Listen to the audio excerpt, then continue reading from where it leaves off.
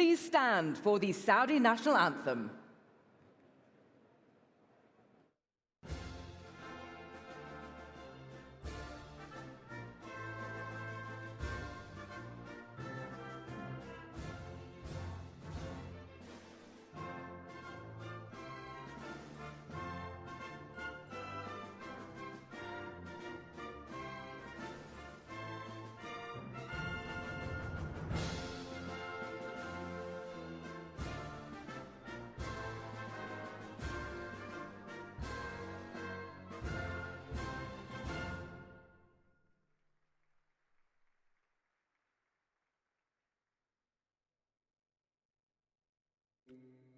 ألم تر أن الله أنزل من السماء ماء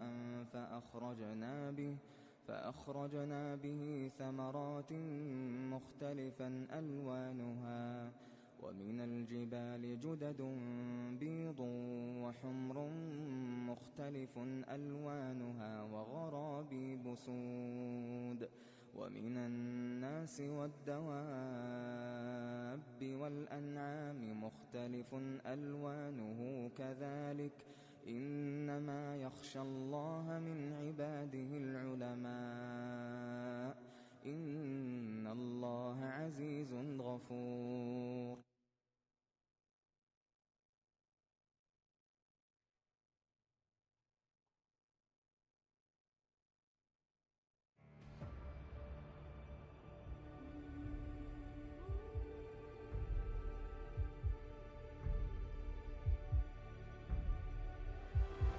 Progress is not sparked by a single moment, but every movement begins with one. 2022, Riyadh, a meeting point. Nations gathered, minerals reimagined. The Future Minerals Forum was never just a conference. It is a cause, born in Saudi Arabia. A vision the world is invited to be part of. The first light of a global cause.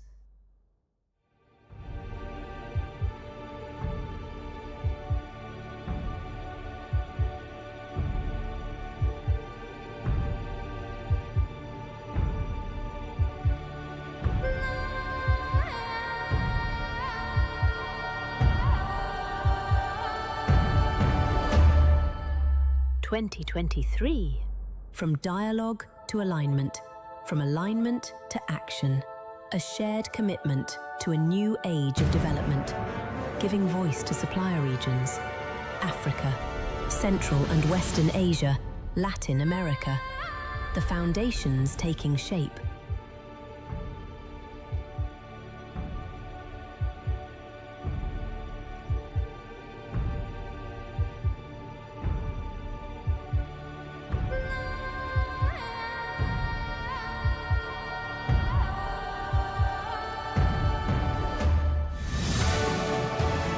"2024, global attention converged, new voices were heard, the conversation expanded, from supplier regions to global platforms, partnerships deepened, perspectives connected, value created, the dawn spread across the world."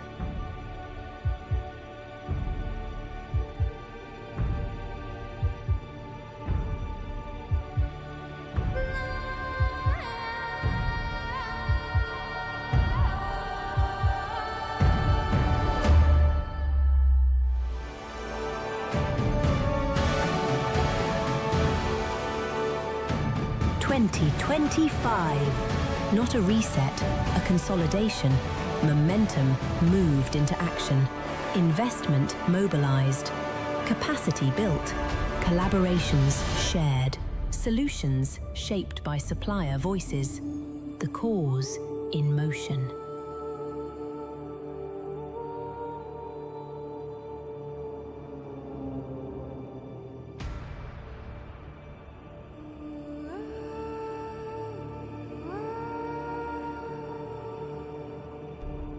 "2026, the dawn breaks. Not as observers, but as contributors. What began as a meeting point is now a shared purpose. This is the dawn of a global cause, shaped by collaboration, carried by momentum, advancing a new age of minerals for global development. And now, that cause moves forward with you. Welcome to the 5th edition of the Future Minerals Forum 2026. The dawn is here. The work continues.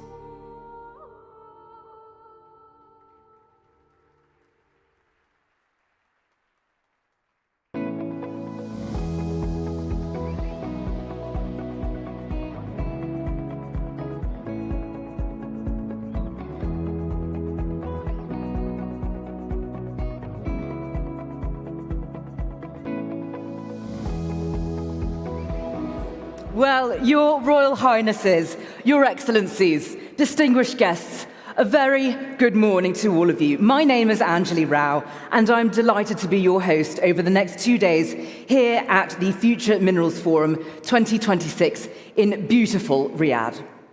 You know, minerals have always shaped civilizations, from the metals that built various cities to the materials that powered industrial growth. But today, minerals sit at the center of something much, much bigger. They underpin the entire global energy transition. They enable digital infrastructure, electric mobility, and emerging technologies. And increasingly, they shape geopolitics, national security, and economic resilience. Yet, the challenges facing the sector are, as I'm sure we all know, significant. Demand is rising faster than supply. Projects are becoming more complex, more capital intensive, and more scrutinized. Communities are, perhaps rightly, demanding stronger environmental and social outcomes. Governments are reassessing supply chains, and industries everywhere are asking whether mining can move faster and more responsibly without losing trust. So we see all of this playing out in real time, from renewed global consolidation talks like those between Glencore and Rio Tinto, to intensified competition over critical minerals that are now treated, well, not just as commodities, but as strategic assets. Against this backdrop, Saudi Arabia is emerging as a pivotal player. Through Vision 2030, the Kingdom is positioning minerals and mining as a cornerstone of economic diversification, with Maaden at the center of that very ambition, not only as a producer, but as a convener and an innovator, also a bridge across regions and markets. Well, over the next 2 days, this forum will not be shying away from difficult conversations, that much I can promise you. You will hear big debates about leadership, responsibility, and whether the mining industry can actually reclaim its role as a nation builder and confront, with all honesty, the question of reputation, of trust, and of social license. This is not a forum about incremental change. It's about alignment between governments, industry, finance, technology, and society to shape a mineral sector that is fit for the future. But before we get right into our day, I would like to invite you to access not one, but 2 QR codes so that you really do make the most of your experience here at FMF. Firstly, the QR code to jump onto the event app that will tell you everything that you need to know, absolutely everything about what we have in store for you, exhibits, sessions, speaker bios, and plenty more besides. Also the QR code where you'll discover the FMF barometer, and there you can download the FMF report, so it's absolutely worth doing. However, now it is my great honor to open this forum by welcoming to the stage His Excellency Bandar bin Ibrahim Al Khrayef, Minister of Industry and Mineral Resources of the Kingdom of Saudi Arabia.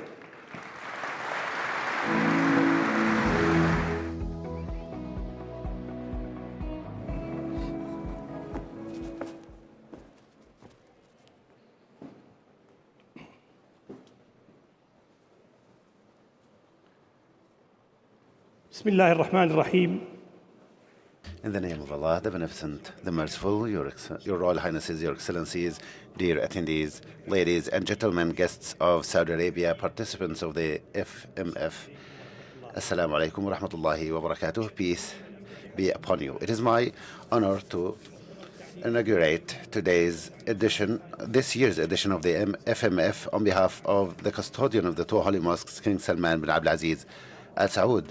And it is my honor to communicate to you the keenness and the interest of the leaders of the kingdom, represented by the custodian of the two holy mosques, King Salman bin Abdulaziz Al Saud, and His Royal Highness the Crown Prince, Prime Minister, Prince Mohammed bin Salman bin Abdulaziz. May Allah protect them both. For this conference to continue playing its pivotal role and achieve its strategic goals through this short period of time, the FMF held its place as an international platform that gathers decision makers and leaders of the sectors from all over the globe, contributing to drawing the features of the future of the sector of minerals and enhance its continuous and sustainable development. Communicating to you His Royal Highness's interest and congratulations for the 5th edition of the FMF Forum, and this enhances and reflects the interest of the whole world in this important event and the role of Saudi Arabia in leading the global dialogue around the future of minerals. Allow me now to speak in English. Distinguished guests, ladies and gentlemen, it is my great pleasure to welcome you to the opening of the 5th Future Mineral Forum. I see these 3 days as the annual reunion of our Future Mineral Forum family. This year, we are happy to welcome an extended family members, bringing together stakeholders, including governments, organizations, private sector, academia, and technology providers from around the world. United on a shared commitment, a commitment to build a resilient mineral value chain through long-term partnerships. To everyone here, we are grateful for your participation, for your commitment and time, which made the Future Mineral Forum evolve into a global decision-shaping platform, one that influences policies, mobilize investment, and build collaboration across the entire mineral value chain. The evolution of the Future Mineral Forum brings us to our theme of this year, the dawn of a global cause. We are a cause in every sense, a global milestone of mineral community with the power to deliver real impact. While AI and energy transition may dominate the headlines, but without minerals, neither is possible. We have demonstrated this collective power yesterday at the Ministerial roundtable, where we had 100 countries and 59 organizations present.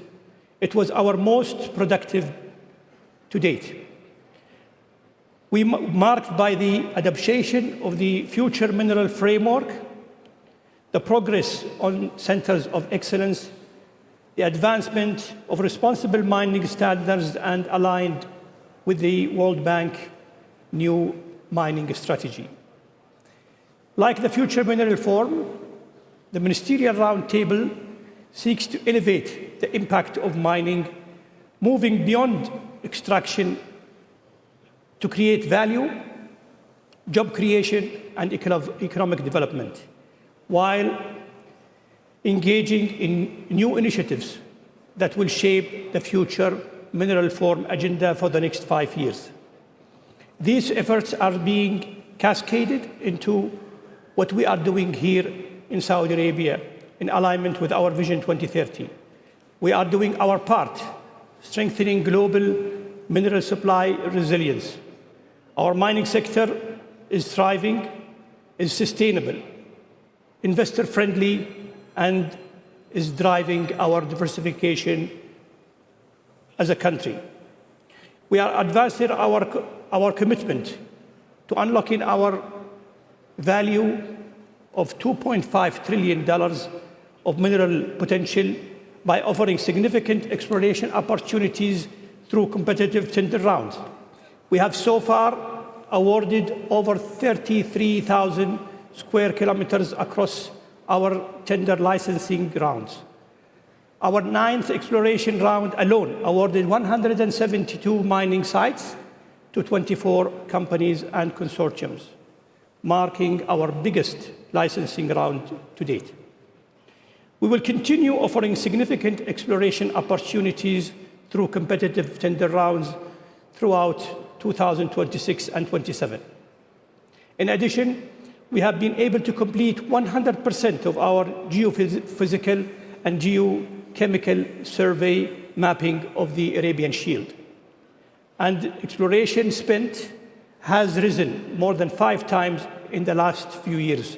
Since 22, from $54.6 million to more than $280 million in 2024. Our work is being recognized also globally. Saudi Arabia today is the first worldwide in political stability, is 23 in investment attraction, up from 104 in 2013. And this is based on the Fraser Institute of Ranking. In our effort to de-risk investment and through the Mining Fund, I am pleased to announce the launch of the Mining Infrastructure Enablement Initiative. In partnership with Maaden, the Saudi Authority of Industrial Cities and Technological Zones, the first project, a 75-kilometer long treated water pipeline, will support development in the Jabal Said area and accelerate mineral projects in the area. The Future Mineral Forum itself reflects this momentum. This year's forum is the largest yet. More leaders, more roundtables, more exhibitors, and country pavilions. In investment and in partnership with the Bank of Montreal, we are launching a gateway to funding, addressing one of the industry's most critical challenge is funding and financing. We are also introducing the Future Mineral Parameter to track progress on development of mineral value chains across supplier countries. We have also launched our first global Future Mineral Pioneer competition designed to translate mining sector innovation from concept to practical solutions. It attracted over 1,800 innovators from 57 countries and is a proof that Riyadh is an emerging hub for talent and development in the sector. Later today, we will be celebrating the winners of this first edition. While much is new, one thing remains constant: your role.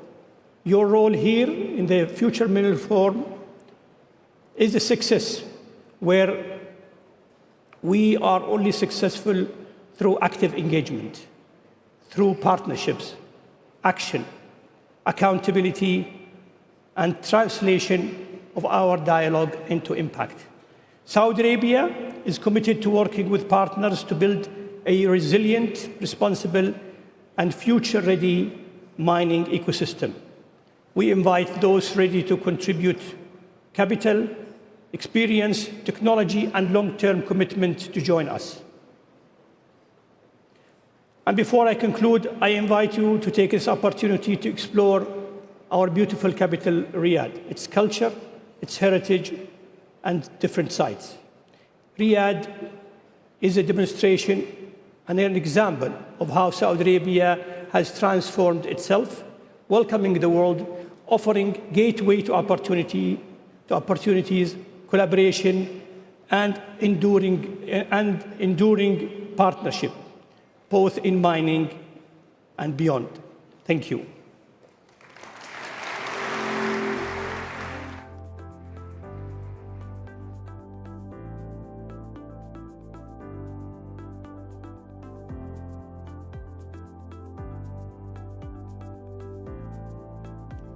Well, thank you very much indeed, Excellency, for setting the tone so beautifully this morning and for really grounding this gathering in a sense of purpose that looks well beyond today or even well beyond this decade. Because what brings us together here, well, it's not simply a question of supply or demand or growth. It's actually something much bigger. It's about how the minerals that underpin modern life, from infrastructure and energy to technology and to security, how they're sourced, how they're governed and shared in a world that is changing as fast as ours is. So we now move into a conversation that sits right at the heart of that challenge.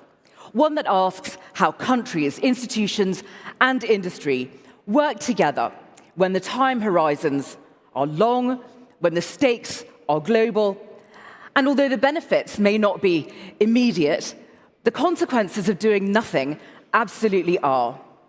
This is really about collaboration across borders and across sectors. It's about balancing national interest with global responsibility. So to guide us into that discussion, we're joined by someone who brings both global perspective and sharp editorial instinct to all of these questions before us. So please join me in welcoming Becky Anderson, Managing Editor, CNN Abu Dhabi, and anchor, CNN International, to lead this next conversation.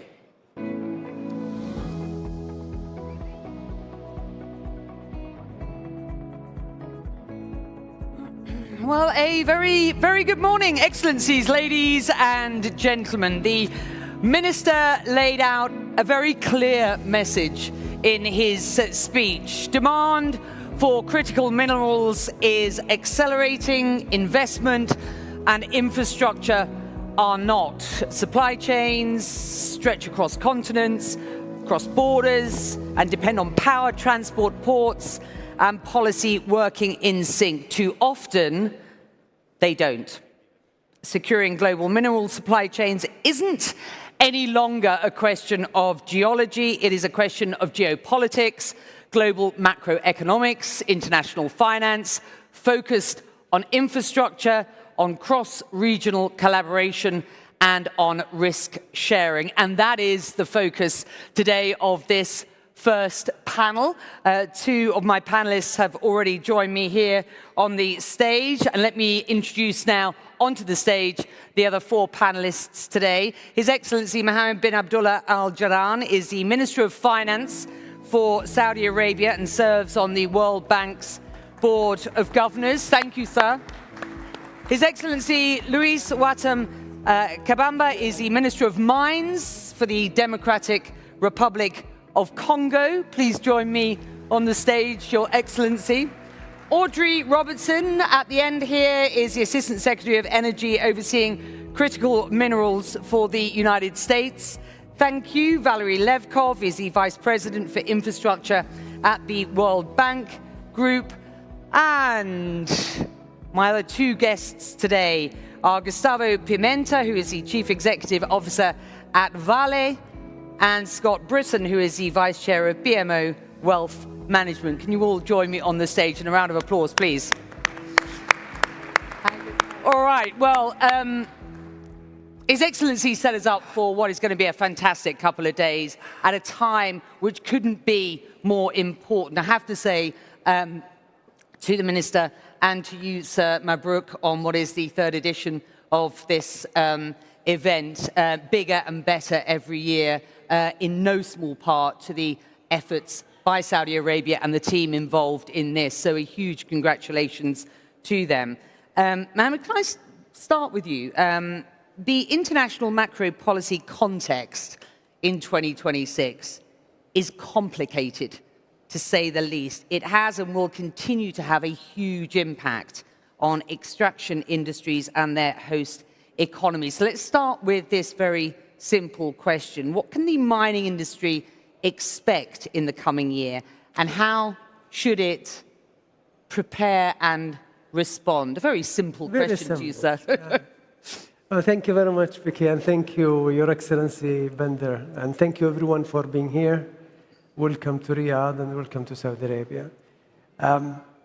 Well, it is. I'll try to be as brief. So it will only take me about 30 minutes to respond.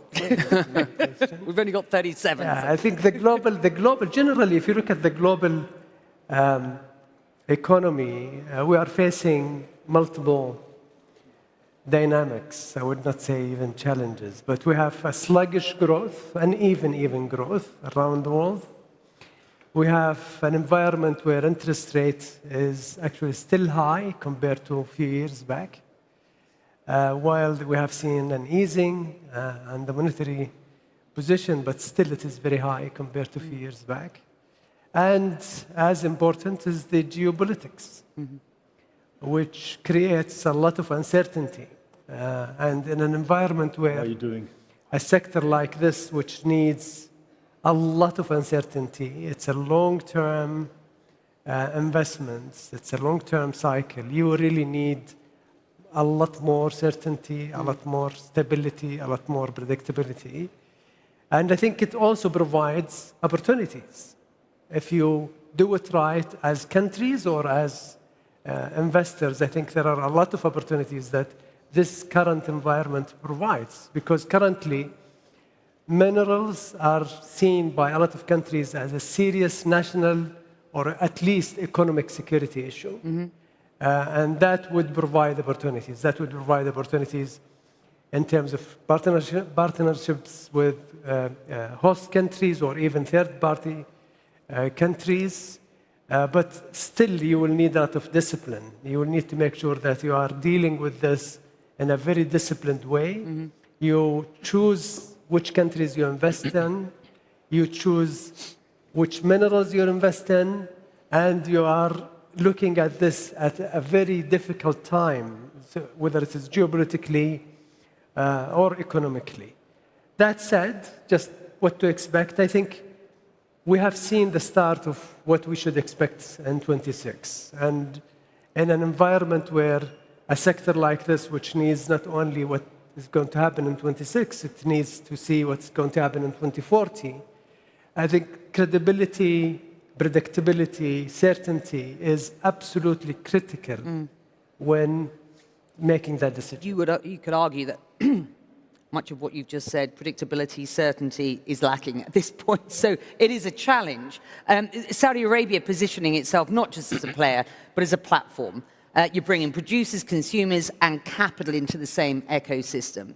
From a finance minister's vantage point, very briefly, before I open the floor, what's the most critical gap in today's global mineral supply chain? Well, I think few things. На самом деле есть несколько моментов. Первое, что касается самой промышленности этого сектора, и мы видим это, что повлияло на развитие этой индустрии. Это, конечно, спрос. Спрос очень сильно вырос, это повлияло также на ценообразование, это повлияло на приток, на отток капитала. И мне кажется, что если вы создаете определенные условия, где есть более высокий уровень стабильности, есть больше возможностей, и, соответственно, вы можете быть более гибкими вне зависимости от спроса, где есть определенная демократия, вам нужно внимательно очень относиться к этому, то есть видеть, что на самом деле это может способствовать улучшению ситуации. Именно те, кто создает такие условия, оказываются в выигрышной позиции и в конечном итоге привлекает инвестиции. И вы, являясь, допустим, инвестором, конечно, вы смотрите, какая выгода будет для вас, и при этом вы хотите видеть эту выгоду в долгосрочной перспективе. Вы игрок, вы оцениваете все условия игры, и поэтому важно создавать условия. Хорошо, можно следующий вопрос вам, если позволите, ваше превосходительство. Вы затронули очень важный вопрос. Критически важные минералы, они очень сильно влияют на экономическое развитие, на вопросы безопасности страны во всех смыслах. И Дональд Трамп, кстати, во время своего срока второго очень много на этом фокусировался. И я помню, что в январе прошлого года у него было целое выступление по этому вопросу. Мы видим на самом деле, что появляется, я имею в виду новые инструменты, политика и так далее. В данном отношении мы видим это и в странах Венесуэлы, Конго, Латинской Америки, Африки. Не будем все перечислять. Очень много внимания этому уделяется. И многие говорят также о том, что это также сопряжено с вопросом национальной безопасности. Что вы можете сказать о политике Соединенных Штатов сейчас в отношении критически важных минералов? Спасибо большое. Прежде всего, мне хотелось бы поблагодарить нашу принимающую сторону, его превосходительство, Саудовскую Аравию, за гостеприимство, за организацию данного мероприятия. Это еще раз подчеркивает нашу готовность всех наций, присутствующих здесь, участвовать в данной дискуссии и искать решения. И, конечно, мы становимся своего рода международными энеблерами данных процессов. Да, я рада выступать здесь от имени Соединенных Штатов. Как вы правильно сказали, Соединенные Штаты очень много уделяют это внимание. И, конечно, очень важное мероприятие приближается у нас в стране. На следующей неделе у нас будет очень важная конференция по вопросам энергоносителей, энергетики в целом, а также минералов непосредственно.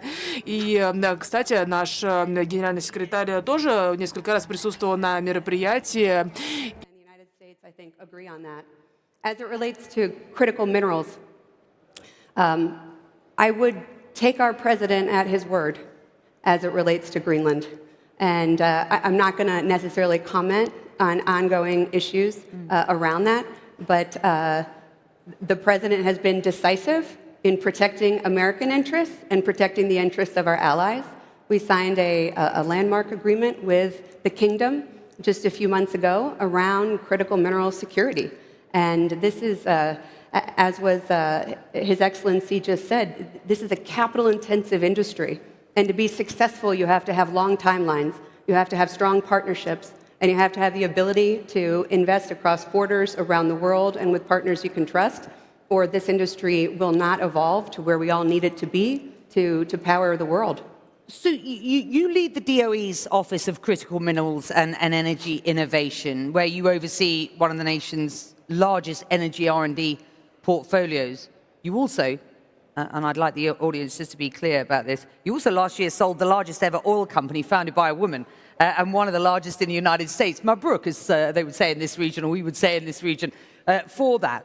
With the focus of this panel on investment and infrastructure and the value that host economies must derive from inbound investment in order for the industry to prove valuable for society going forward. Can you just lay out the US critical minerals strategy and speak to the emergence of, for want of a better term, what looks like the emergence of this strategic sovereign wealth fund underpinning that strategy? There's a bunch of questions in there. I'll try to address them very briefly because I would really like to hear from some of my colleagues too. The energy dominance agenda required bold changes to the way we permit, the way we invest, the way we use taxpayer dollars. And that's both with my colleagues at the Department of War, the Department of Commerce, the Department of Interior, how we are making strategic investments. And yes, some of them are in equity form, but the equity form isn't an underpinning of a sovereign wealth fund. It is a mechanism to deliver value for American taxpayers, which is a promise our president made. And in many cases, the most important and strategic way to partner with private industry. Our partnership with the Kingdom here and with MP Materials is evidence of just such a three-way partnership where private industry, multiple governments come together to solve a problem as it relates to refining. You asked about our R&D portfolio. The United States has a great privilege of investing across 17 national labs and our desire to be the global leader in innovation. We've done that in many industries, and we will do that in critical minerals and processing as well.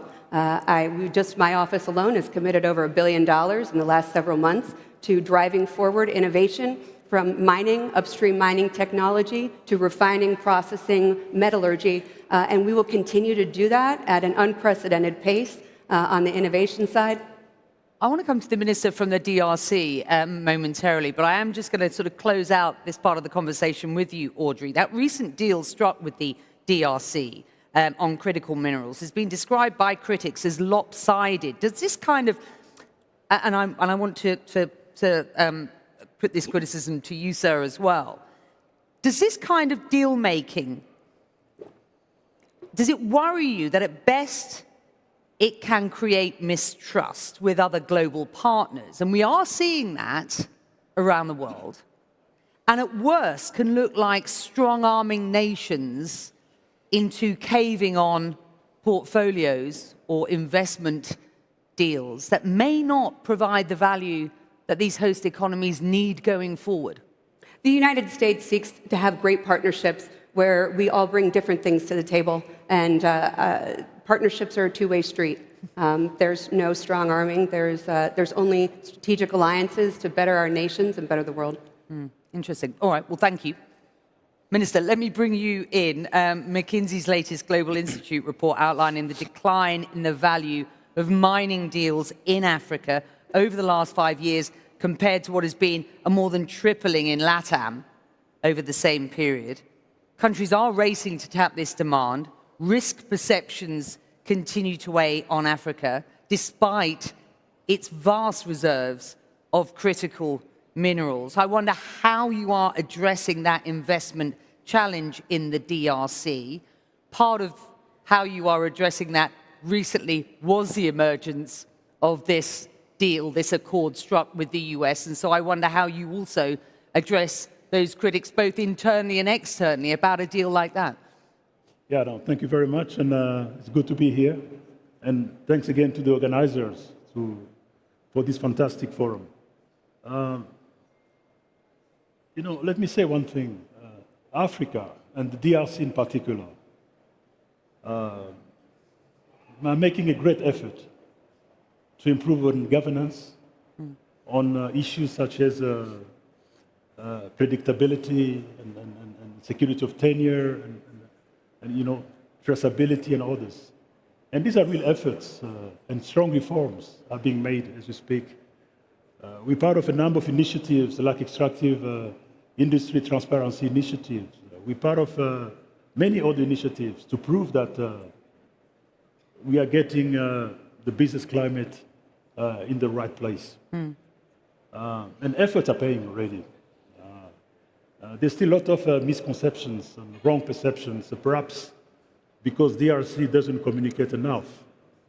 But let me tell you, as we speak now, DRC is home to a number of multinationals, such as Glencore, Ivanhoe Mines, Barrick, CMOC, you name them, all totaling over $45 billion investment today as we speak, and even crying for more to pour in DRC. Just a couple of months ago, Ivanhoe Mines commissioned the biggest and most modern direct to blister smelter, 500,000 tons capacity for nearly $750 million investments. And more investments are rolling in. So I'll rather invite people who are still doubtful to do their homework. And homework means only one thing. Understand the regulatory framework first. Understand how the administration works. Because these are your best allies, after all. Your best ally is not President Felix or myself. No, your best allies are the laws and regulations of the country. They give you security of tenure. They protect your investments. And the administration gives you all the paperwork you need for you to deploy your business plan with military effectiveness. And this is happening as we speak. So I invite people to come to the DRC and see for themselves what it is. Well, the US is certainly, and you've been in the mining business pretty much all your life, so that you've forgotten more about the mining business than most people around the world will ever know. So it's great and massively valuable to have you on this panel today. The US has seen an opportunity, a big opportunity in the DRC. DRC being accused of giving away too much for too little. How do you respond to those criticisms? It's not true at all. Let me explain one thing. When we signed the deal in December, in Washington. It was not about selling our resources for nothing. It was a framework. We agreed to sit down and do business. And we made it very clear to the US. We have laws and regulations, we have expectations, and it's got to be a win-win partnership. Sure, we have critical minerals. In fact, the DRC has a mineral endowment second to none on this planet, let's face it. But DRC also needs to beef up its defense in security and others. So there's a place where we can sit down and talk and get a win-win sort of partnership. We are sending this week to the US a list of strategic projects where the US can invest. And it's going to be, strictly speaking, commercial discussions. And it's not going to be like we're giving it for free, not at all. The lens for this panel is very specifically investment, which we are discussing, and infrastructure. And I do just want to close out this part of the discussion by asking you how you convince investors that these sort of regional dependencies, cross-border transport, power, and logistics networks can be managed effectively, and how big a challenge is that, and what more needs to be done. We've got Valerie here who will speak to the World Bank's sort of strategy on infrastructure. I want our other two guests to speak to the importance of strong cross-border collaboration and infrastructure. But I wonder, again, given your experience in the industry, you haven't come to this position as minister without an enormous amount of experience. So you will have faced these problems with cross-border dependencies and the lack thereof of infrastructure over the years. What are your thoughts? Yes, you're very right. In fact, deficit in infrastructure is costing a lot in terms of mining cost. Nearly 30% of your operating cost will go into logistics. So we got a real challenge there. Same with energy. We have a deficit in energy of over 1,000 megawatts. But again, DRC is a country which can power the whole of Africa and part of Middle East, over 100,000 megawatts that we can produce in DRC. It's a matter of having a long-term plan and taking it bit by bit. And this is exactly what we're doing now. For now, we're importing power from neighboring countries. That comes with a premium. But the plan is clear, to beef up infrastructure in electricity, in roads and railways. And I know many people are thinking of the Lobito corridor, where we have to send our mineral. Many people tend to forget that DRC also has access to the sea directly. So that's also another option we're looking into as long-term. And I don't think financing all this, when the country has a mineral endowment over $25 trillion US, I don't think it's too difficult to raise the finances for that. And again, it's a very resilient industry.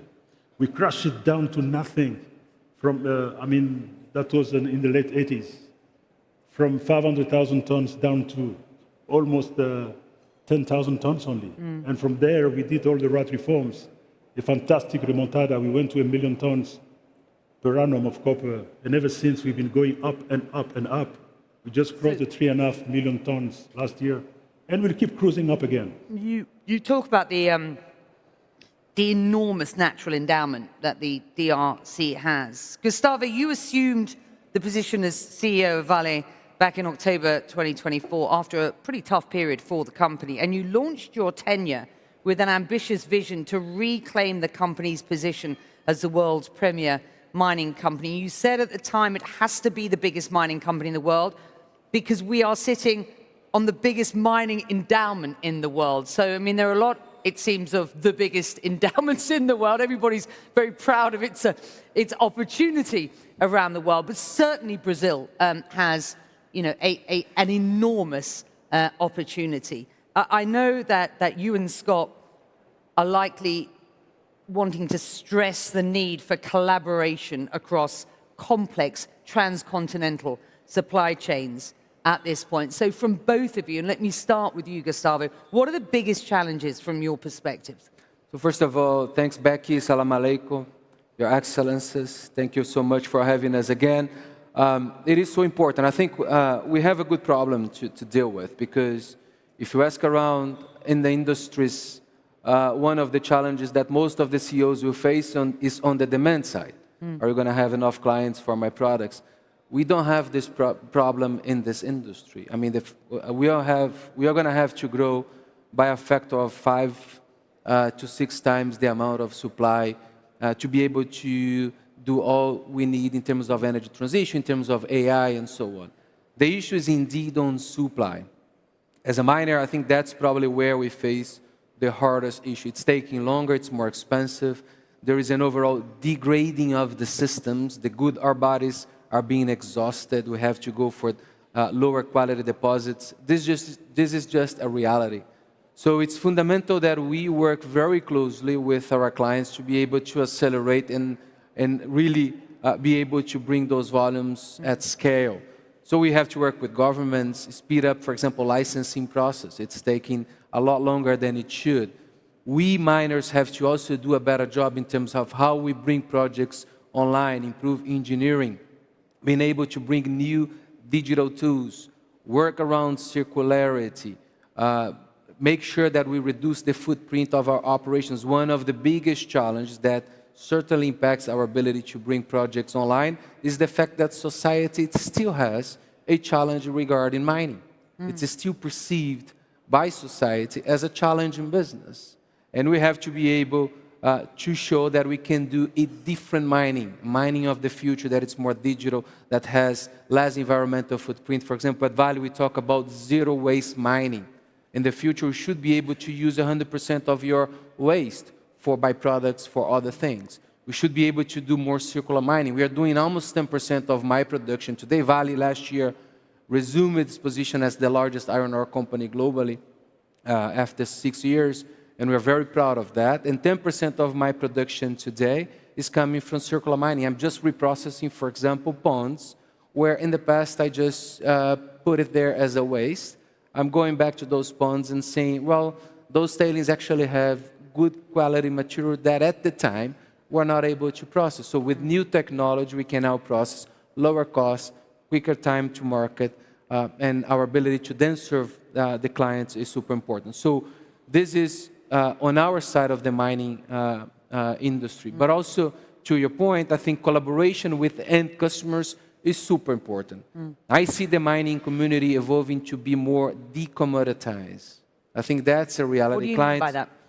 I think clients are requiring more fit for purpose, more customized solutions. And I think miners have to understand that. We will evolve as the energy industry evolved to be able to supply more customized solution. And one good example that I like to talk about is the partnership that we have here in Saudi Arabia. So we've been looking with the kingdom in the ability to deliver a low-carbon steel industry, accelerate that future. The U.S. has a footprint that has already a low-carbon steel industry based on natural gas, that the U.S. has a lot of natural gas, the kingdom has. We see a future where steel is going to be produced, for example, in locations where we have access to competitive natural gas, in the future potentially hydrogen, and this is going to allow us to decarbonize in an economic way. I think this narrative has evolved in the last couple of years where people were just pushing for decarbonization. And I remember we were the ones saying, we are not going to decarbonize any industry at any cost. Clients are not going to pay for it. That's a reality we are all facing now. But it is possible indeed to decarbonize using competitive solutions, such as the one that I talked about. Yeah. So a partnership between an upstream player like Vale, that has the highest quality iron ore in the globe, with, for example, a downstream player, clients that are willing to develop new clusters in places like Saudi Arabia. We're discussing this in other places as well. And this then becomes a hub for HBI, for low-carbon steel to supply other markets. I think that evolution of the supply chain requires a tremendous amount of partnership for us to be able to develop. Scott, Canada has identified more than 30 critical minerals. Yes, that's right. And is positing itself as a reliable supplier. I just want to get your perspective on investment, infrastructure, the importance of collaboration, and whether your country of Canada, can deliver on those goals? Well, firstly, Canada is deeply experienced and has been for a long time in mining. Canada is a mining country, and we see our partnership with the Kingdom of Saudi Arabia very much foundational around mining. The ambition of 2030 for Saudi Arabia's mining industry is one that we have great optimism and belief in, and to which we bring a great deal as a country that historically, going back to before our confederation, mining has been central to our country's economy and to our country's society. And we have in our Prime Minister, Mark Carney, a globalist leader with a great ambition to develop our economy and diversify our trade relations and to build our mining industry. I want to say one thing that's very important. We're all here today because the Kingdom of Saudi Arabia has gifted to the world the FMF. This, in a very short time, 4 years, has become the Davos of mining. No other country in the world, including Canada, which has a big platform itself, of course. Look, yes. No other country in the world has the ability to bring together 100 countries, government and business, not just countries like US and European countries and Canada, but African countries, and a history in Africa built on trust and relationships, and Russia, and China. And I happen to believe that it's a good thing when people meet. And there's very few countries, in fact, there's only one, and that's the Kingdom of Saudi Arabia, that has the trust of enough countries to convene at this critical time when multilateral institutions, the Bretton Woods institutions, which are very important and we need to defend. But Saudi Arabia is leading, and Canada is a proud partner with the Kingdom of Saudi Arabia, and you're going to see that partnership deepen. BMO, our bank, is the top mining bank in the world. Now, when I say this is the top mining conference, FMF is the top global business and government mining conference. The BMO conference at the end of February in Florida is the top banking finance mining conference still. But FMF is really important, and the Kingdom is really important going forward, building a multilateral approach to an important global industry. We're going to need more conversations, not less, more trust, not less, more respect for other countries, not less, and more partnership, not less. And the Kingdom of Saudi Arabia gets it, not just in terms of public policy to develop their domestic mining industry, but they have an understanding of the world and the trust of the world at a critical time. So right now, my friends, we need to partner, and Canada is absolutely shoulder to shoulder partnered with Saudi Arabia. Can I ask you the question then that we started this panel with His Excellency? What you believe the most critical gap in today's global mineral supply chain is from your perspective? Well, look, when we're looking at one of the things with critical minerals, the overall objective in some ways, electrification as an example, stems from a global objective of tackling climate change. The current geopolitical situation, the decline in multilateralism, the polarization we're seeing in the world, the balkanization of efforts to tackle climate change have not been helpful. So number one, I think more working together and finding ways in this erratic global environment to do so is going to be absolutely critical. Number two, I think from a pricing perspective, countries, and Australia has moved on a price floor backstop. I think you're seeing that in other countries. Canada is looking at and developing that, and we have our parliamentary secretary to the Minister of Energy and Natural Resources, Claude Gay, with us today. But Mark Carney is developing those kinds of public policies. We want to develop those public policies not just in Canada, but we want to play a role in helping other countries shape them so that we have a similar approach, that companies like Vale can actually depend on some level of consistency in countries where they work and where investors deploy capital. So it's important what we do in our own countries to advance critical minerals, but it's also important what we do with other countries. And that brings me very neatly to the World Bank group. The World Bank's new metals and minerals strategy puts infrastructure front and center. I just wonder if you can just briefly walk us through that decision and how the World Bank will help ensure equitable growth for communities, not just, as some would suggest, destruction around communities. So let's just start with the sort of, financing remains a global mining challenge. So let's talk very specifically to the strategy that you have developed, and one of the key pillars of that strategy being infrastructure.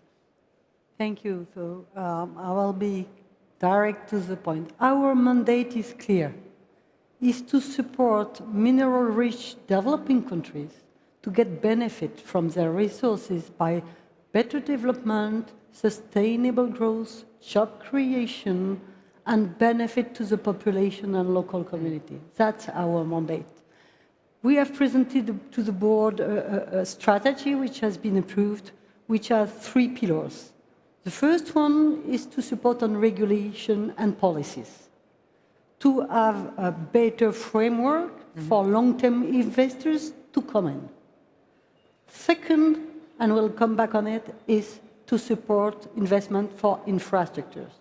Our observation and experience, we have 60 years and more than 60 years of experience in the mining sector, is that the lack of infrastructure in developing economies is one of the main pinpoints for this industry. So one of the pillars will be to develop roads, highways, airports, water, energy, all of that to support the mining industry. And by the way, the mining industry can be an anchor for this infrastructure to be developed.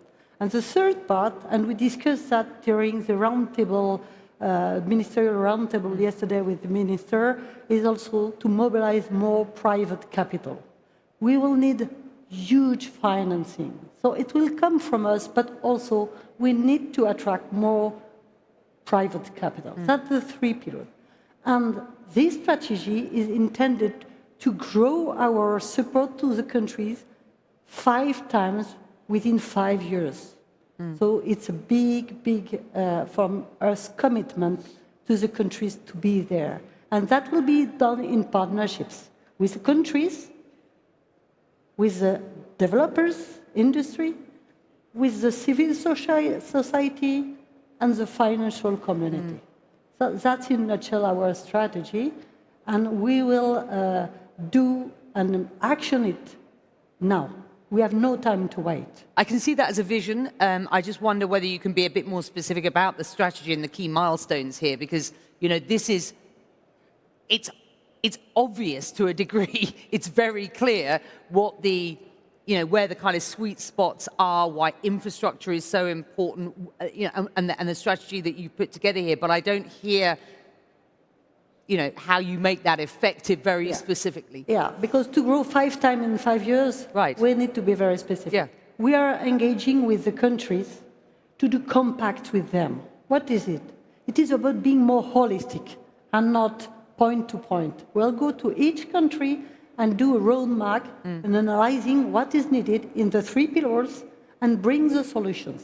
That's first. And we start with these compacts. We intend to do more than 20 compacts in parallel now.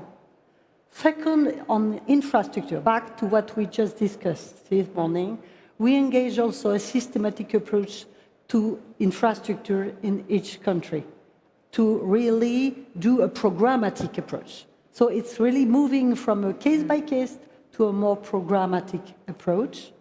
And I would say third part is with FMF, we have started already to work on, it's an early stage on new financing tools to support this strategy. How to bring together the partners, how to do private plus public financing, blended approach. In the spirit, and this is a 20-second response from all of you, I'm going to go zip down the line. In the spirit of the theme of this panel, people plant trees in whose shade they will not sit. 10 years from now, Your Excellency, will we measure success by tons produced or by development delivered? I think you have to do both. You will need actually to do both, and doing it just by the extraction and the amount is not going to work, and it's not going to be sustainable, and it's not going to be there for the long term. It will need to be the quality, it will need to be the prosperity, the sustainability, and what matters for the country and the even community around the industry that would actually count, that would last beyond these projects and beyond us. Luis. You know, today the world is producing 23 million tons of copper. When we get to 2040, the world will need close to 40 million tons of copper. I think in 10 years, we're going to look back at this period and see the greatest wave of trade liberalization in our lifetimes, which is counterintuitive today because of what's going on in the U.S. But what is going on in the U.S. is a wake-up call to the rest of the world to bring down trade barriers, to work together, to partner, and this time in terms of globalization, to make sure that we share the prosperity within our countries and we bring the people along with us so that they understand the importance of liberalized trade and globalization, and we earn their support. We've got an opportunity to do globalization, free trade 2.0, and this time we better get it right in terms of bringing society with us. Your 20 seconds went on a little bit there, but thank you, Scott. Gustavo. Look, I believe what we do to make people's life better. And I think that's the measurement of success for me and my team. We touch on communities every day. I want to see those communities prospering, because if they are doing well, it's because my business is doing well. So that's the goal. Audrey, and I'll come back to you, Valerie, as a closing remark. Audrey. I think critical minerals are not the endpoint, they're the enabler. And critical minerals are the input that is essential to energizing and powering the next decade. And I think we all see that, and that's why we're here. But that success will be not having that be the element that slows down advancement of societies. It's just like power. If you have lots of electricity, you don't talk about it. If you don't have electricity, it is the biggest challenge to your life. And we hope that nations across the world all come up with this development and this global approach to fixing this problem. Valerie. So for me, within 10 years, it should be systematic to have responsible development, strong safeguards, local community, clear benefit, because for us, all of that are non-negotiable. An inspiring set of closing remarks. Ford has been a fantastic panel, very enriching. Your analysis and insight, so important.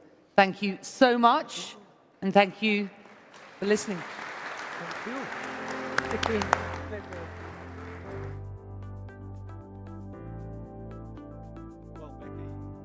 Thank you.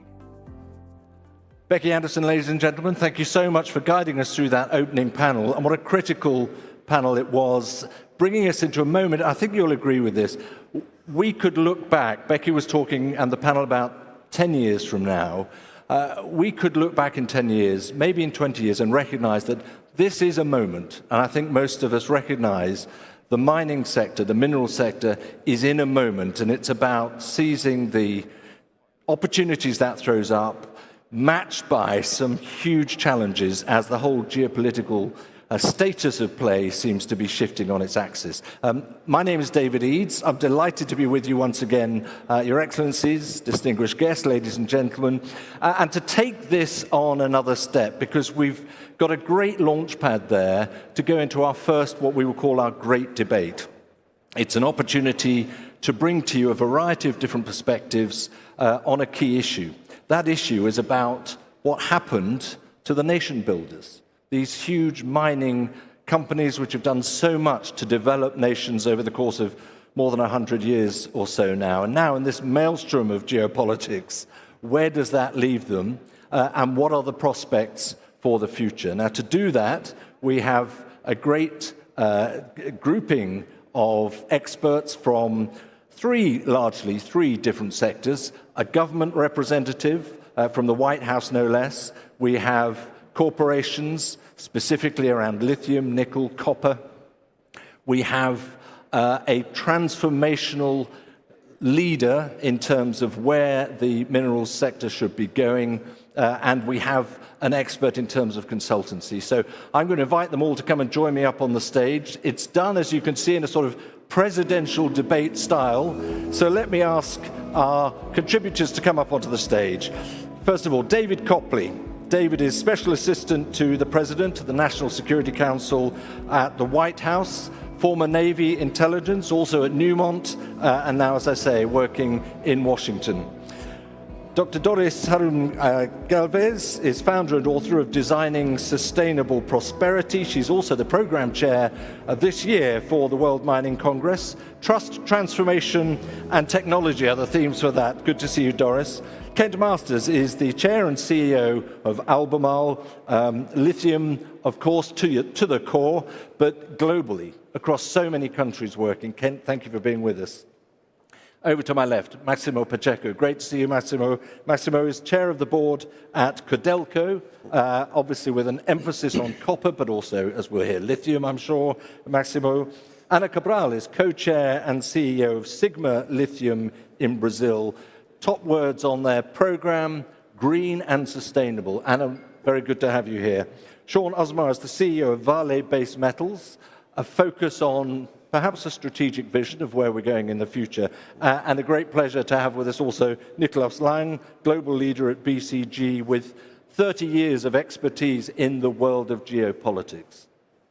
Thank you very much indeed. A welcome to all of you. Let's just hope you get another round of applause at the end. So we'll see how that goes. David, you're the sole government representative here. Yeah. I think it's fair to say, also coming from the White House, in the course of 12 months, as Becky referenced, my goodness, a lot's changed. Things have radically changed, even on this platform here, from 12 months ago. So I think perhaps could you first of all give us in a nutshell your White House perspective, because we're going to draw on that to see how that affects many other parts of the world and indeed the mineral sector. So over to you to kick us off. Thank you, David, for inviting me to join the panel today, and thank you so much to our Saudi Arabian hosts for putting on this incredible event. Well, I think the straightforward answer to your panel question of whether mining companies are going to regain a leadership role in national development is unequivocally yes. And as a result, mining companies are going to get a lot of attention from guys like me in governments around the world. In the United States, for a number of decades, we've badly neglected our mining sector and generally been happy to outsource mining activities to other countries and governments around the world. According to Standard & Poor's, it takes 29 years to build an average mine in the United States, largely because of our very onerous permitting regime. But I'm proud to say that under President Trump's leadership, the United States has done a complete 180 in the last 12 months and again made mining a priority area for our national development. Because as all of you understand, minerals are the elemental building blocks of everything we need to reindustrialize our country. So what are we doing in the US? I would say broadly 4 things. We're investing in mining projects, we're stockpiling minerals, we're going to protect our mining companies, and we're rebuilding our mining ecosystem. To start, we're investing heavily in mining-specific projects, like our recent deals with MP Materials, Lithium Americas, Korea Zinc, Maaden here in the Kingdom, and many, many others. I believe over the next few years, the United States government will deploy hundreds of billions of dollars of capital into the mining sector between debt and equity. We are doing things the American government has never done before, like equity investing, so we can get deals to pencil quickly and move forward. We're creating public-private investment funds like our Critical Minerals Consortium with Orion Resources in New York. We have partnerships with other minerals-focused investment funds like TechMet, and there will be plenty more to come here as we seek to make sure the United States has a roadmap for every mineral we need to power our economy. Second, we've begun stockpiling minerals. President Trump convinced Congress over the summer to give us $2 billion to stockpile critical minerals in our national defense stockpile. That's the largest investment we've made in stockpiling since the Cold War ended. And we're actively working with our private sector on plans right now to stockpile minerals for our civilian economy as well. Third, we're going to protect our mining companies. We know the mining industry has a problem with commodity pricing caused by strategic overproduction and dumping. Returns in the mining sector on average have not been good enough for the last 2 or 3 decades, at least partially due to this problem. I don't want to get too far ahead of our policy process here, but we're having nearly daily conversations with our international partners about how to protect our collective mining ecosystems from state-subsidized competition so investment returns can be healthier again and the capital markets can function normally. Okay, and a brief word on your fourth point. Sorry to interrupt you there, Dave, but if you can move on to the rebuilding of the ecosystem. Yep. So we're fixing our mining ecosystem in the United States. 29 years to build a mine is not acceptable to President Trump. We're going to fix this. We're making priority. Critical minerals products in the U.S. are probably our #1 priority right now. We have a federal priority list for permitting. It's basically never been used for mining projects before. We've added 52 critical minerals products to the list. And we've created multiple different structures to permit projects. And we can now do we call our environmental impact statements literally in less than a month when we need to for the national energy emergency declared by the president. So it's not going to take 29 years to build mines anymore. It's going to move a lot faster than that, and we're already doing it. So 4 things: investing, stockpiling, protecting our mining companies, and fixing our mining ecosystem because this industry is so important to our national development. Excellent. David, thanks very much indeed. You ended up on the EIS, the Environmental Impact Statement, and you've pulled that dramatically back in terms of time frame. Yep. I think everyone here knows permitting is a massive challenge, needs to be refined at least, let's say. But Doris, let me come to you, because your whole message is one of sustainable prosperity, and sustainability also involves environmental, involves community protection. So your pitch. Thank you, Dave. Minerals did not build nations. Resources enabled that. Coal built Britain. It provided economic power, and oil shaped modern society, enabling mobility at scale. So mining could be an enabler of lasting prosperity, sustainable prosperity. But first, have to shift from short-term thinking, from short-term benefit to long-term lasting prosperity. Are you saying that's short-term? Are you saying that is short-term? Not yet. Okay. So, and also, mining has a finite life, and regions and nations do not. So it has to be a long-term solution, and therefore with an intention from day one to leave value that outlives mines. And what that means is to integrate current and future operations into the broader economic, social, and environmental ecosystem. If mining changed from extractor to contributor, trust is built, projects move faster, investments raise confidence, and therefore nations thrive. And Okay. Doris, we'll leave it there for the moment. Sean, I want to turn to you then. Vale Base Metals set up only in 2024, I mean, virtually the other day, but with a strategic vision in mind. So how does that play into, A, what we've heard from David, and B, in terms of your sense of redefining, recreating that nation-building power that the mineral sector has had and seems to have lost a little bit? Yeah, I've been in this industry 35 years, and I think this is probably the most consequential moment I can think of, and it's an exciting moment. I think in the arc of nation building, there's moments in time that have more potential to impact society. I draw inspiration in our portfolio from the origins. So our nickel business that serves 60% of the high-purity nickel for aerospace and defense in the United States and provided 95% of the nickel for the Allies in World War II.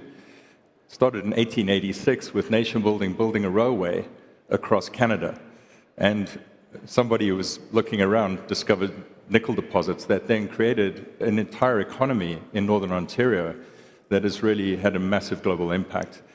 60-odd years ago in Indonesia in the jungles, we had people who went in there, built hydropower, and indeed built what is now the dominant force in nickel today in Indonesia. And in copper, it's a consistent theme, but the issue has been supply. And I think the comment about ecosystems, we have been lost. I think capital is one thing, but it's not the ultimate constraint. We need government policy and partnerships to really reinvigorate this, but we need engineers. We need people who can get things done in this moment.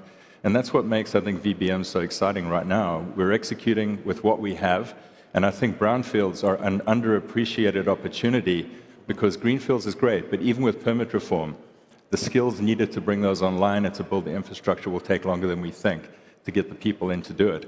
So we have to do all these things simultaneously, and that's what we're doing. Sure, thank you. Maximo, let me bring you in here. Your Codelco in Chile is probably seen as a nation builder in many Chileans' eyes, in fact. You're government-owned, commercially autonomous. How does this idea of nation building, we even say what became of the nation builder, do you feel that you've lost that role? Well, first of all, thanks for this opportunity. The first time I visited Saudi Arabia was 40 years ago. I'm probably the oldest in this round the group. But you wear it well, by the way. You wear it well. I have to tell you, first of all, Chile's economy is copper. We have the largest copper reserves in the world, and we represent more than 20% of all of the copper production of the world. So our economy is copper. Half of what we export is copper. And I think it's very interesting because Codelco is the #1 copper producer in the world, but now we are also producing lithium in a joint venture with SQM. And the world produces around 1.3 million tons of lithium, and we, with SQM, we produce 250,000 tons. So it's also a very significant part of our operation. I think Codelco is copper and lithium, and to me the most important part of Codelco is if you go and ask the students graduated from all of the universities in Chile, what is the preferred company to work, they will tell you that Codelco is #1 for all of the graduates from all of the universities in Chile. Google is #2. Apple is #3. So it's very significant that the young generations want to work in mining. And to me, that's very important. Okay. I believe Chile has a very strong ecosystem because we've been a mining country for decades. So we have almost all of the big mining houses investing in Chile in the operations of copper. We produce 5.5 million tons as a country. Codelco produces 1.5 million tons, and 4 million tons are produced by the big private companies. I think we have in Chile the ecosystem that can support the development of mining. We have a very strong capex. Codelco's capex is $5 billion per year in copper and $500 million in lithium. And probably next year we're going to increase lithium because we are starting to introduce new technologies in lithium as well. So what I would like to just stress is the point that we are highly committed to mining.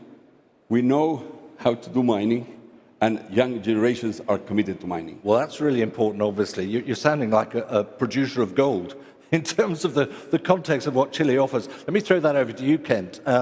My goodness, bettering Google, bettering Apple as an attractive business and career to go into. I'm sure you dream of things like that in a way, but where is your pitch here? Where is the nation building for an organization, a company as broad geographically as Albemarle is spread, and indeed internationally rather than very national focused? Can you be a nation builder? Yeah, I'm not sure I'm not sure it's nation building, but I think the comments most of the panelists have made, we have to be sustainable. We need investments. We have to be profitable. You have to work with local communities and governments. You have to do all of that. And I would say that's our license to operate. But we have to be profitable to do that. So is that nation building? I don't think of it that way. We try to be a good corporate citizen everywhere we operate. We want to do things sustainably. We work with the local communities. We work with the local leadership. But we have to be profitable to be able to do all those things. Well, let me just ask you briefly then, what does sustainable mean to you? Well, that means that we have to do things in the right way. Right? We do work with the community. We work sustainably. When you bring up a new mine, we want to do it under the new standards on sustainability, lower carbon emissions, better make sure you take care of the water rights. A lot of the places we operate, water is a scarce resource, so we work on that. So that sustainability in that particular frame point. Okay, thank you very much for that. Anna, I want to bring you in here. Sigma Lithium has green as the standard across its top line is the message, is green within a transition. We're hearing some different arguments and messages about what is the purpose of the mineral sector at the moment, and some of it focuses very much on national security, national development. Green is a global concept, so where do you fit? Well, no, it didn't start off that way, because when we incorporated Sigma in 2012, lithium was esoteric, so it had nothing to do with national security. The whole objective was to launch what we call a future-facing material, because at the time, we did not know what the potential was going to be yet. It was one of the cycles.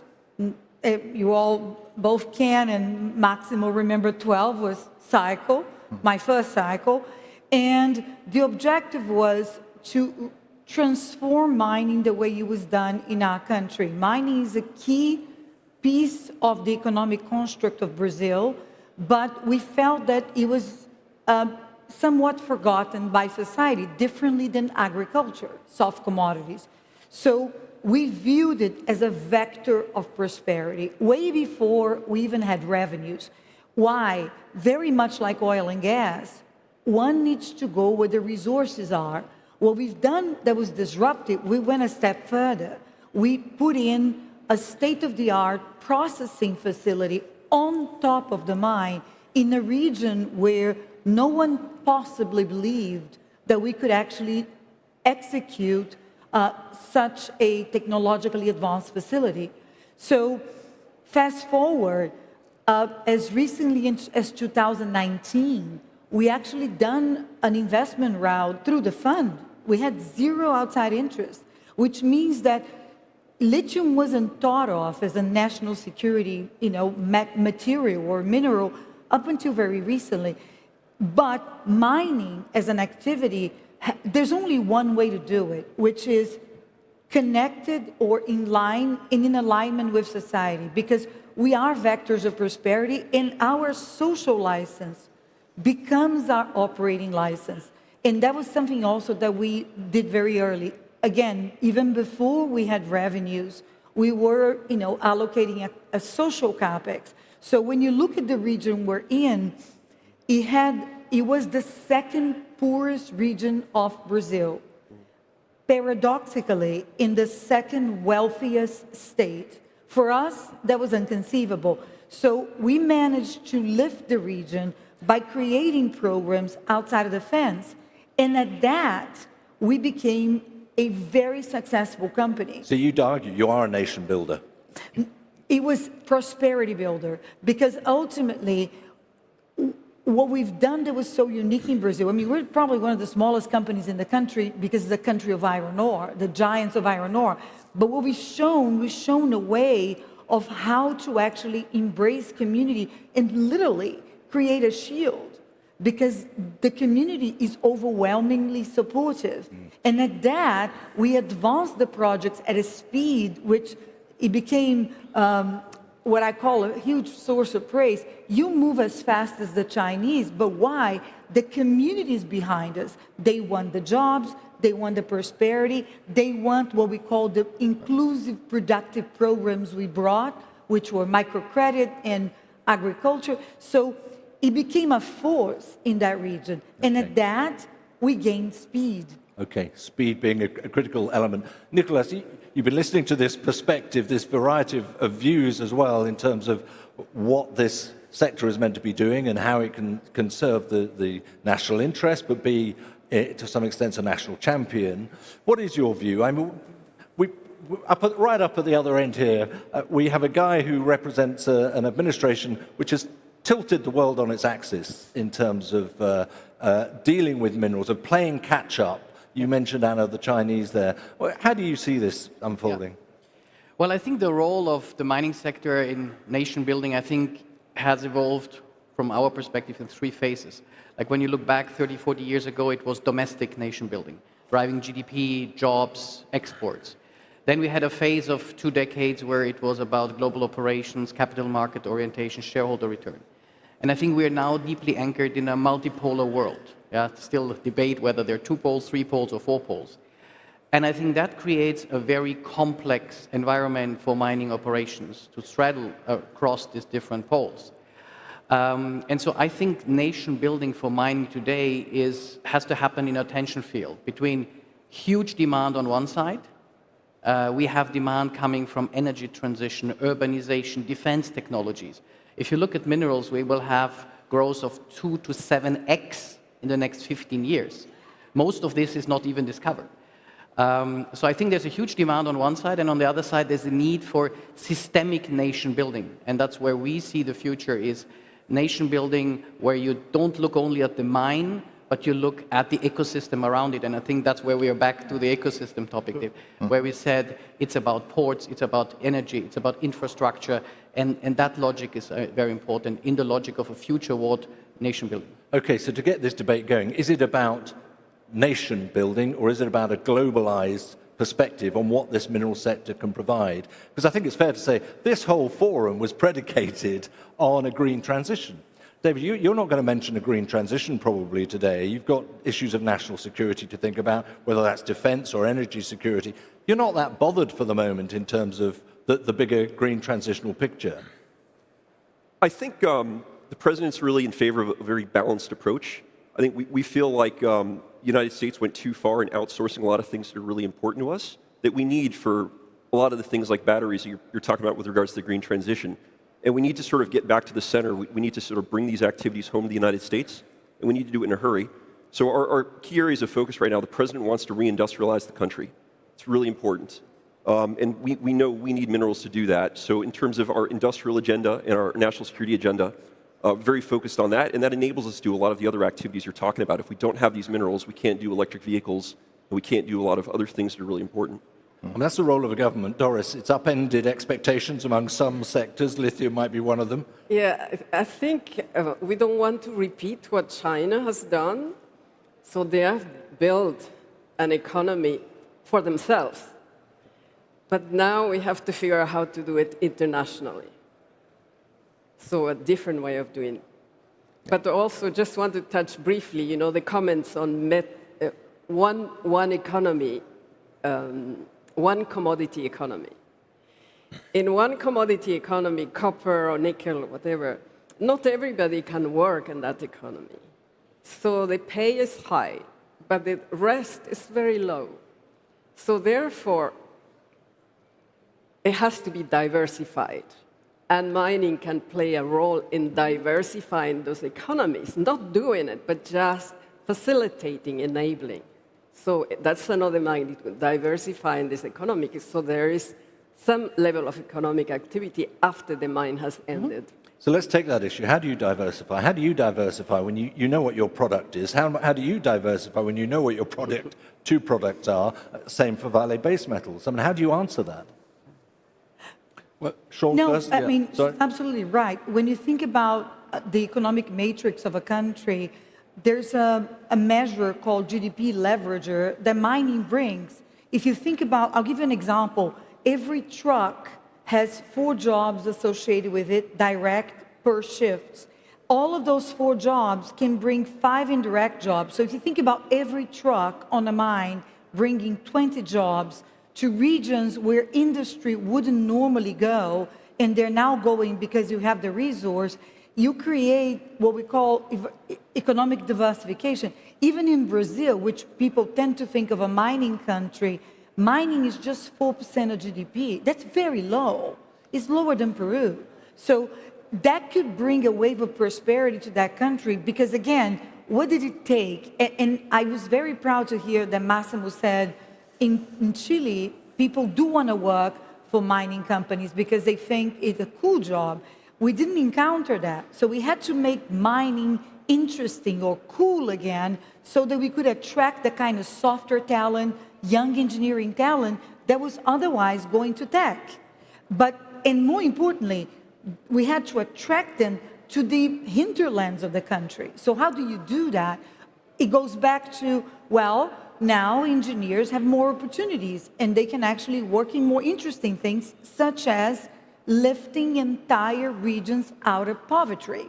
So when you bring that purpose into the job and into what mining can do, that's when you actually harness the power of, what we call nation building, but we call industrial policy building towards, an entire sector. Okay, Sean, then Massimo. We'll just get Sean and then Massimo. Yeah, I think whether you're a government, an investor, or an individual, we all have portfolios and we have to allocate capital and risk. And I think the danger we can fall into in this moment is trying to be all things to all people. So as much as we need to have a portfolio, we actually need to get things done. I applaud the idea of stockpiling because I think it buys us time. Mine is ultimately a finite resource that needs to be extracted. And I think it recognizes how far behind we are in restoring that ecosystem that we have. So we have to get things done with what we have right now while we take the time to actually rebuild this ecosystem. So focus on the actionable things in the short term while you take the longer term bets and do it in a collaborative way because it cannot be subsidized. It has to be profitable, and we have to work together. But do you agree with that? But a central premise, and tell me if I'm wrong here, David, but green is great, but it's not our priority at the moment. Do you agree with that premise? Sorry, I didn't hear that. Green, the transition is great, and a lot of your work is predicated on that, but it's not the priority at the moment. We can put that to one side. I actually don't see those as in conflict, candidly. We all share the same planet. We can service all these different needs, and we can do it in a responsible way. We ultimately, in this industry, serve at the pleasure of our host communities. We have to be good custodians of those relationships, because if we're in conflict, we don't get to do what we do. Maximo. Yeah, I think 2 ideas to your question. I believe most people think that mining is about a natural resource, and we've learned that this is not only about a natural resource. I think mining requires a lot of innovation and a lot of collaboration. And let me probably give a bit of color on this. What we've learned in Codelco, once you have an underground mine like Teniente that has 4,500 kilometers of tunnels. So you need to work inside a big city underground with technology, with automation, with digitalization, with robotics, with remote controlled equipment, with a lot of technology that needs to be applied. So mining is not only a long-term business, it's also a business that's very intensive in innovation. And the second thought, I believe that the oil and gas industry has a lot of experience with collaboration among companies. This is not the case, in my view, of mining. We are short in collaboration, and we need to learn how to collaborate and to cooperate more as an industry, because there are big, big challenges in terms of a new way of mining, a new way, for example, in sustainability. We consume, as Codelco, 5,500 liters per second of water. 5,500 liters per second of water is a lot of water, especially when you are in the middle of the desert, like the Atacama Desert. So water in Chile has been used from the mountains. Now we need to learn how to bring water from the sea. And we're building new desalination plants. There is a lot of technology in Saudi Arabia about it. So we need to introduce also new ways of mining with collaboration among our different industries. The lithium industry is not only about mining. We extract lithium from the brines in the salt flat, but then we have to concentrate that in a chemical complex, which is an industrial chemical complex, which is very sophisticated. So that requires a lot of technology as well. Nicolas, I mean, Massimo's been very straightforward there, and it's true. This is a resource-hungry organization, a sector, isn't it? It's gobbling up resource at the same time, and innovation and technology is important. Is that one of the new paradigms of the mineral sector? Absolutely, and I think that's one of the points which we want to emphasize. You know, when you work 30 years in consulting, you hear a lot of sectors saying they're strategically relevant. I think mining is particularly strategically relevant in the environment we are currently because of the innovation it needs and because of the demand it needs. And we were talking about green before. I think there are green technologies like renewables, electric vehicles that need that. But there are other technologies like tech, AI, defense that will also need these minerals. So the fact is we are at an industrial inflection point where the demand for mineral will go up 2 to 7x, I said it already before, and we don't have this demand covered. And that will require innovation, and that will require a systemic approach. We heard a lot about systemic. It's more than the mine. It's the value chain where I would put the emphasis on. Right. Anna? Yeah, because there's value. You see, when you talk about green, I mean, it sounds generic, but the world's going to need a lot of energy. I've been saying that, all kinds of energy. So when we talk about nuclear power plants, we're going to need a lot of uranium, and so on and so forth. For everything, we would need electrification related, copper, lithium, you name it. Now, how do we do more with less using technology? So for instance, what we're doing with the water, we reuse, recirculate, dry stack, so there's more lithium sitting on dry stack tailings, which are sellable. In fact, yesterday we just sold a bunch of it. So ultimately, you end up with the same mining footprint doing twice as much.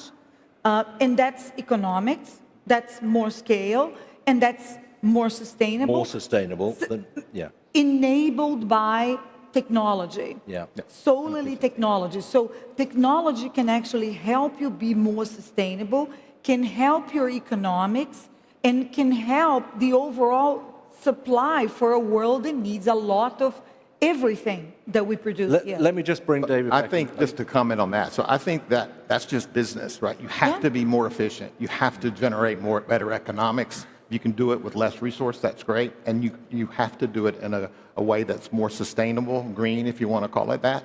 And you have to work with the communities to do it. And in some cases, we need government support. And I think, this industry is behind. Government support is helpful. It allows us to do those things and be more sustainable and build a better industry. But the truth is, you can't do it without government support now, can you? No, I don't think so. The nature of the world that you're working in. No, that's right. So the government support is necessary.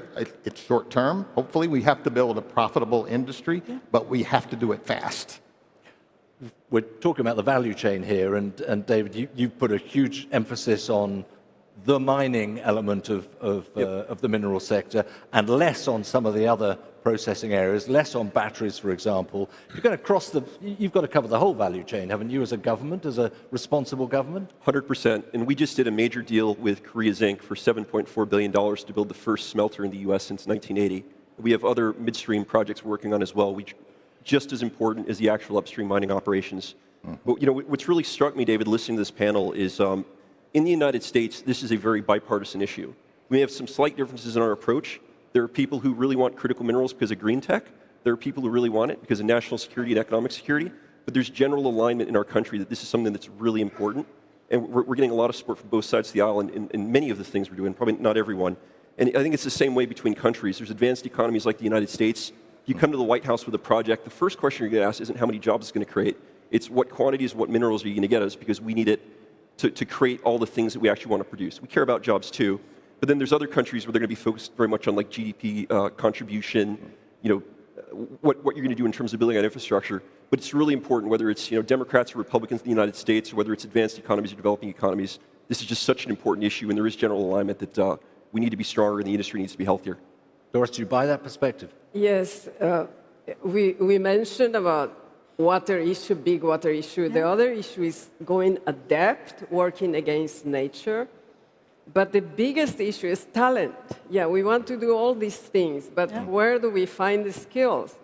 We don't have the talents to build the skills to help in deep mining or processing, complex processing, or batteries. So how are we going to get there? How are we going to get there? There's nobody wants to come to the industry. No schools are building them.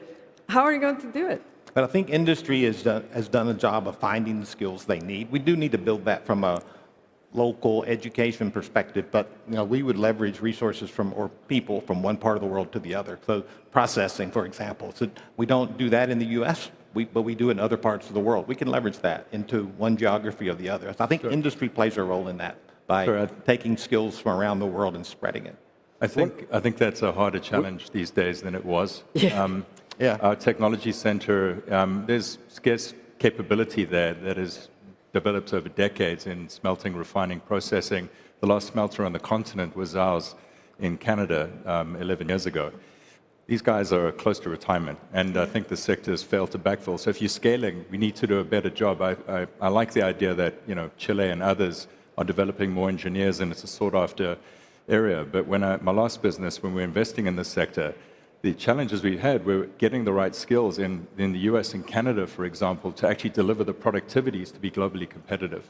We have to find a better way to create jobs and capability while getting the scarce talent in the short term, because it is scarce. We're right up on the clock. Very briefly, Massimo. Just to mention, you introduced me as chairman of a state-owned enterprise, but I have to tell you, Codelco is a state-owned enterprise that is a holding company that has partnerships with the largest private mining companies in the world. So partnering between a government company and the private sector is something that is really good point. Very strategic. And partnering is the last word, David. Partnering is so important. We all get that across the piece, and it's the same with the US. In fact, you're partnering here in the Kingdom of Saudi Arabia as well. Can we say now there's going to be some stability to the US perspective in the years ahead? Because if there's one thing I've learned from this forum over 3 years now, it's there is need for stability. There is need for belief in what's coming in the future and down the line. And we've had a fox in the hen coop a little bit over the last 12 months. So is stability on the way? Yeah, I think it is. I mean, I think this is a bipartisan issue in the United States. Everybody understands we need critical minerals for national security, for economic security, for all of the things people want to produce, like you mentioned, electric vehicles. So there's bipartisan support for moving forward on this. And we got a lot of capital deployed. We are very much open for business. We want to partner with all your companies. So I think there's going to be stability here. And look, there's going to be tactical changes between administrations. But from a directional level, I think this is a trend that's here to stay until supply chains are diversified again. Well, tactics is one thing, strategy another. So, look, I think we've had a degree of polarization, quite a lot of coming together here in perspective as well. So, ladies and gentlemen, for all of our debaters here today, a very warm round of applause. Thank you very much indeed. All right, thank you. If you'd like to... Was that way? That was very good. Thank you very much. Thank you. Thank you. Okay. So there is, let's just say, there is a huge amount of food for thought here. It is a polarized world in many respects. There are many different perspectives from all over the globe, and I see them laid out in front of me here. But the heartland, of course, for this forum is the Kingdom of Saudi Arabia. And as we talk about nation building, I think it makes a lot of sense to focus for a few minutes on one of the big nation builders that is within the kingdom that's been operating here in the last few years in a sector which, of course, let's not forget, is a brand new sector. We're still in baby steps in many senses in terms of the mineral sector in the Kingdom of Saudi Arabia. So my next guest is someone who is extremely familiar, I know, to all of you who've come to the Future Minerals Forum. He is dedicated to a path for Maaden. He is the CEO of Maaden. But he also has some messages about already changes in strategy and direction for this company. So, ladies and gentlemen, I'm going to ask you to put your hands together and a very warm welcome to Bob Wilt, CEO of Maaden.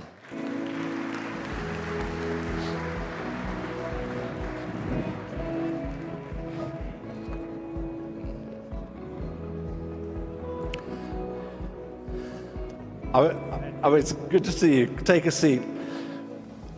I was going to say it's good to see you dressed down, but that's what you do. That's what I do. Modern company, modern ways, and that's the way you go, which is great.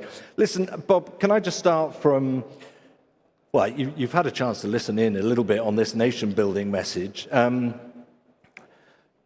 can't quite get over the way in which, within a matter of 5 years or so, you've laid out a program, you've looked to implement it, you've looked to grow, and now you're saying, actually, no, we're going to really grow. We want more pace. We want it faster. We want it bigger. We want it quicker.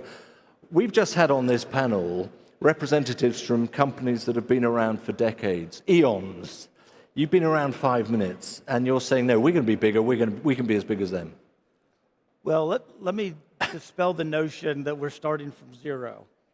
Because I got here on the shoulders of His Excellency Khalid Madeifer. And so he did the heavy lift in phase one of Maaden's growth, built 2 industrial cities, partnered with Mosaic, partnered with Alcoa to build phosphate and aluminum industries, had a couple 100,000 ounces of gold already in production. So when I got here, I had a pretty strong foundation to build from.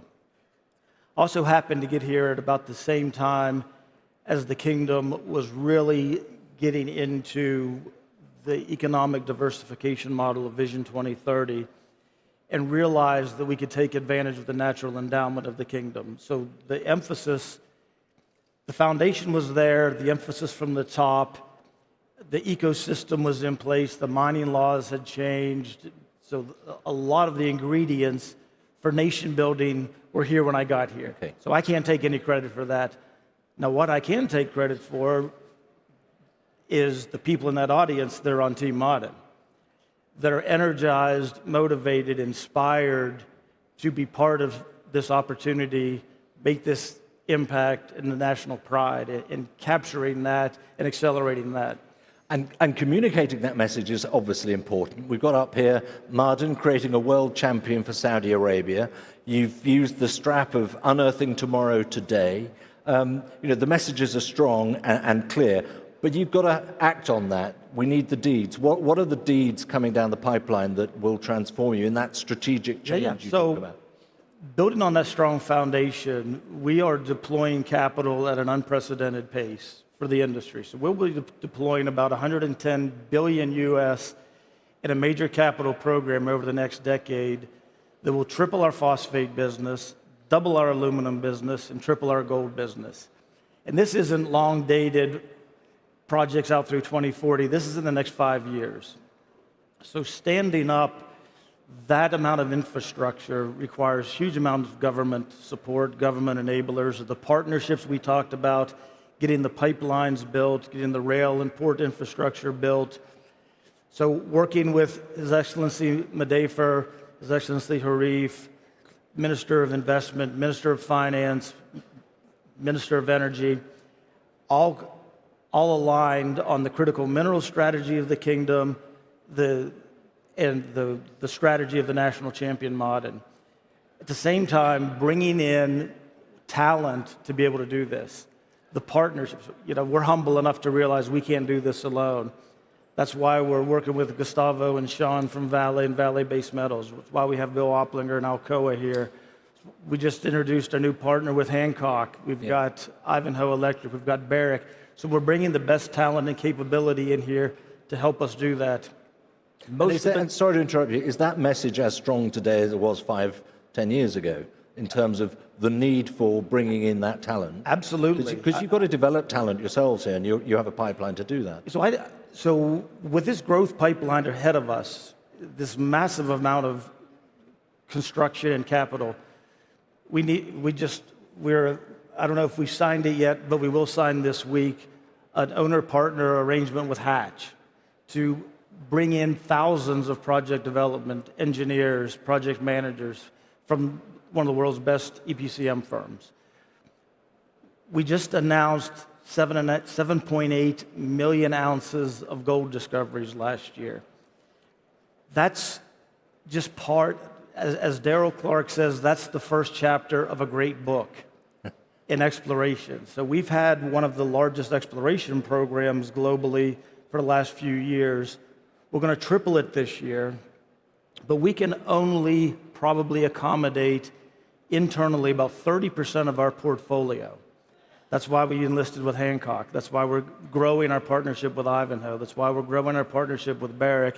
And that's why we're talking to juniors and others this week to help complement our ability to explore the vast quantity in the kingdom. It can't be getting easier getting new talent in, apart from the fact that I'm sure you offer very favorable terms for people, but we've just heard, among other mining organizations, it's a battle to find the talent anywhere, and let alone to build it and to hold on to it. So what sort of offer do you think Maaden provides in terms of drawing in that talent? Why would people want to come out to the desert when they're sitting at home thinking about whether they go and work for Google? So there's three reasons. One is the opportunity. If you work for Maaden, you get to operate at the highest level of your craft, no matter whether it's me, Daryl in exploration, Donovan, Abdurrahman Sadlan is now responsible for the largest capital program in the history of mining.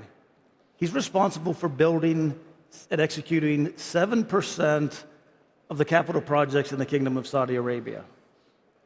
The guy's in his 40s. Right. I just promoted my former chief of staff, Ahmed Al-Sheikh, another guy in his young 40s, to run our aluminum business. So the opportunities that we're enabling people to just operate at world-class scale rapidly and quickly is one thing we offer at Maaden. The other is the national pride. We're not the only nation builder. We're part of Vision 2030, whether it's Humane, Saudi Technology Company, Red Sea Global, Daria. There are so many opportunities here, but we're all part of something really cool. Vision 2030. So the pride of being part of that, then the impact. The stuff we're making, if we make half of our portfolio is phosphate fertilizers. You don't eat without us. So people can talk about copper and lithium and rare earths. Nobody cares about that if you haven't had breakfast. And then we've got aluminum. People say I look like I'm a tech CEO. Aluminum is a tech play. So the infrastructure of Saudi Arabia to become a data mining hub and an AI hub won't happen without me keeping up with the demand to electrify the kingdom. That's aluminum. And then gold, the OG mineral for us, the origin story, $4,500 an ounce today. Glad to have it. So the impact we're having, what we make, where we're making it, and how we're doing it, that's why you come to Maaden. Right. I mean, you mentioned your attire, and that's no accident. You haven't just suddenly thrown something on. You know what you're doing. You know what you want to look like and what you want to project out there. One or two of your colleagues within Maaden have said we want to be seen as a tech company. Is that the direction you need to take? Because that's sort of turning your back on the mining tradition. No, I don't think we want to be a tech company. We want to be a world champion. Okay. And in order to be a world champion, we've got to inculcate the culture, the values of a winning sports team. So it's not necessarily we're changing the image from a mining company to a tech company, but we're trying to change the image of a corporate industrial company to a sports team. So everything we talk about has a sports-related theme. We're fast-moving. We work as a team first. We collaborate. We're disciplined. And so the values we talk about, getting things done, no excuses. That's why we sponsor Aston Martin on Formula One. That's why we sponsor the Saudi You've got the car here, haven't you? Yeah, we're trying to bring it to life for our employees so that they can't only be a passionate sports fan, but they can feel like they're part of a winning team. But doing that, of course, is about putting Maaden as a name front and center, isn't it? You're on a car, you're on every jacket that's worn by the Aston Martin crew, for example. Is that the real strategy behind it, or is it actually that you're rebranding as a sort of... Our whole rebrand effort that we launched last year was about people. So I need to hire 5,000 people to fill these, to not only find the minerals, build the plants and mines, but then staff them. So I need to hire at least 5,000 direct employees and probably 20,000 or more indirect employees in the next 5 years. I've got to work through the clutter of everything that's going on in the kingdom, 117 portfolio companies in the PIF, all offering great opportunities, a tourism industry, great opportunity, a legacy oil and gas powerhouse. So I'm competing in a very hot job market. At the same time, I'm going global and attracting global specialized skills, global executives that want to come here. I've got to be known. That's why we're out there. That's why we're changing the tone. That's why we're attracting. And 4 of my recent executive expat hires have told me, "Hey, Dad, we saw that name on the car. You should go talk to him." So it's just part of the overall people strategy where we're retooling, building up, developing a pipeline from the 3rd graders on that want to be not only interested in mining, but interested in Maaden, then developing leaders and attracting talent. Do you feel that beginning to filter through, sort of percolating, perhaps, in terms of people's understanding? Nothing we are doing is by accident, believe me. Okay, good point. Let me ask you this then. I brought it up a few minutes ago about the green transition. I have not been to every FMF, but I've been to the last 3, and the green transition is the sort of big purpose as to why you're here. I mean, minerals is the 3rd pillar of the Saudi economy for that very reason, for a move to another age. And we've had some messages today which are really pushing that into the out of the spotlight, let's say, to focus on other issues. And I just wonder where you feel about that. Well, I feel like, I agree with what Sean said earlier, that we're not in conflict. I've been in this sector since 1999, and we have always had to uphold the highest standards of environmental health and safety in order to have the license to operate. So this is nothing new to mining. Now, where mining became interesting to the world is during the energy transition discussion a decade or so ago, where, hey, we're going to need this stuff. That demand signal, whether it's energy transition, is now transitioned to the AI revolution, or maybe national defense, or national security. I'm not so fussed about who's using it. I just know it's needed, and we all know it's needed now. So now how do we leverage the momentum that the green transition started for the sector and fulfill the requirements of whatever the end use is? But how we operate sustainably, responsibly, that hasn't changed. That we have to do that.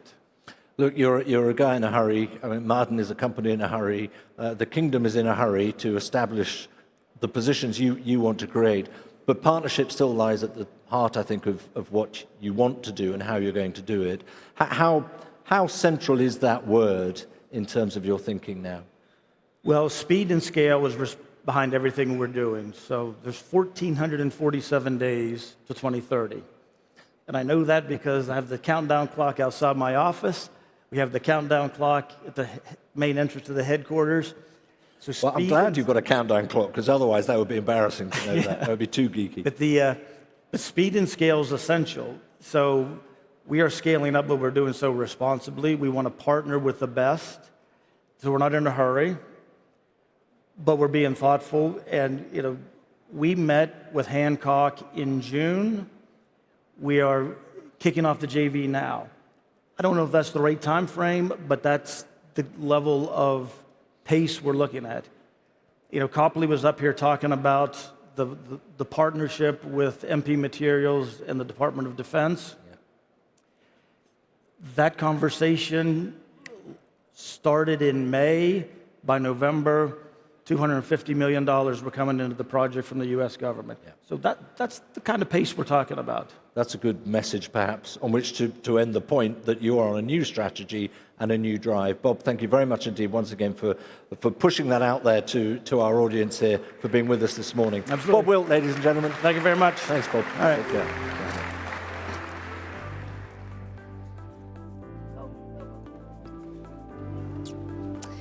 Well, thank you so much, gentlemen, to David Eads and Bob Wilt there for such an insightful conversation on the inextricable role that Maaden has here, and on that very pivotal, almost North Star ambition to build a truly world-class national champion for Saudi Arabia. So before we continue, I do want to share with you something as important as it is impressive. So what you're about to see right now is footage of our Ministerial roundtable taken yesterday, and really illustrating so beautifully the scale and also the intent of the Future Minerals Forum, bringing together more than 160 leaders, including ministers, industry executives, and also voices from civil society, all focused on that one shared challenge that binds us all together. It truly is such a powerful snapshot of how collaboration across governments, business, and institutions is helping us to move closer to that dawn of a global cause that we keep referring to today, securing mineral supply in a way that supports development, resilience, and importantly, trust. After the video, Becky Anderson will be back to the stage to lead our very next panel. Now, though, I request you to please turn your attention to the screen.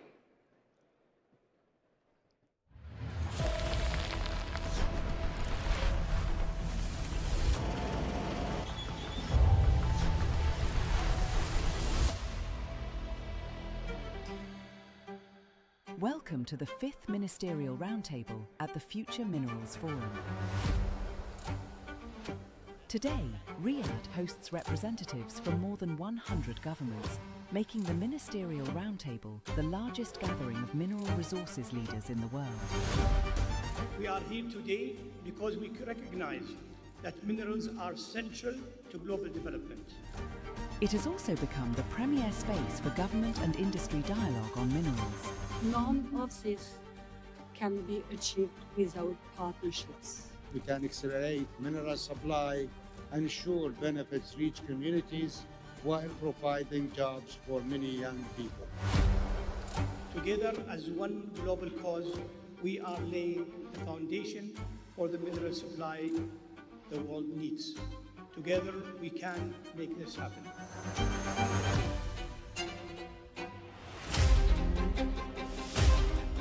Its main messages are that you should treat others with respect, you should influence through empathy rather than force, and be genuinely interested in what others care about. And that, therefore, we need to be thinking in the FMM about how we are all going to work together. Ministerial Roundtable is where this cause comes to life. A global working platform where shared vision and responsibility becomes collective action.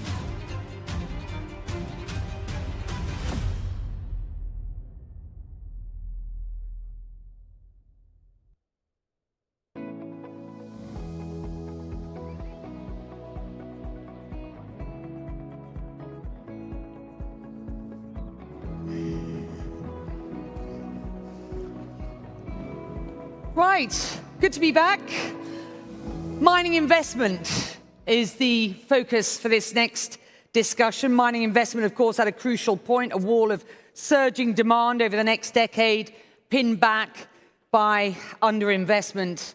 Over the last, trillions are needed, as is international cooperation, institutional buy-in, new financing and oversight models, and careful consideration of risks. There is no time to waste in this discussion entitled Time for Bold Action, Mobilizing Global Capital for Mining Investment. So let's get straight to the panel. His Excellency Khaled Al Faleh is the Minister of Investment of Saudi Arabia. Thank you, sir. Michael Barton is the Managing Partner and Deputy Group Chief Exec at Oran Resource Partners. Jeff Curry is Chief Strategy Officer of Energy Pathways at Carlyle. Dr. Jose Luis Manzano is the founder and chairman of Integra Capital. Dominic Raab is the head of global affairs at Appian Advisory. Good to have you. And Taylor Melvin is the president and CEO of Ivanhoe Electric. Fantastic lineup. I know that my panel will be very familiar to many of you in the room. So let's get on with it. And I want to start with you, Your Excellency. Good to be here. Thank you. Welcome back. Thank you. 3 years in, and as a number of people have pointed out this morning, this forum couldn't be in better shape as far as attendance, narrative, and insight is concerned. Let's get you to set the stage for us for this panel, if you will. How's the Kingdom working to mobilize mining investment at the beginning of 2026? And how do you assess the broader investment landscape right now? Well, thank you very much again, Becky, for doing this, and thanks to my colleagues from the Ministry of Industry and Mining, Ibrahim Al-Khayef, Khalid Mdafer, and their great team, and thanks to all of our global partners who are mobilized here at the beginning of a year that, of course, has plenty of opportunities as well as challenges. I think it's been said a number of times, but I'll say it again. There is definitely a divergence between capital mobilized and need identified for scaling up investment in mining. Both McKinsey Global and IHS have given us what I think is conservative estimates of $5 trillion in the next 10 years of investment in the entire value chain, including enabling infrastructure. That's a lot of capital. The good news is there is a lot of dry powder sitting out there in the investment community, and I'm delighted to be with some of the leaders in the financial sector that will tell us what it takes to channel that capital into this sector. And it's not a sector that's nice to have. It's a sector that's absolutely necessary to have, whether it's the geopolitical facts that we need to diversify and we need to build resilience into these critical supply chains and critical metals, whether it's the energy transition, whether it's the disruption in being driven by AI and digital technology that's going to require a lot of rare earths and similar critical materials. That's going to be only addressed if the mining sector does what it has to do, and the mining industry has what it takes. It has the talent and the exploration and development and production and the trading companies. They're some of the world's best companies. I've worked with them.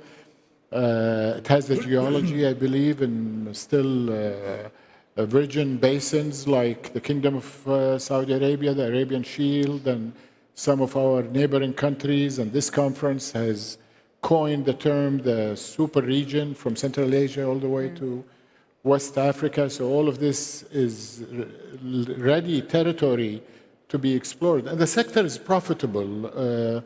We've seen Maaden, Bob just spoke. They're the star of our capital markets. Maaden is doing extremely well, profitable, and they're being rewarded by our public markets through their share.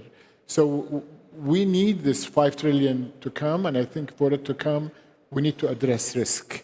The problem, in one word, is perceived risk from upstream exploration to environmental risk. The second panel spoke about this, ESG, liabilities associated and that sort. In the Kingdom, zeroing into your question, we've addressed this risk-return divergence with our investment strategy led by His Excellency Khalid Mdafer, by the investment law, which again speaks to the role of the government, we've also put our money where our mouth is. And one important point, and I think it's number one, the leadership has been consistent. His Royal Highness the Crown Prince has been consistent. Mining is a key pillar for the economy of Saudi Arabia, for the diversification of this economy, for building industrialization on the back of mining, and then for the linkages and spillover from mining into the other sectors of the economy. So the North Star for all of us has been set by the leadership. The mining law also, we put money. So the royalties and proceeds that the Ministry of Mining and the government, the Ministry of Finance, gets from the mining sector, for example, is recycled into a mining fund that's used to address the cracks and the gaps that the private sector doesn't do. Most important element, I believe, is data, transparent data. The world's largest, most important, most comprehensive geologic survey has been done, and the data is out there. So data reduces risk, clarity of regulations reduces risk, government partnering.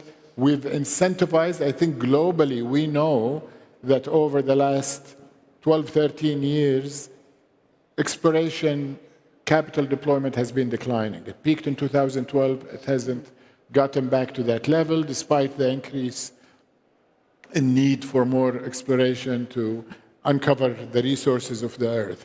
We are putting incentives. We have an incentive program to support junior, and our capital markets, as I mentioned, has an entry point for these juniors to source capital. The PIF, which is our investment fund, has, of course, backed up Maaden. They are the majority owner of Maaden, but they've also invested in another fund called Manara, which is working with Maaden to address global opportunity. One last point. I think, and my colleagues will confirm this, I think infrastructure, mining, resources are not where you want them to be. They're where God put them. And sometimes you need to process them somewhere else where the ports and the energy and the talent and the labor and the markets are. So you move heavy materials across difficult territory. You need rail, you need shipping, you need ports. The kingdom has taken that off the responsibility. Maaden doesn't have to build a railway. They don't have to build a port. They don't have to build an industrial city. They're done for them by Maaden, the Royal Commission, funded by patient capital by the government of Saudi Arabia. That's why the kingdom is bucking the global trend that I hope we'll be able to talk about, because we've identified through the strategy, thanks to our mining team, and we've seen the gaps, and we put the regulations, we put the policy, and we put the financial resources to address them. That's good to hear, and it's a great point to jump off from Michael, and let's talk about capturing the capital, channeling that capital that His Excellency has talked about, what the trends look like at this point. And very specifically, the Orion Critical Mineral Consortium at 1.8 billion, supported by Washington and Abu Dhabi's ADQ, looking to expand that to 5 billion with other partners. I just wondered whether you can explain your focus and the funding model there. So the Critical Minerals Consortium is a joint venture between the traditional Orion funds, so traditional LP pension-type investment funds, where we work alongside, then let's call it sovereigns or quasi-sovereigns, to try and unlock, exactly the kind of investment that the world needs. So far we have the US government and we have the Emiratis in there via ADQ and the DFC respectively. And the idea is simply to expand that consortium to a more global footprint of investors, which is the 5 billion that's been utilized. So that is to invest globally in critical minerals. I think more specifically then for here in Saudi, some people may have seen that we announced a dedicated Saudi fund yesterday. That's in partnership with Saudi National Bank, a great local partner here. And that's the first time we've done that on a domestic focus. So all of our other funds, the Critical Minerals Consortium has a global mandate. The first time we've ever said, actually, there's one jurisdiction here that has a right investment climate and right opportunity set to have a dedicated fund is our new Saudi domestic fund with Saudi National Bank. And that's another product that we intend to grow over the next year or so as we round that out. Let's talk about that next year or so. What does that look like for you? So, I've been speaking at this conference since it started, and I've always been sort of, delivering the same message that the progress is great. You're going to see tangible evidence of that when actually new projects start being built at a rate of knots. There's no coincidence to the timing of our new fund, the new Saudi fund, and that's really because now we're starting to see those projects come through that are ready for construction. So it's not anywhere near its potential yet. There's still a huge pipeline of projects. The exploration dollars need to continue. But we are now at a point where we can, we believe, effectively deploy over the next 2 or 3 years. I'm not going to throw numbers out, but a meaningful amount of capital over the next 3 years. Our Fund 2 for the KSA fund is only going to be larger than Fund 1 because that pipeline is only growing as those exploration dollars bear fruit. And you talk about global partners for the consortium and expanding that opportunity. It is a key investment vehicle for the United States. I mean, absolutely. We hope so. Yes. And as the Trump administration zeroes in on critical minerals as a matter of national and economic security, and we see the emergence of a resource-driven foreign policy in real time, Venezuela, Greenland, Ukraine, and so it goes on. How does that shape your approach to this effort? So I think the reason people have backed us is because it doesn't change our approach. Right. And the reason people have been attracted to the model that we have designed is because those sovereigns are investing alongside our traditional money.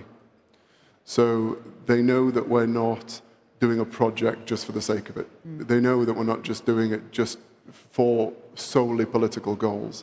We're doing the same investments we've been doing for the last over 10 years, but now we're just doing on different pools of capital. So what that means is it gives people great confidence that firstly they should be making good return on those investments and that we're not lowering the bar in terms of those investments that we're making. Jeff, I want to get a sense, or certainly I'm really interested in your insight into how China's dominance over the minerals and rare earths industry, how robust that is and how the Trump administration's policy might be impacting that. Before I do that, Taylor and Dominic, Taylor, let me start with you. Ivanhoe focused on mining copper, silver and gold in the US to support its supply chain independence. You've also got a joint venture with the Kingdom on mining the Arabian Shield. As a mining company, just give us your vantage point on this global investment ecosystem.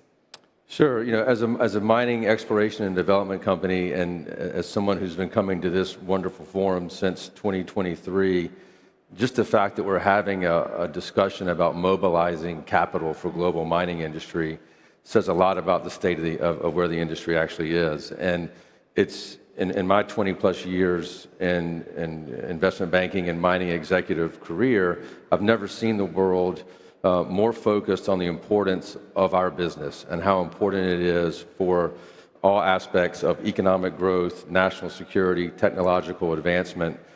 And so that's very encouraging as a mining exploration and development company to see that. Take you back to 2023, we were the beneficiary of a wonderful investment from Maaden. They're a significant shareholder in our company. And we are, as you mentioned, we're operating here in the country, working together in our joint venture to explore for new sources of copper, gold, and other important metals, not only for this economy, but for the world.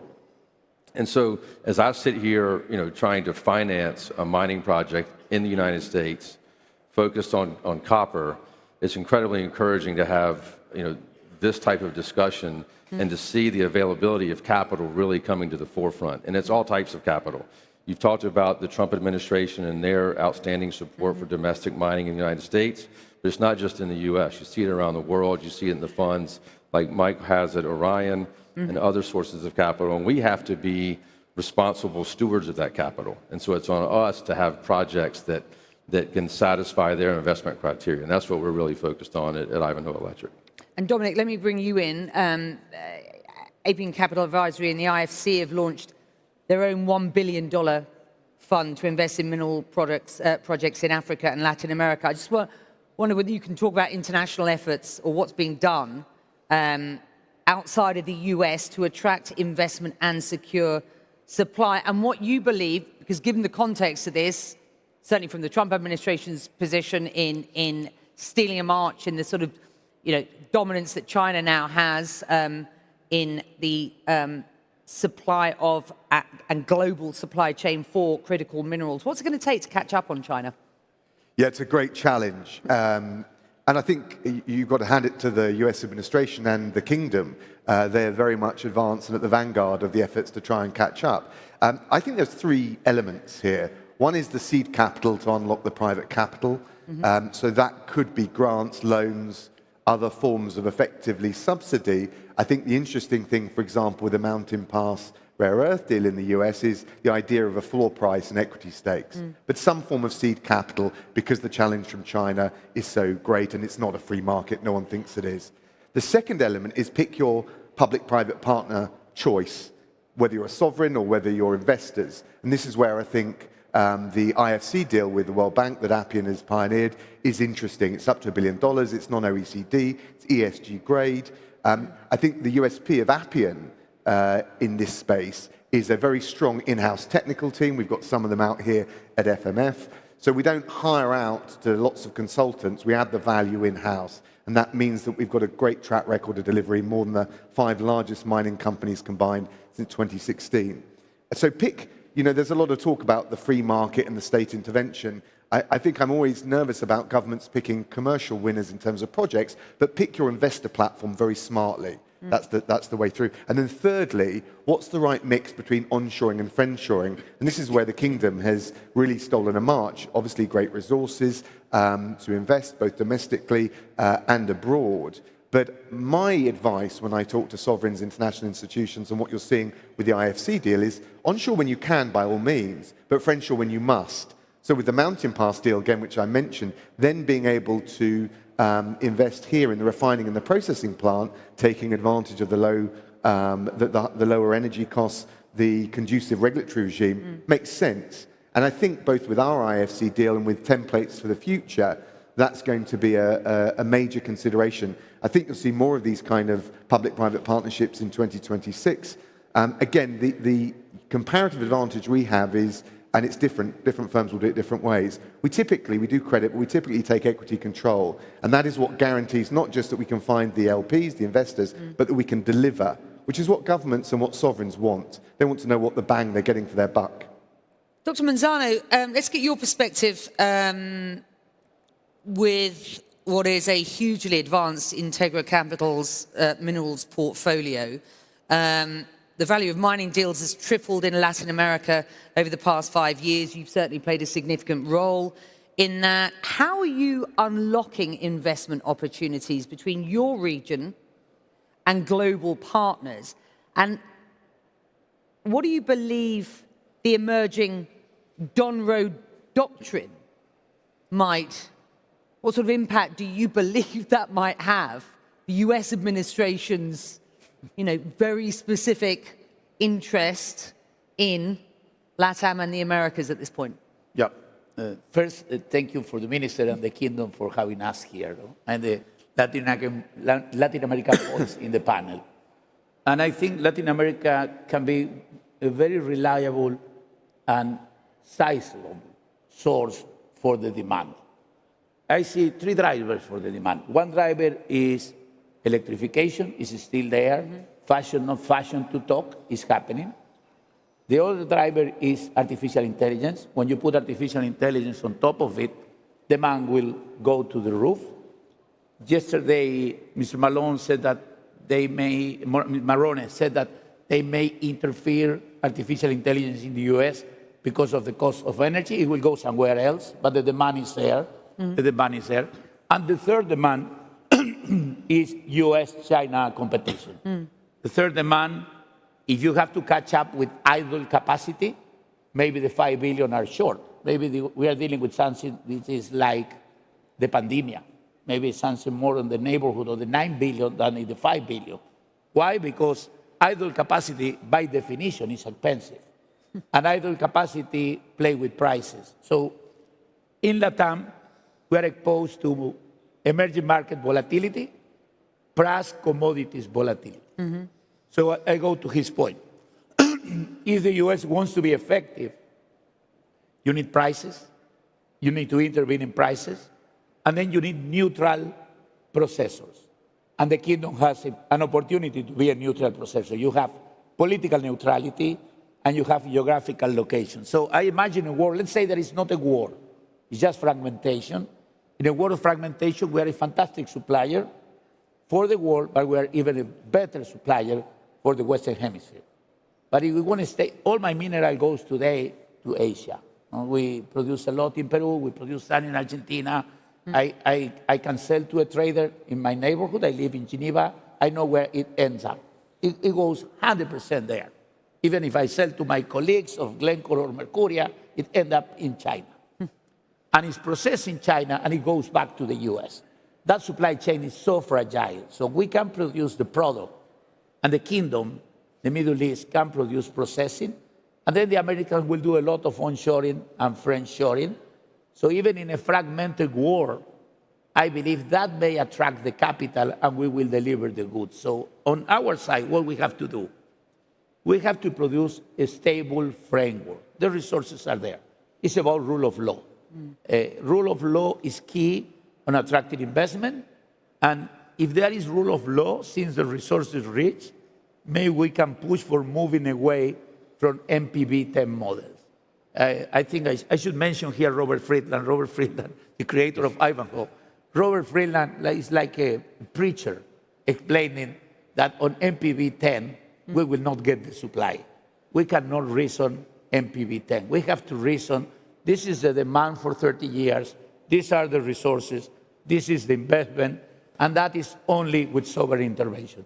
Not sovereign, not sovereign money, you will be begging the Chinese. Dr. Manzano said if the US is to be successful, Jeff, let me bring the conversation to you. I'm keen, as I said, to get your insight on how China's dominance over the minerals and rare earths industry looks going forward and how the Trump administration's policy is impacting that. Can you just get your assessment? Let's take a step back and go over how did China get this dominance. And I learned this from an old Soviet metals exec, was if you go back to the 70s, during the first environmental wave around the war on acid rain, places like the Soviet Union and the United States got rid of a lot of this processing.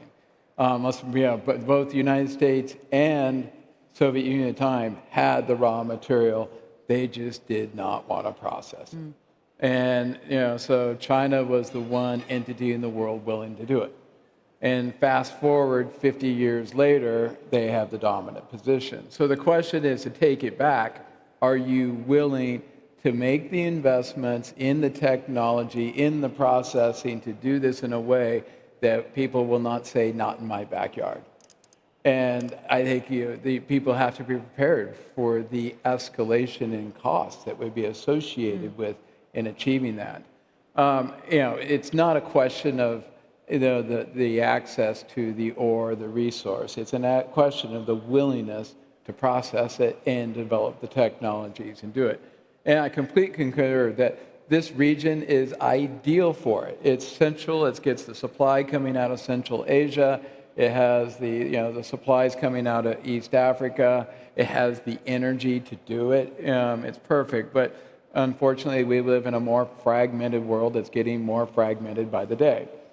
When we think about the situation with China right now and what's going on in Iran right now today, that truce between U.S. and China was put in place for two reasons. One, the Americans to get, position themselves to be able to have access to critical minerals. But for the Chinese, it was to rebalance their economy. I would say the Americans have a bigger reason to keep that truce than what the Chinese do. So we'll see what happens. But I think is the situation in commodities, hoarding is what's occurring right now, unfortunately, as opposed to making these investments. And I think a lot of people look at the prices, copper, gold, new highs a day, oil's rallied, 12% off the bottom, because people are trying to get their hands on the commodity itself, hoard it, because we don't have a simple answer to these questions. And I think what will happen, given the fragmentation, the Americans are going to try to do it, the Europeans are going to try to do it, the Middle East is going to try to do it. We're going to be swimming in this stuff, as we do through any of these commodities super cycles as we look past, a decade from now. But I think it's going to be a really rocky road over the next 6 to 18 months. I want to get two other questions in that, and feel free to sort of, pick up on either. I just want to get your thoughts on both. There's a group of investors, including PIMCO, ING, Legal & General, and others, who manage a total of, $18 trillion, reportedly pushing to create a new international body to oversee the critical minerals sector. I wonder how important that sort of international entity is to investors. And building on that, a question I'd like to pose to all of you, and perhaps starting with Your Excellency, how would you envision a global super fund or consortium of sorts for accelerating mining development? I mean, how would that be structured? What would success look like? Well, I think global alliances between, parties who are like-minded is necessary. It's not only good to have, but as is the case in many things, if there are too many participants, then it's difficult to deploy that capital. I would like to just maybe back up and pick on the reshoring and friendshoring and mention another aspect of shoring, and we've coined it here in Saudi Arabia, which is green shoring. Because, and the previous panel talked a lot about earth builders and what we need to do to ensure sustainability for the planet and sustainability for the industry and lowering whatever ESG barriers might be there. So when you go to a frontier, you ideally can get the resource, you can process it, you can take it to market at the lowest cost across the value chain, including the cost of capital, and we believe the Kingdom of Saudi Arabia has that. As I mentioned, we stood up this Manara Fund, and they're investing initially with Valley. You heard Bob Wilt saying Maaden is also going to be investing here and globally. So we welcome global capital. It's absolutely necessary. And we've entered into agreements with the US and US companies to also find bilateral. So I think my short answer is bilateral in terms of G2G is much more effective than multilateral in a commercial arrangement. And then pooling capital from different global sources that are targeted to certain value chains and certain jurisdictions is absolutely a good idea. Taylor.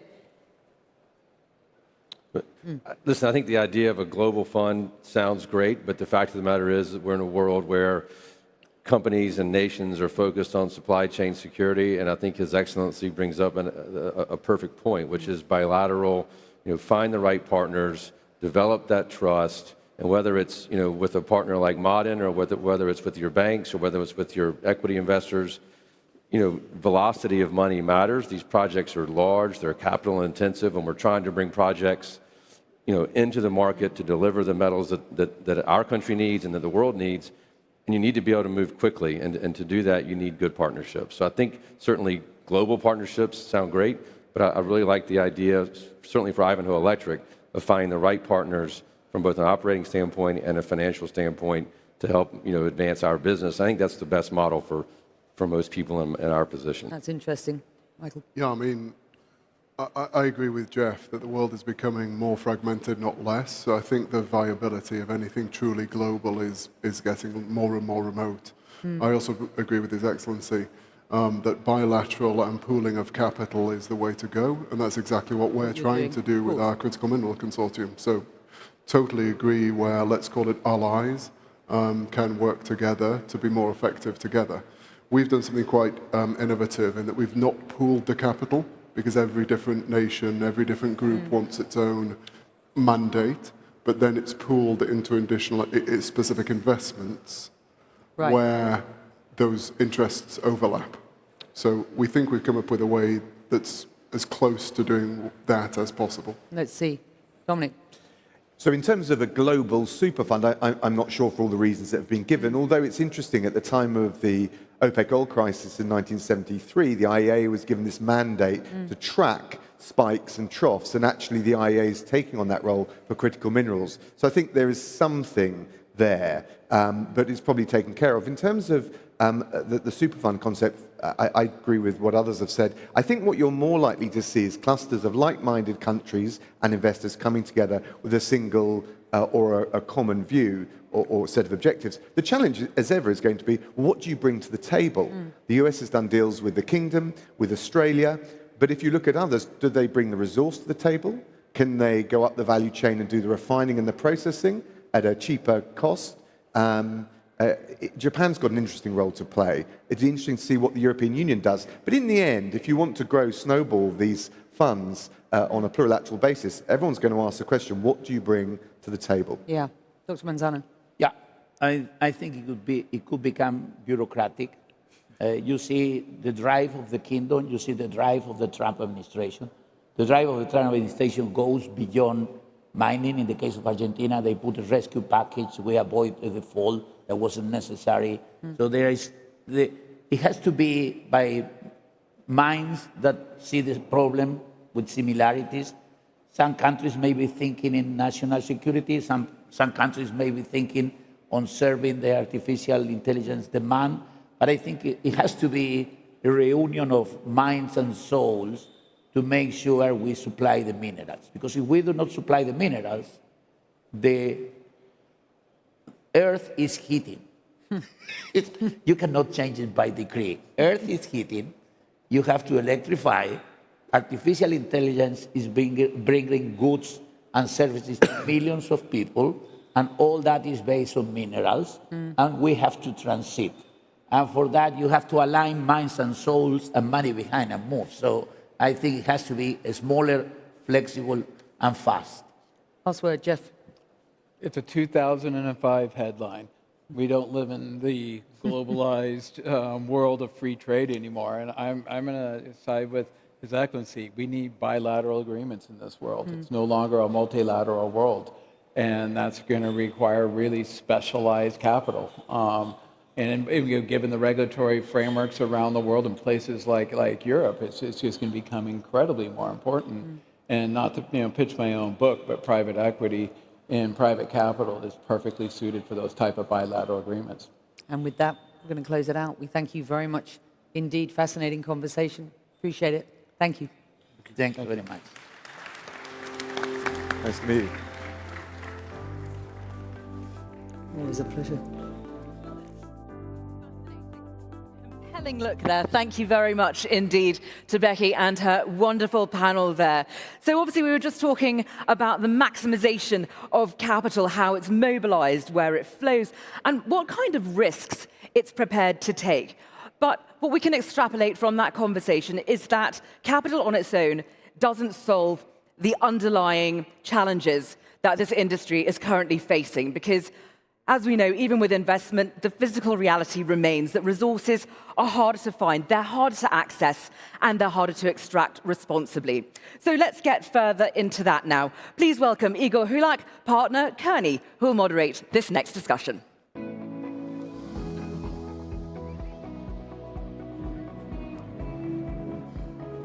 Good afternoon, Royal Highnesses, Your Excellencies, industry leaders, distinguished guests. Welcome to this first afternoon panel, but the industry mission critical panel. We hear it every day. We heard it also this morning. Mining minerals are in the spotlight. Today, at least for these 3 days, Riyadh and FMF is in the world spotlight. We hear it also, and we heard it in the previous panels. Industry needs more. Political leaders needs more. It's unacceptable for them to wait 20 years for the development of the new mines. So what we are going to do? Very recently published study of World Economic Forum and Carney articulated very important, though somewhat unpleasant fact. Simply, we don't have time to develop and discover new deposits, to turn them into operational mines or well-running processing plants. So what are we going to do to address all the needs of the critical value chains? This is the panel that is going to discuss this very important topic. We could have hardly assembled a better panel of the very bold and experienced leaders as we have today. Let me briefly introduce our panel. I would like to start with His Excellency, Engineer Karim Badawi, Minister of Petroleum and Mineral Resources, Arab Republic of Egypt. Welcome, Minister. Thank you. Thank you very much. Adam Lundin, Chair, Lundin Mining Company. Catherine Raw, Chief Development Officer, BHP. Graham Kerr, Chief Executive Officer, South 32. Gary Corte, Group Chief Executive Officer, Hancock Prospecting. And last but not least, Paolo Castellari, Chief Executive Officer, Eramet. But that's not all who will be discussing in this panel. About a few days ago, we launched a survey, audience survey, for also the general public to engage in this discussion. But we also would like to share your perspective on a very important topic of this panel.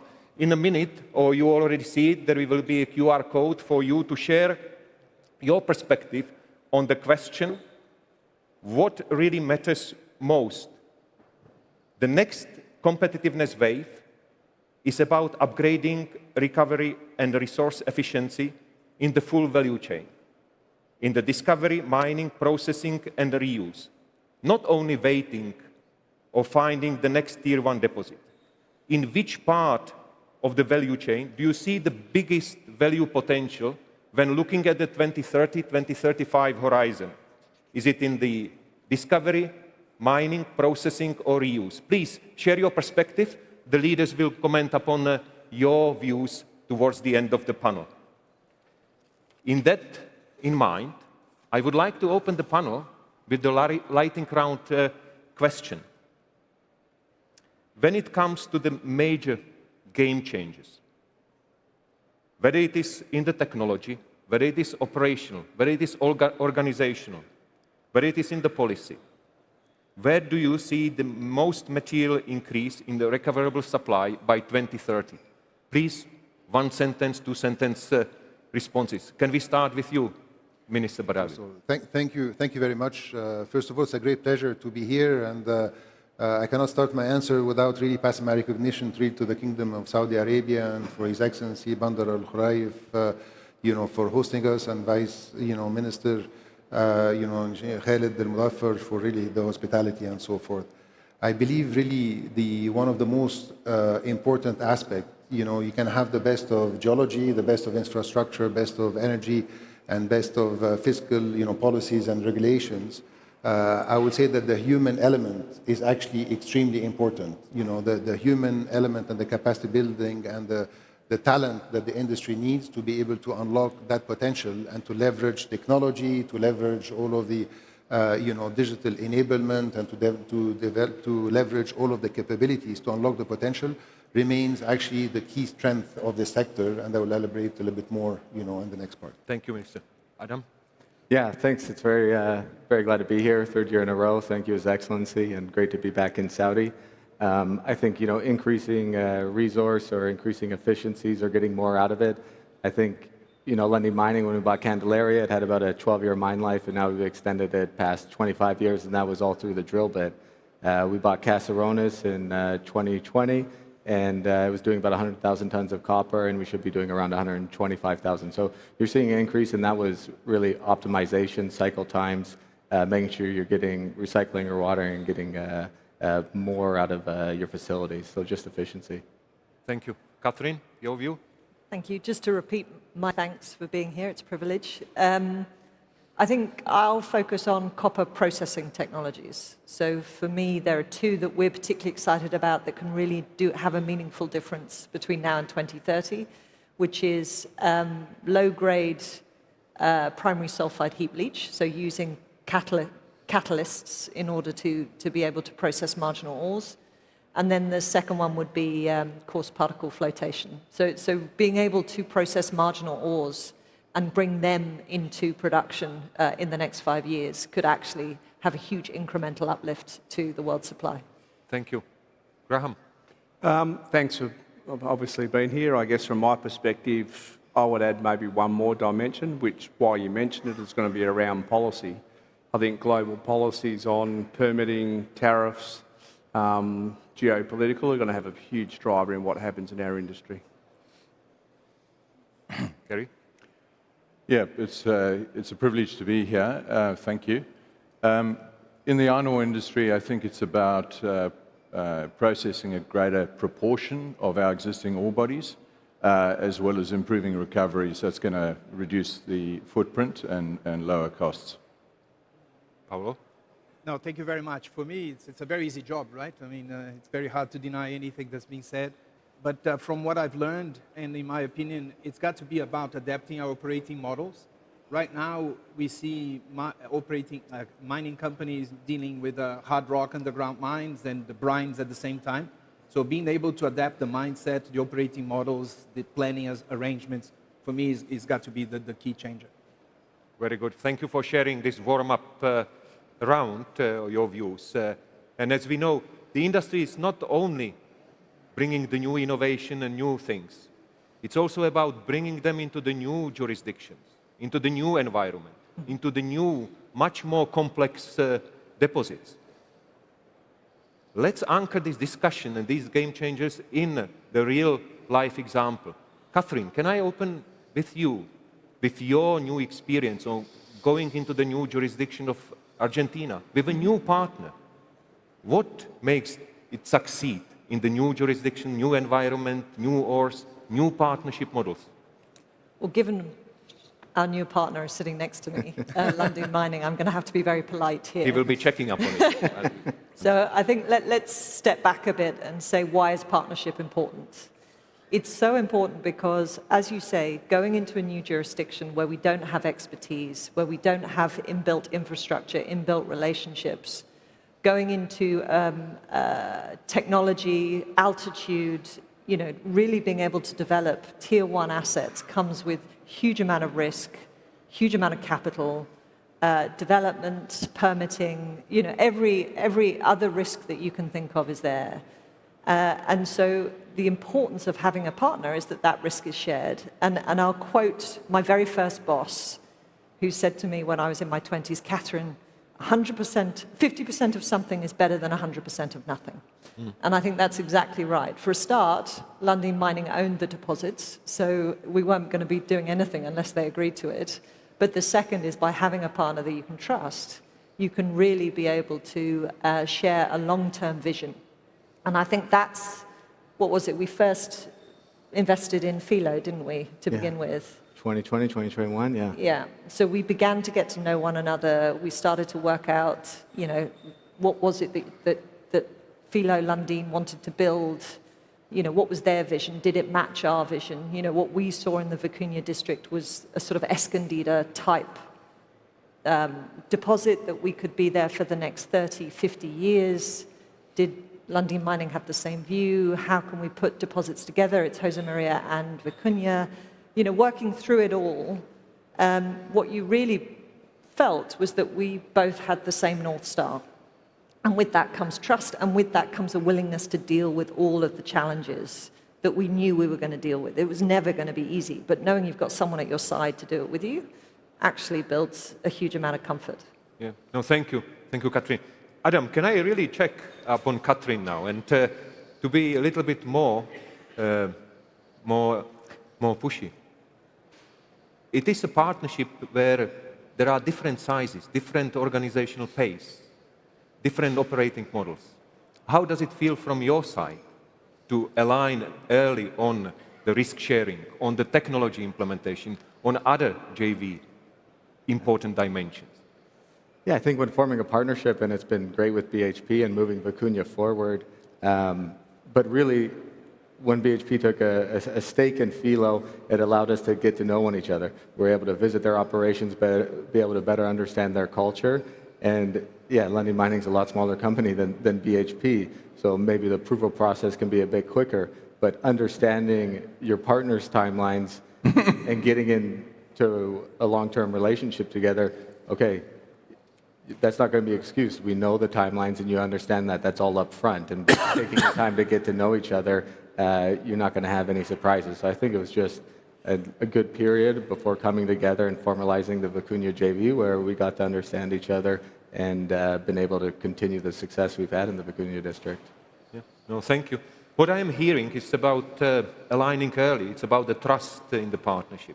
Yes. So it's about the alignment, but also it's about bringing it to the new jurisdiction that is investable. Yep. Can I stay for a while on that level, Minister Badawi? And for all of us in the industry, we know that it's very important what signals we are listening to. What are the signals that the policymakers, the countries, and also referring to your submission yesterday at the ministerial table, even the regions are sending to the companies when inviting them to come, to invest, to scale, to develop the capabilities? And what strategies have you implemented in Egypt to attract the investment? So thank you very much. And you know, for me, maybe I will summarize it by saying that the role of the of the government, and I say it always very openly and very transparently, is to enable your success. So the success really of the private sector and so forth, because we're firm believers that the success of the private sector is actually a success, for the country. And it is not an either-or scenario. And this is really, if we look over the last 18 months, in Egypt, in the mining sector, the mining sector only represents 1% of our GDP.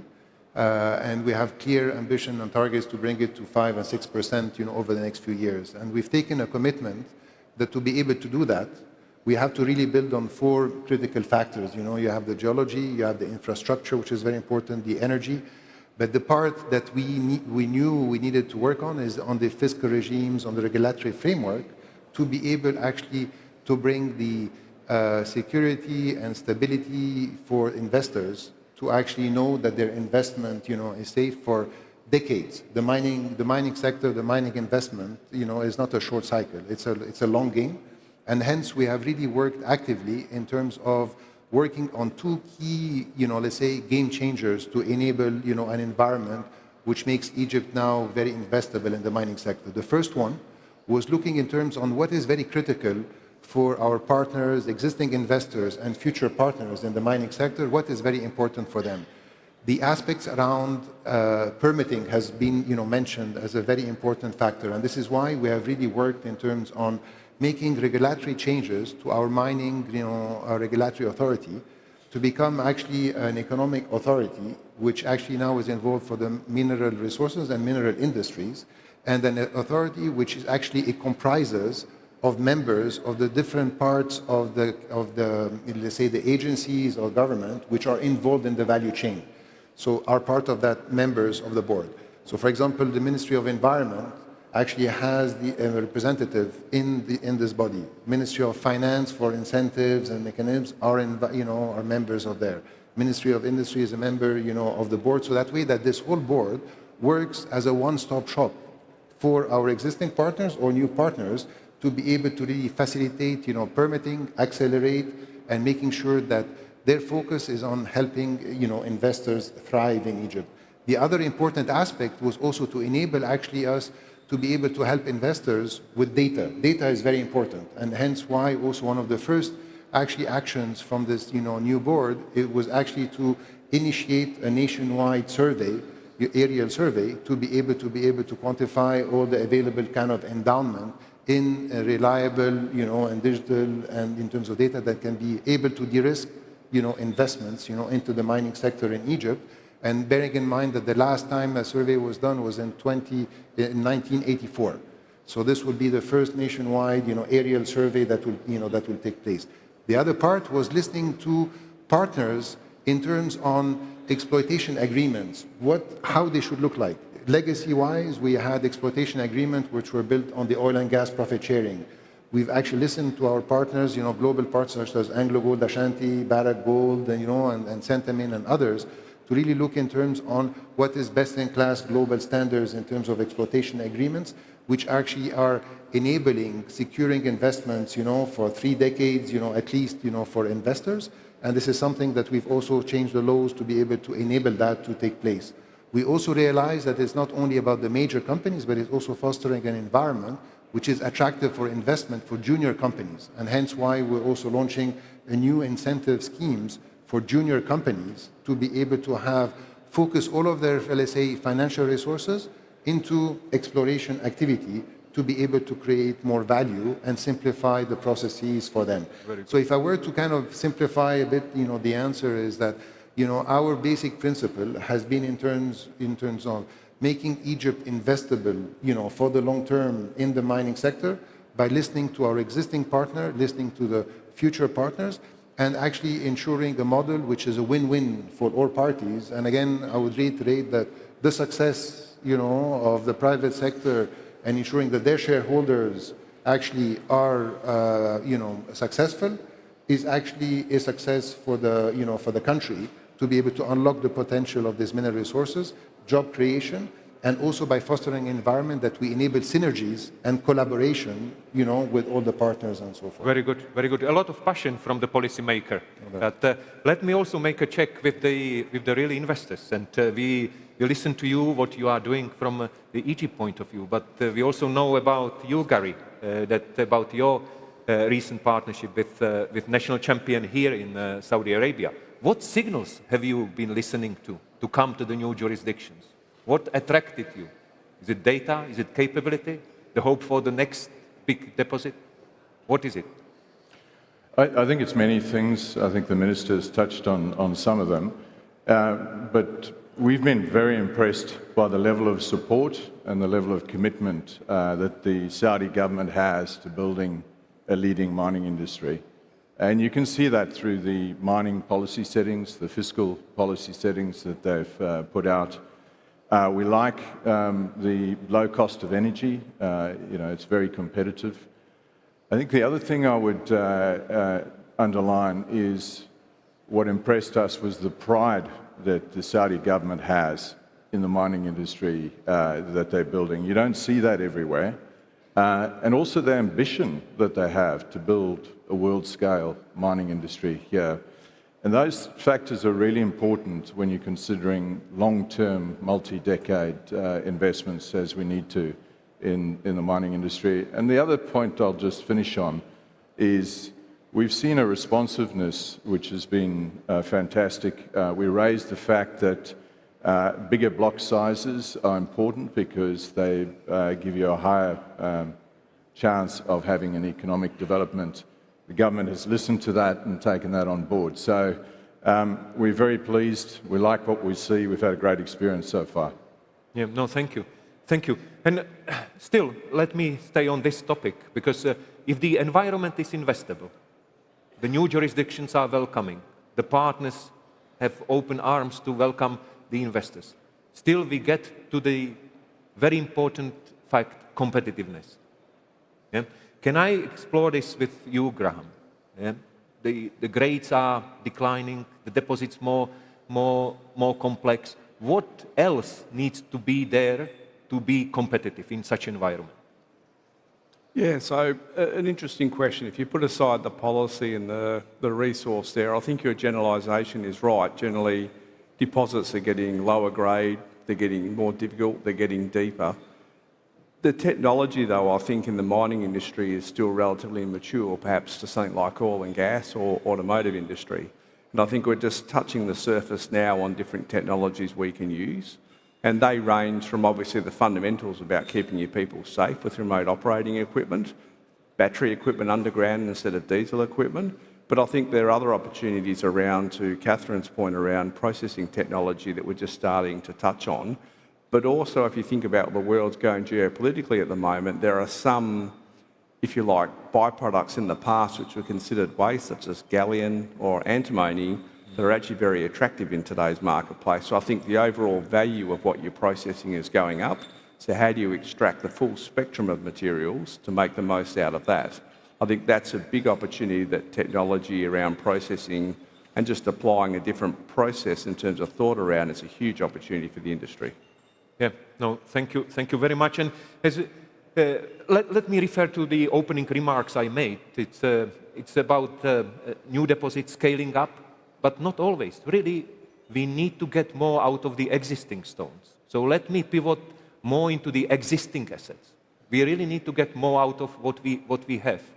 Paolo, may I turn to you and to ask you, where do you see the major levers, major drivers, how we get more out of the existing operations, more out of the existing stones? Look, as I shared, I think it's got to be my 33 years in the industry, having seen larger conglomerates in mining, smaller junior companies, investment funds. I think at the end it's got to be around adapting our operating model and also understanding the reality that more and more we're going to have smaller assets. And our ability to be agile, our ability to adapt, the human aspect, as His Excellency mentioned, having a more human-centric organization, thinking about the right incentives. These are actually, in my mind, very much technology drivers as much as improving recovery grades and these sort of things.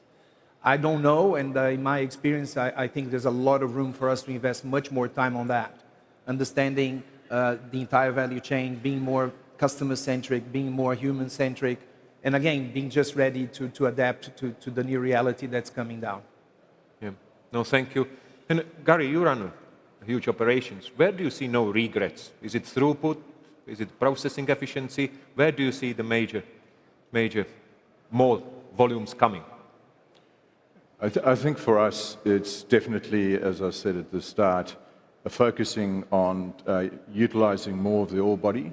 One of the things that we have at Roy Hill is we've already mined in excess of 400 million tons of material, which is lower grade, which is sitting on stockpile.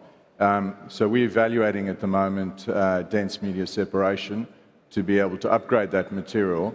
It's huge saving in cost, less dewatering.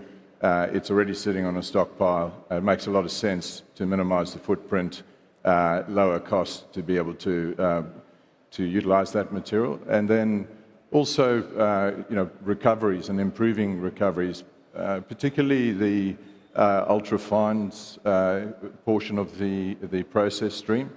We implemented recently a WIMS plant, and we managed to recover another 5 million tons of material through that, which had previously been going through to tails. So, that's a big win for the environment, a big win for our costs. Very little incremental cost to process that, and it was, at a good grade. So, for us, it's about making the most of the ore body, and I think we would bring that approach to any new ore bodies that we develop as well. No, thank you. Thank you. And if we squeeze more out of the existing assets, we still rely on the existing network of the processing, which we all know is highly concentrated. And in balance of the resilience or the secure supply chain, where do you see, Minister Badawi maybe, the major levers to develop the sustainable, resilient value chains and supply chains of the minerals? So for me, it is really all about collaboration and partnership, because and this is why I would also like to highlight something actually from the Future Mineral Forum is I am a firm believer on technology, right, and on the human element capacity building and being able to really build blocks around collaboration and synergies. And if you look at really what the Future Mineral Forum is doing, is it's helped to bring to light a lot of various technologies, a lot of various frameworks. I like the work of operating models, and for the whole world to be able to learn from and to adapt. And this is why, for example, for me, I'm a firm believer that today technology can unlock potential that we did not know existed. And this is why when we look at, for example, if you look at the Arabian Shield, right, going from Egypt and into the Kingdom of Saudi Arabia, I think actually the success of the Kingdom of Saudi Arabia in terms of the aerial mapping done to be able to unlock what potential exists, in the kingdom and so forth, those are part of the things that we're also taking lessons learned, right, and also launching, surveys, as well in Egypt to be able to leverage from this collaboration and this partnership.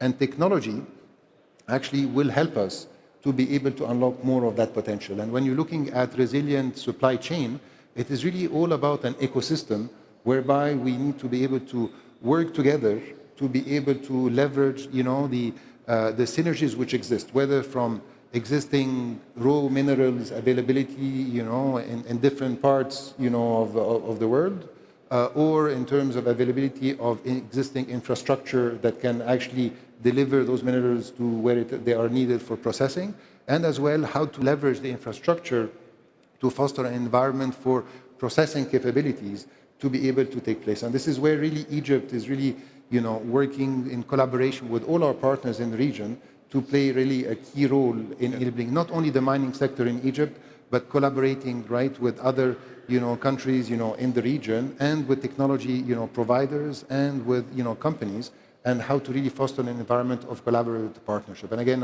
I thank the Kingdom really as well for the Future Mineral Forum, because it helps us to be able to do that and helps us to provide the platform to build a more resilient supply chain in the mineral sector. Thank you. Quick reaction from you, Catherine. What the biggest mining major in the world can do to improve the resilience of the supply chain? I think the main thing in terms of practical steps is really to understand exactly where the constraint lies. So, often people say we need to have a more secure value chain. So we're going to do more exploration to find resources, to find actually that that's not the constraint. The constraint is midstream or downstream. So I think, one of the things that's impressed me with the way this forum has looked at the problem over the last few years is that it's begun to recognize it's both exploration and discovery and development of mines as a pillar of the economy, but also that processing and having processing hubs and centers of excellence lead you to be able to unlock constraints that would otherwise not be unlocked if all you're doing is developing upstream resources. So for me, it's really just understanding your value chain and where the bottlenecks lie, just as process flow teaches you in mining every day. Yeah. No, thank you. And before we look at the perspective of the audience, let me also explore one very important question. Each of you, I was marking you, mentioned technology innovation. Very often, mining industry leaders saying, we need more technology, we need more innovation. When you speak to the entrepreneurs, when you speak to these innovators, they say, it's pretty hard to sell to mining. It's very traditional. What we need to do to make it easier? Paolo, quick comment from you. So very quickly, I think it's got to be about putting the right people in the right place. Because when we talk about innovation, technology, even exploration, the mindsets, the KPIs, even the incentives have to be different. So if we treat the same topics the same way, we're not going to get a different answer. So in my opinion, that's the key thing. To foster innovation, we need to make sure that the innovators have the right place to go, the right place to speak with, and again, having the right incentives, the right conversations, and the right people. Yeah. Thank you. And if I can ask the production team maybe to display the result of the audit poll or audience poll, and hopefully we get it online. But now reveal. So where do we see the major material impact, or where the major value can be realized by 2030? And pretty equal type of responses, but reuse is in a leading position. Processing, mining, less, 20% of our audience thinks about it, and discovery also about 20%. Anyone would like to, Graham, Kerry, would like to comment, share your perspective on this result? Does it reconcile with how you are thinking about it? Yeah, if I was going to be honest, the reuse one is driven, I think, a lot by the circular economy, sustainability for the right reasons. It's probably not something we're all particularly good at, well, particularly from a South 32 perspective, because we own one portion of the value chain. But I do think the future lies in how do you sort of play across that chain, not necessarily own it or control it, but how do you participate in that next stage of development? And the classic in that's going to be the EV battery. How much of those materials can get recycled and reused again? Yeah, Pablo? Can I comment just on the mining and discovery front? I believe this one, from a country perspective, it resonates quite a lot, because from a country perspective and from a global perspective, the need for more minerals, is let's say is a given fact. And for us, from a government perspective, to how we can work to foster an environment to make mining easier, more efficient, and more affordable, and also discoveries reduce the risk, and also sponsor and support junior companies and different technologies to be able to be unlocked and to be risk takers in providing a former to enable new technologies to have an avenue for growth. And again, I really want to reiterate Egypt really kind of drive and support to be able to unlock that potential with all the partners. Paulo, very quick reaction from you. No, I was just building on what Graham and Catherine was saying about processing, understanding the value chain, and of course reuse because of the grades and because of slag and all these sort of things. So for me, it resonates totally. No, very good, and thank you, audience, for this. But let's now pressure test this. We discuss what we need to do and how we have done it in some real life examples. What I would like to do is very quickly, each of you, where do you see the major barriers? Is it in the technology? Is it in the processing? Is it in the organizational models? Or is it in the culture? 2 words, answers, barrier and what the fix is. Can I start with you, Paulo? For me, it's culture and incentives. Thank you. I think the biggest issue we're facing at the moment is permitting. Timelines in Australia have doubled over the last 10 years. We don't advocate for lower standards, but by removing duplication and allowing parallel processing, you can actually improve that situation significantly. Very good. I would build on Gary's example. We have 2. New mine we're building in the US. Fast 41 has been a dream process. Existing operation in the southwest of WA, been there for 30 years. Took 9 years to get an extension permit. So I think still policy/permitting is a huge issue. Okay. If I answered the adoption of, what is it that's holding back the adoption of technology and innovation? It's culture. And what's the biggest unlock in terms of value? It's probably data. And I think we talked about that earlier, is that if we were to collaborate and share data, pool that data, and then apply technology and innovation, AI, to that data, that would probably solve a lot of the discovery problems, a lot of the processing problems that we have, because we're then able to make better informed decisions. So culture to be able to take risk, and then data in order to be able to make informed decisions. Thank you, Catherine. Yeah, I agree with what everyone said and agree with Catherine. Like, you have to have the culture that allows you to take calculated risks. Like, if we're doing exploration, you got to explore quicker. You got to wait on your assays. Can you implement geological AI that gives you a better understanding of your deposit and lets you drill it off quicker? Is it wanting to improve recoveries, and do you need, to add Jameson cells, and is that going to help? But just fostering the culture where you're willing to take those calculated risks. Thank you. Thank you, Adam. Minister? For me, your question is something that we've asked ourselves very thoroughly, because Egypt has one of the, tier 1 gold mines, among the top 15 in the world, the Sukari gold mine operated by Anglo Gold Ashanti. And we've asked ourselves why we don't have many more.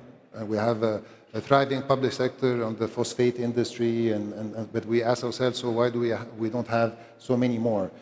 And I think the answer was really around culture, as to be able to really kind of listen to what is required along the value chain, what are the steps that the government needs to do to reduce those barriers and to provide enabling solutions in terms of fostering an environment to address, the concerns and to have an investable country. So I think culture and not being afraid to change things and being able to listen and being able to be really collaborative, I believe is really very, very critical. And this is what we've been really, aiming to do and working on over the last 18 months.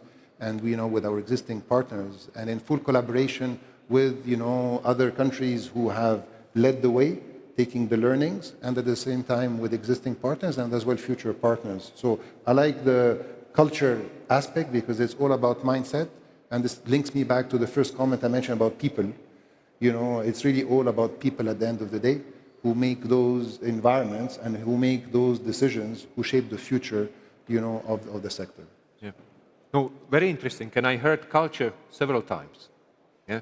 And my question was the barrier and what the fix would be. Is there an easy fix to culture? Anyone of you would like to comment? Catherine, Paolo, Kari? Well, one of the things we're trying to do, and I'm not saying BHP's solved the problem, but you talked about Paolo operating systems. So through the operating system, you can create the responsibility to be innovative. If you start to say that that's part of your duty in doing your job, in order to start not just, you know, mining is all about certainty, risk mitigation, safety. You spend your whole operating day trying to avoid risk. You have to change that mentality to an engineer and say you want to take some risk, not with your life, not with your equipment, but with how you do your job. And if you build that into the operating system and you build time for them to actually focus on it, then what it does is it creates room and it starts to build a flywheel of innovation. No, thank you. Thank you, and if I may, just to build on that, the time conversation is a key one. I mean, we look at our diaries, how much time do we invest in this topic? And I think you have the answer. So making sure that we invest the time to impact on culture, impact on the right conversations, to me, is key. Yeah, thank you. Yeah. Maybe the culture is one of the top words in the new mining industry terminology, if I can say it in this way. But let's be a little bit more futuristic towards the end of the panel. And I think we found the alignment or agreement that we really don't have time to develop the new or existing deposits when we are looking at the 2030, 2035 horizons into the new operational mines or well-running processing plants. So if we fast forward to 2031, Riyadh is still in the spotlight for being the mining Davos of the world. What is the one measurable outcome each of you want to be true because of technology or processing or changes to your ways of working? And what collaboration do you need from the ecosystem? Can I start with you, Minister Badawi? Very good. So, you know, for me, if I were to look at, at Egypt, is we've taken lots of steps to look at the regulatory framework, fiscal regimes, incentives, for our existing partners, future partners, and so forth. When I visualize really, 5 years down the line and so forth, is really an environment where today, instead of having, 13 junior companies operating, we have 200, companies operating. Instead of having one tier one asset, we have multiple tier one assets right in the country.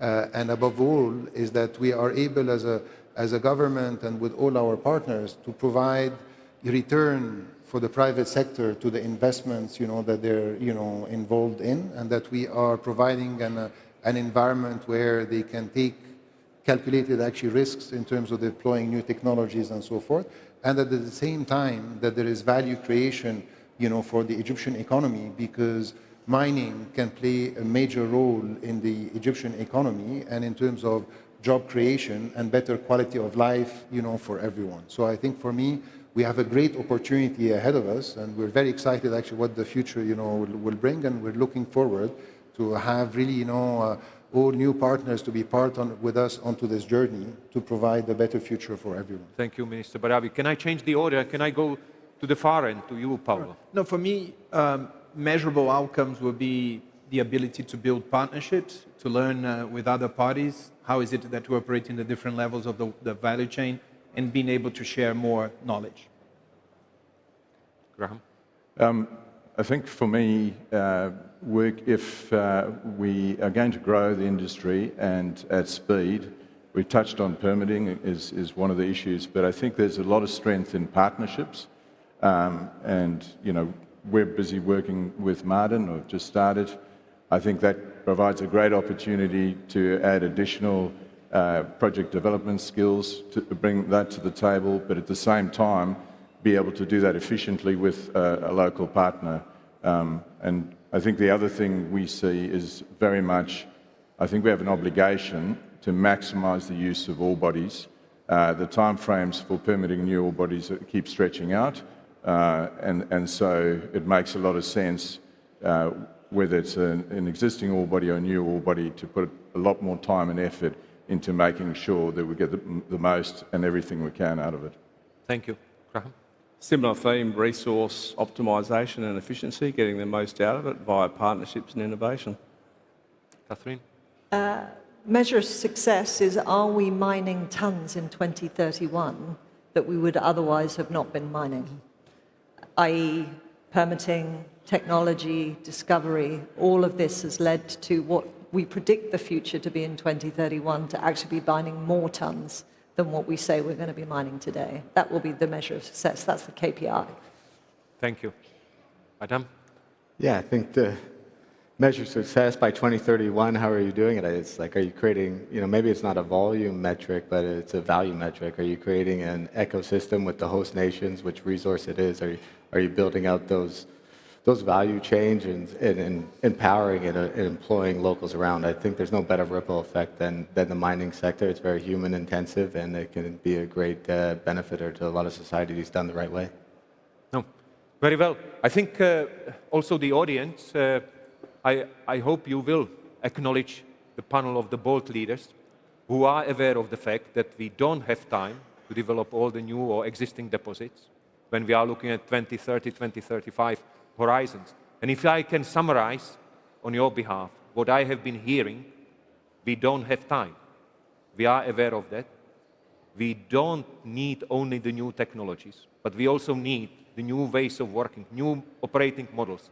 We need to bring them into the new jurisdictions, apply them on the new, more complex deposits.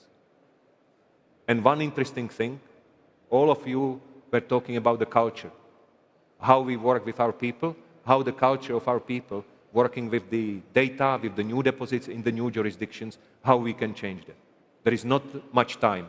Ladies and gentlemen, join me thanking this extraordinary panel of the bold leaders.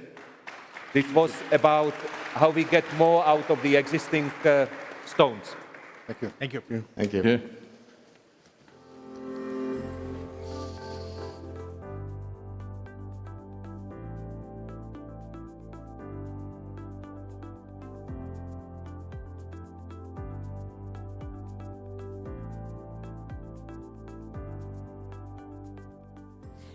Gentlemen, thank you so much indeed for such a far-reaching and insightful conversation there. Igor Hulak and panel, please give them another round of applause. Well, what a morning it has been so far. We have really covered so much territory in such a short few hours. And we are moving on now to our panel before we take our break for lunch. So just to recap a little bit about the previous session, exploring there how innovation and also investment can stretch those physical limits of the very resource base as we know it. But even with the most advanced technology and the smartest capital, well, as we just heard, they really only go so far without one critical element, and that is something that matters to us all, which is government leadership. Because as we well know, minerals, well, they don't exist in a vacuum, do they? They sit within national strategies, regulatory systems, trade relationships, and increasingly, as we've been hearing again this morning, questions that really surround security and sovereignty. And as demand accelerates for minerals right around the world, international governments are no longer just referees in this current space. They are truly active participants. They shape outcomes through policy, through diplomacy, and through long-term planning, and of course, not forgetting the importance of social engagement. So right now, we move into a conversation which is about the role of the state, not as a brake on progress, but as an enabler of it. About how governments can help unlock supply responsibly, coordinate across borders, and align national interests with global needs in a way that is durable and credible. Well, this is also a discussion about something that is so significant to us right now, and that is, of course, timing.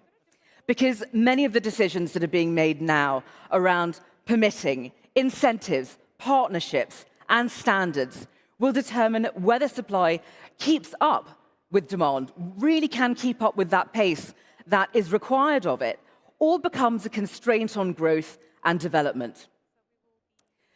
So to steer us through the global perspective, we're joined by somebody who brings deep experience covering the intersection of policy, markets, and geopolitics. But before I introduce her, I would like to note to all of you, please, that if you do not speak French or Spanish, then to please avail yourself of the headsets on your seats so that you can follow along with this all-important discussion. So please now welcome CNN anchor and correspondent Eleni Giokos, who will moderate this ministerial conversation.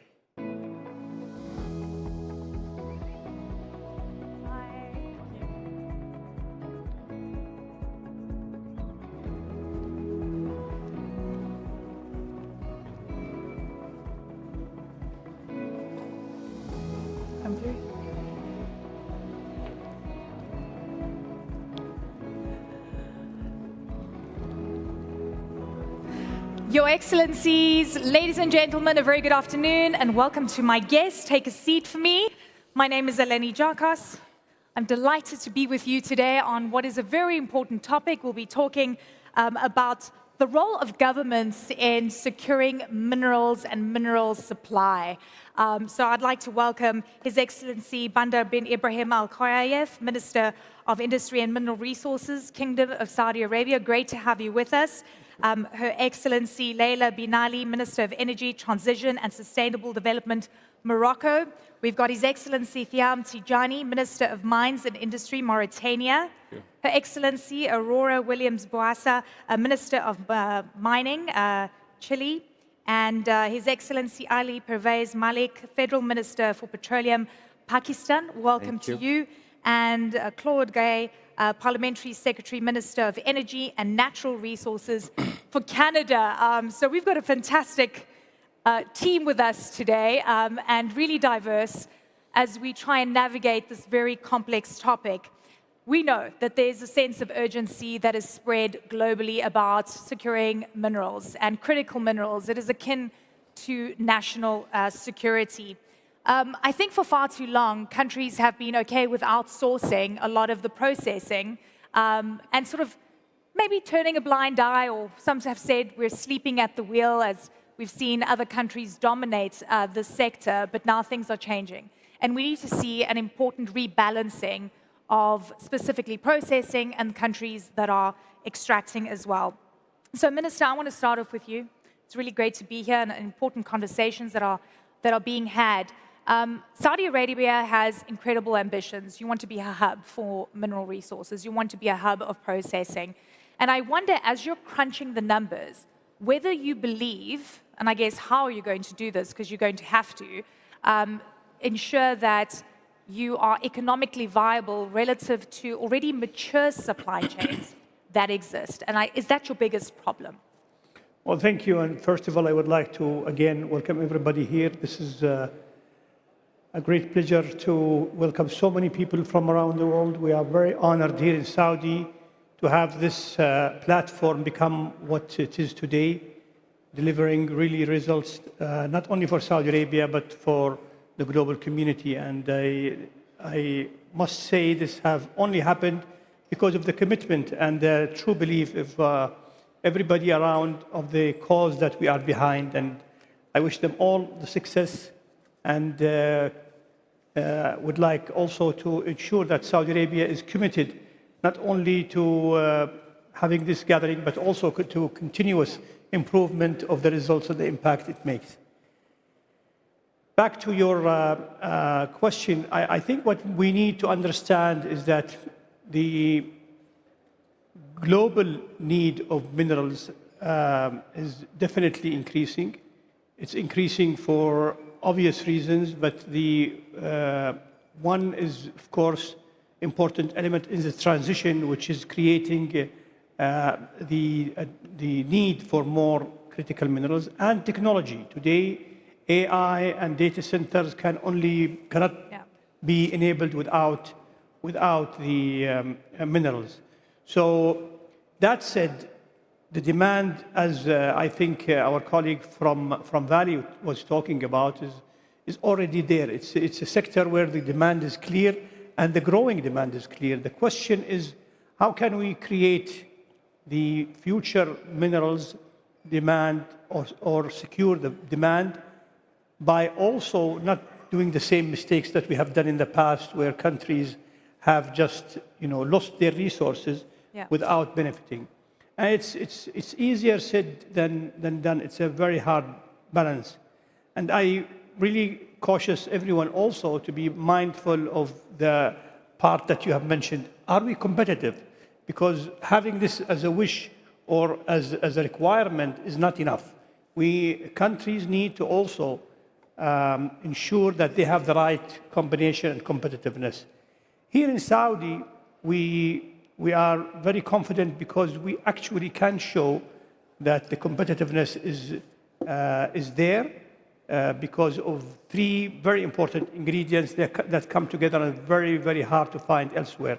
One is the resource, which the government is spending a lot of money and programs to ensure that clarity about the resources is there and the way to extract them is there. And the second is energy. Saudi Arabia has a very competitive energy position where we can use this in the further processing. Any processing of any raw material in minerals will require a lot of energy. And third is our location as a country. We all know, I think the minister from Congo made it clear that 30% of the cost of minerals is in transportation and logistics. So these three things are very important to have in mind. Now, having this also combination, we will still need know-how. That's why we are seeking for the right partnerships who will come here, who will have the same mindset, who will share the same values with us. We are very mindful of the impact of mining on the different regions. I think our finance minister made it very clear that the impact on the regions are very important. So this is from an economical point of view. I think from the social side, Saudi Arabia is blessed with a very good history about utilizing natural resources. People in the past in this country have enjoyed the value and saw the value of oil when it came out and how it elevated their quality of life and changed their life to a much better life. And they see this also happening with minerals. So we have a good history of ability to turning our natural resources into economic and social impact. Okay, let me ask you this very quickly, because one of the reasons that it's hard to compete with a powerhouse like China that controls up to, in some cases, 90% of processing of critical minerals, is that it's subsidized. Are you willing to take that route? Well, we need to see the value chain. I mean, subsidies, no country can afford to subsidize everything forever. Yeah. So if you look at any value chain in any of the metals, you will definitely have to, at some point in time, push and subsidize certain parts of the supply chain. I will give you an example. Today in Saudi Arabia, for example, we have been able to succeed in a couple of supply chains where from the material to the being a global player, one is our phosphate and the ability to turn our phosphate into fertilizers, where today Saudi Arabia is the fourth largest player in fertilizers. This cannot happen purely without some kind of intervention from the government. Yeah. What the government have done in investing in the railway from Ras Al Khair to the north is an important enabler for the sector to thrive and to compete and to reduce the amount of phosphate and process to be going to the international market for fertilizers. The other product is aluminium, where again, we were able to turn our bauxite reserves into high quality, high-end products going to things like automotive or machinery equipment or packaging. And now actually we are in discussion with most of the OEMs in aerospace to include or approve our quality of aluminium. But at a certain point in time, you will have to, as a government, to support that, but you cannot do it forever. Yeah. So I'm sure that any country today will face difficulty in extending unrealistic, I would say, initiatives that have direct subsidies to any industry, and this is including China also. Right, fantastic. A lot to get through. Minister Gay, I want to come to you. Canada is super interesting. I mean, you're so experienced in this. If anyone wants to learn lessons, we just have to ask you in terms of what went right and what went wrong. You've got Prime Minister Mark Carney currently in China, engaging in conversation, what is critical at a time of immense confrontation between the two world powers when it comes to tariffs and the leverage that China has on critical minerals. And I wonder how you're looking at the sort of intersection between geopolitics and the securing of mineral resources and the importance that Canada is going to play at a time of turbulence. Well, thanks. That's a great question. This is where actually we feel the same way. Yesterday, we signed a memorandum of understanding with Saudi Arabia. And it's because we share the same view of the future of a multilateral world. And Canada intends to play a role, an important role, in fostering this multilateral lateral world that we see in the future. And we are going to do everything we can in our power to encourage that. And there's work with our allies around the world to create such an environment. So multilateralism, in your mind, in Canada's mind, is not dead. It still exists. Steadfast. It's steadfast. And I wonder if we're starting to see alliances that are building within the mineral space. And while we see a degradation of multilateralism and perhaps the global world order, do you believe that perhaps alliances are going to be built in this sector per se? Yes, and what we're doing is we're looking at each one. Canada's blessed with many of the critical minerals that the world needs. And we're going to do alliances. We're looking at the supply chain of each one of those and determining how much we need for our own needs, how much the world needs, and how much of the processing should be done in our country or in some of our allied country. How do we create the technology at the right place to have a resilient supply chain that is not going to be affected by, or least affected by, geopolitical environment? Okay, Minister Malik, great to have you with us. Pakistan, I was looking, I think you've got 90 minerals, almost the entire periodic table, minus the synthetic elements. You're only mining about 52 of those minerals right now. You've got immense prospects, but you need money, right? You need investment. And I wonder if you're starting to see that money coming through. And what role is the regulatory environment playing right now in you luring in that funding? Thank you, Eleni. Let me first of all start by thanking His Excellency Al Khuraif for holding a very successful event. I think this forum could not be held at a more opportune time because despite the sluggish growth that we see globally, the demand for elements and minerals is peaking. as we transition to greener technologies. And the traditional supplies are on the wane. So these forums provide an opportunity for concerted efforts to develop those new supplies which are crucial to sustaining global growth. Otherwise, this might just become the limiting factor to global growth. So where does Pakistan fit in and the resource potential that we have? I'll come to that. I think the role of the government in case of Pakistan is very simple, that we have to reduce friction within the system, which is where simplification of the processes and the regulatory environment comes in, reducing the ambiguity in the processes, because these are all multi-year commitments to unleash the potential that you're talking about.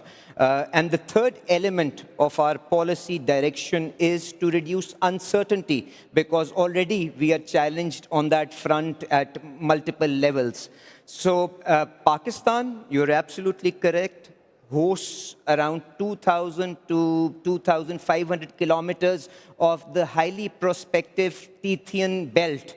So in order to harness the potential that the belt has to offer the world, we require capital, and we think all these interventions that we have designed, whether it be the harmonization of the regulatory environment, because in Pakistan, minerals is a provincial subject, and at the federal government level, we want to simplify the process for the investors, because we don't want them going through multiple legislations, multiple sets of rules to understand how to invest in the sector. And we've also benchmarked the entire regime using experienced consultants. But hold on, in a time where I guess there's a scramble for minerals, you know, and resources. Let's just call it what it is. There's a scramble.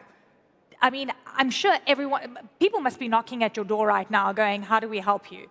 Because they want to secure minerals for the future, surely. Eleni, as far as the prospectivity is concerned, I think that is pretty much established, and we are welcoming all investors to come and help us formalize this sector, because I think the potential is such that there is enough space for us to come and join us, and hence we continue to engage at forums such as the FMF, and we will also be hosting a similar event in Pakistan in April, which is the Pakistan Mineral Investment Forum. And we continue to remain engaged with all our international friends to harness this potential, because I think the world really needs that demand. Okay, who's knocking at your door?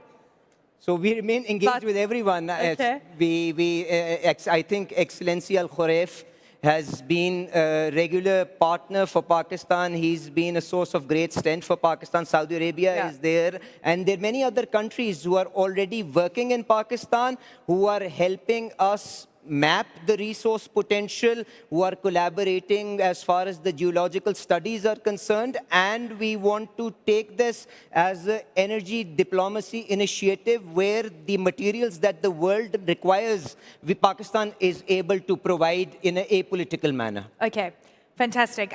Minister Williams, I want to come to you, and it's so good to have you with us, and welcome to the world's largest producer of copper. Apparently, copper is like striking gold right now. So S&P had a really fantastic report showing, I think copper is going to $13,000 a ton. You're also mining lithium. You have very strong partners with the United States, which is important. Take me through where you see investment in further expanding your value chain in Chile, because you also export a lot of your copper to China right now, because you don't have enough processing capacity locally. Do you want to process more? Is it something that Chile wants? Do you see as a vulnerability that you're exporting a lot of your copper to China still today?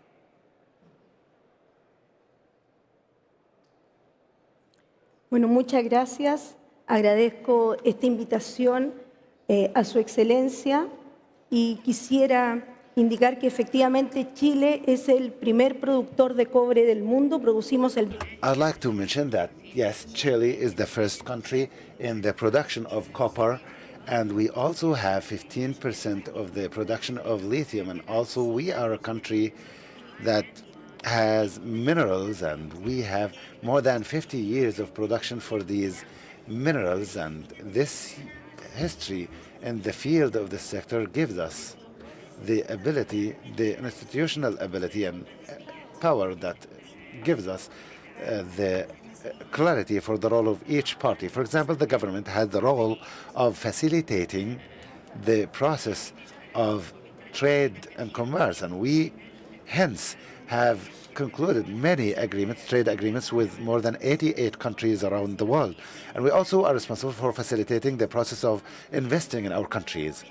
So usually what is important for us is the companies and the government or the country needs to facilitate the process of granting the right means for these companies to be able to participate through agreements. And as I said before, China is a country that is a big competitive, but I can say that 50% of the production of copper is from Chile, and one of the biggest countries that need that is China. So in our government, we have the commitment to be able and capable of performing all the necessary actions in order to produce this kind of power or energy that is needed by the world. So it's not only for us that China is important, but also we developed a strategy for developing this production. One of these strategies is implemented, and another one is being developed in order to develop more and to take a further step forward in this field. So we need to facilitate these channels to be able to reach and access their locations in the right time. Minister Tijani, great to have you with us. Mauritania, also super resource rich. We were talking backstage, and we were talking about your region. So West Africa, you've got a lot of various geopolitical issues that are constantly playing out, and in fact, it impacts the mining sector, where you see mining licenses being revoked and so forth. Mauritania is very different in the sense that you're very politically stable. Perceptions of risk, however, still follow you around, sort of like a dark shadow. And I wonder how you can shake that off, knowing what you can offer the world from a mineral perspective, but also investors are sitting in this room that can have sort of a very good experience with you. How are you planning to change that narrative? Okay, merci. Thank you, Madam Moderator. First of all, I would like to thank my brother, His Excellency Mr. Bandar. في البداية أود أن أشكركم على الدعوة. At the beginning, I would like to thank you for the kind invitation and for your hospitality, and I also congratulate the Kingdom of Saudi Arabia for this great organization of this conference that could be deemed diverse and very unique. And we are very proud as an Arab country of what is done by another Arab country. So it's really of hardship to gather all these minds, all these countries, all these experts, plethora of pioneers.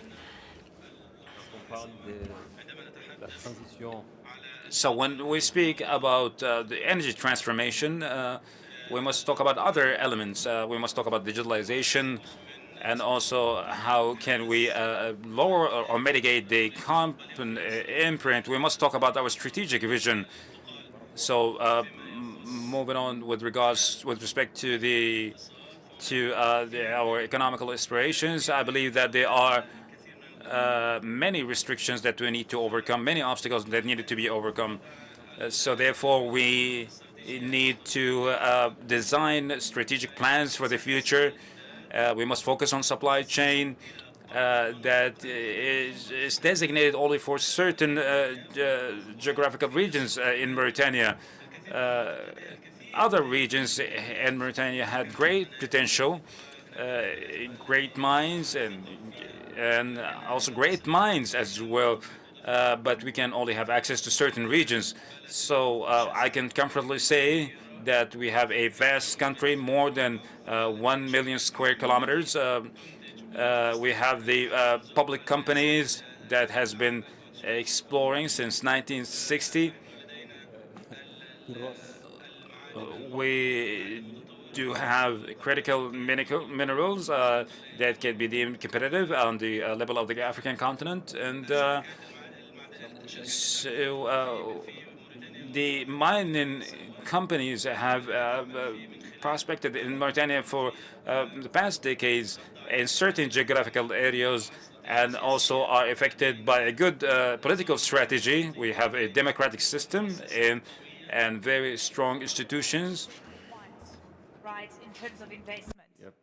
Even though I think mining accounts for 25% of GDP in Mauritania. I mean, this is enormous. So how are you going to leverage on your resources to attract investments? What's the plan?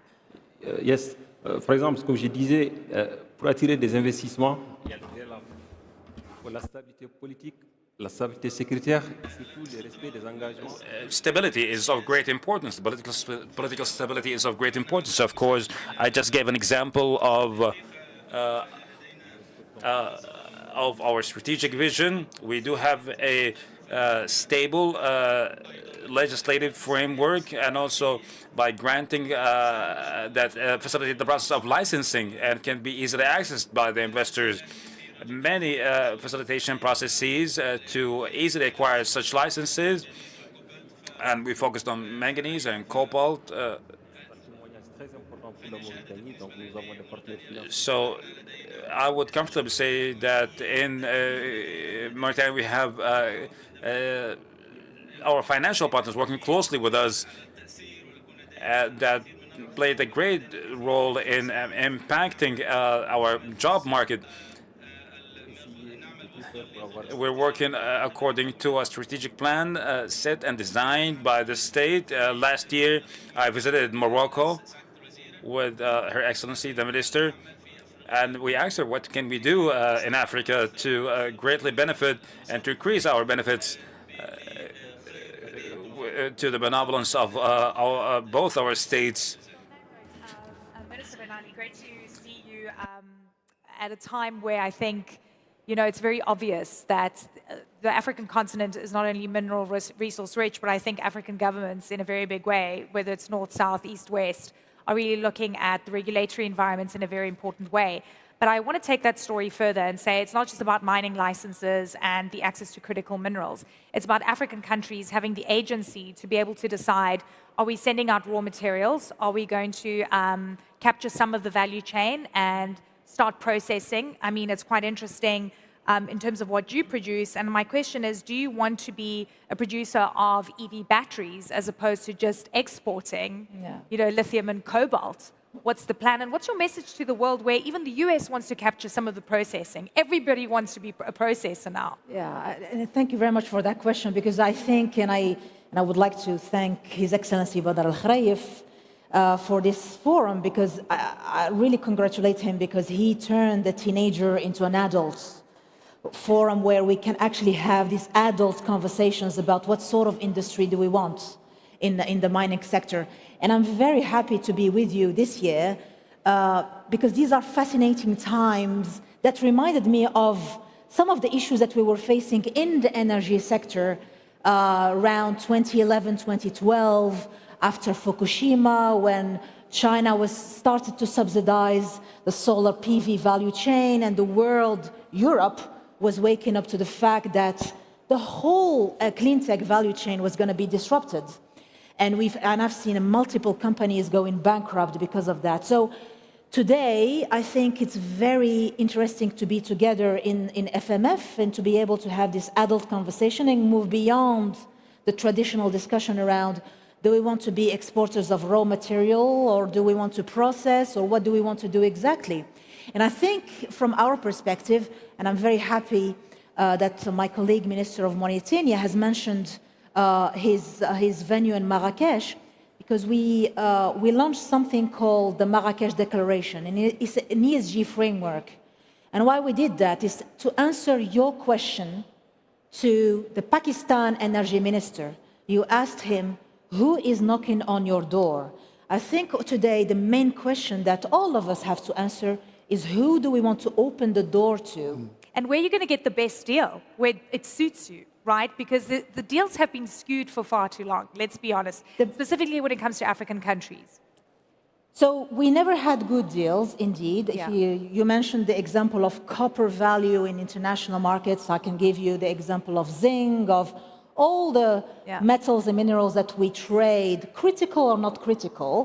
And if you compare the actual value at export declared compared to the traded value in LME or any international exchange, you can see that there's a huge discrepancy regardless of the country you're looking at. And we haven't even started the conversation about processing.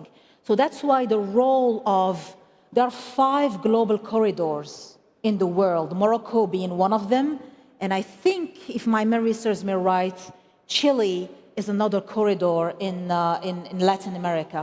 So I think those 5 corridors has a major responsibility to act on 2 things.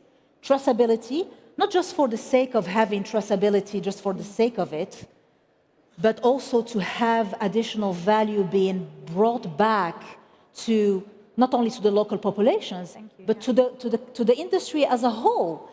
And the second key issue is ESG frameworks. Again, not just for the sake to have another fancy framework, but because those ESG frameworks have been drafted in Geneva, in New York, in all those capitals where my friend from Pakistan was able to attract great multilateral financial deals, but that is not enough. Today, for us to be able to have low-cost, low-carbon, sustainable molecules, electrons, and I'm putting energy and mining in the same basket now, because to win those digital and for you to be able to go on social media and all that, we need to multiply the production of lithium cobalt 300%, 400%. You all know that.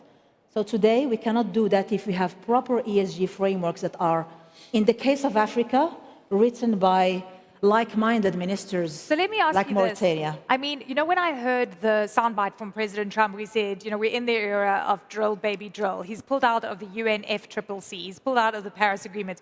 I was like, oh gosh, you know, are we going to see environmental rules being thrown out the window? And particularly when it pertains to mining, I grew up in a coal mining town. I know how dirty it is, but also the social economic impact it is. And you as ministers now, and I guess many people of miners in the room that are in this industry, you know, how do we strike that balance? Because whether we like it or not, the world is heating up, whether we like it or not. And we do have a responsibility. So what are those rules going to be as we see the rules unraveled? Minister, do you care about sort of the framework right now? Are you writing up your own rules and saying this is the standard we're going to have, and we're not going to move past this line? Of course, we do care, and this is, I think, the fact that we have this kind of events here shows how much actually we care. We are very much keen on having standardization. It's key to any industry, and during the Ministerial roundtable yesterday, we talked about it. I don't think that any action that is being taken by any country, including the US, will go outside of certain parameters, especially when it comes to standardization, how we do things right, especially in terms of how we deal with the environment and the environment requirements, how we also are in desperate need of traceability to ensure that the practices in mining are also being done in the right way. These are, I think, basics and essential. Now, when it comes to how we use energy, for example, because energy is a key component of enabling the sector. When it comes how to use water, we were discussing with the minister from Chile about their experience also as a country with a unique geographic also position, and how they were able to improve the utilization of seawater. I think we are in more need of standardization. We are in more need of frameworks, which we announced yesterday also in the future in the roundtable, and not less. Fantastic. Okay, we've run out of time, but I'm going to, because I know they cut us a little bit because we're running over. I've got another question which I think is important, and it's going to be quick. My question is, and I'm going to start with you, Minister Gay. I come knocking on your door. How long will it take me to get a mining license? That is for all of you, so you can think about it. How long will it take? It usually takes what, like, 5 to 7 years in the past. yeah, now? Now 2.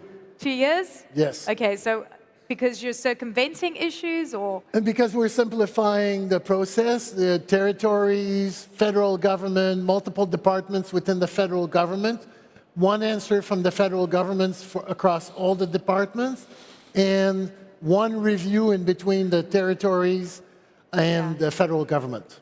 Okay, Malik, very quickly, how long? So, as I explained in the earlier comment, that we've simplified the processes How long will it and take? we've halved. So it will also take roughly around 2 years. But the point that I wanted to make was, Eleni, rather than viewing this entire thing from the lens of the geopolitics, I think the cause which Saudi Arabia is pushing and Pakistan is wholeheartedly supporting is the provision of seamless source of supplies of critical minerals to power the world. I think that is the cause Very that we will quickly, support. give me a number, Minister Williams. Number. La respuesta es depende, porque en Chile hay operaciones de muy baja escala que no requieren permiso. It depends. That's my simple answer. It depends on a number of factors. Because there are some major companies that do not require these types of licenses, and other smaller companies that requires other types of licensing. So we can say from a number of days to tens of years. It can vary. But I want to talk about the great effort that's exerted by all of us to secure a proper environment or ecosystem to achieve that goal. Les licences en Mauritanie, comme je disais, on est très transparent, on est très preneur. Aujourd'hui, par exemple, je lance une invitation solennelle à l'ensemble des investisseurs. Nous avons des zones à fort potentiel qu'on met à la disposition des partenaires sérieux qui ont des capacités techniques et financières et qui souhaitent vraiment développer notre ressource. Tout est très transparent. Tout est... we are open. Nous sommes heureux de vous dire que nous sommes prêts. My team is panicking. By law, 30 days in Morocco if you sign up to the ESG framework, because I'm also Minister of Environment. Okay. Oh, yes, of course. Minister Al-Kharev, how long? From 30 to 90 days. Ladies and gentlemen, round of applause for my brilliant panel. Merci. Thank you so much. Shukran.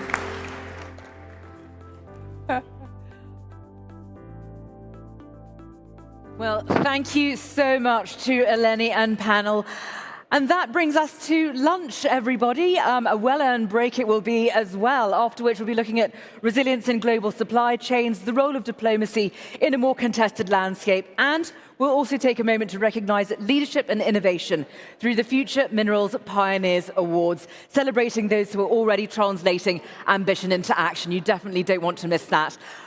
For now, though, I wish you a happy and successful break, and we'll see you back here at 2:25 sharp. Thank you.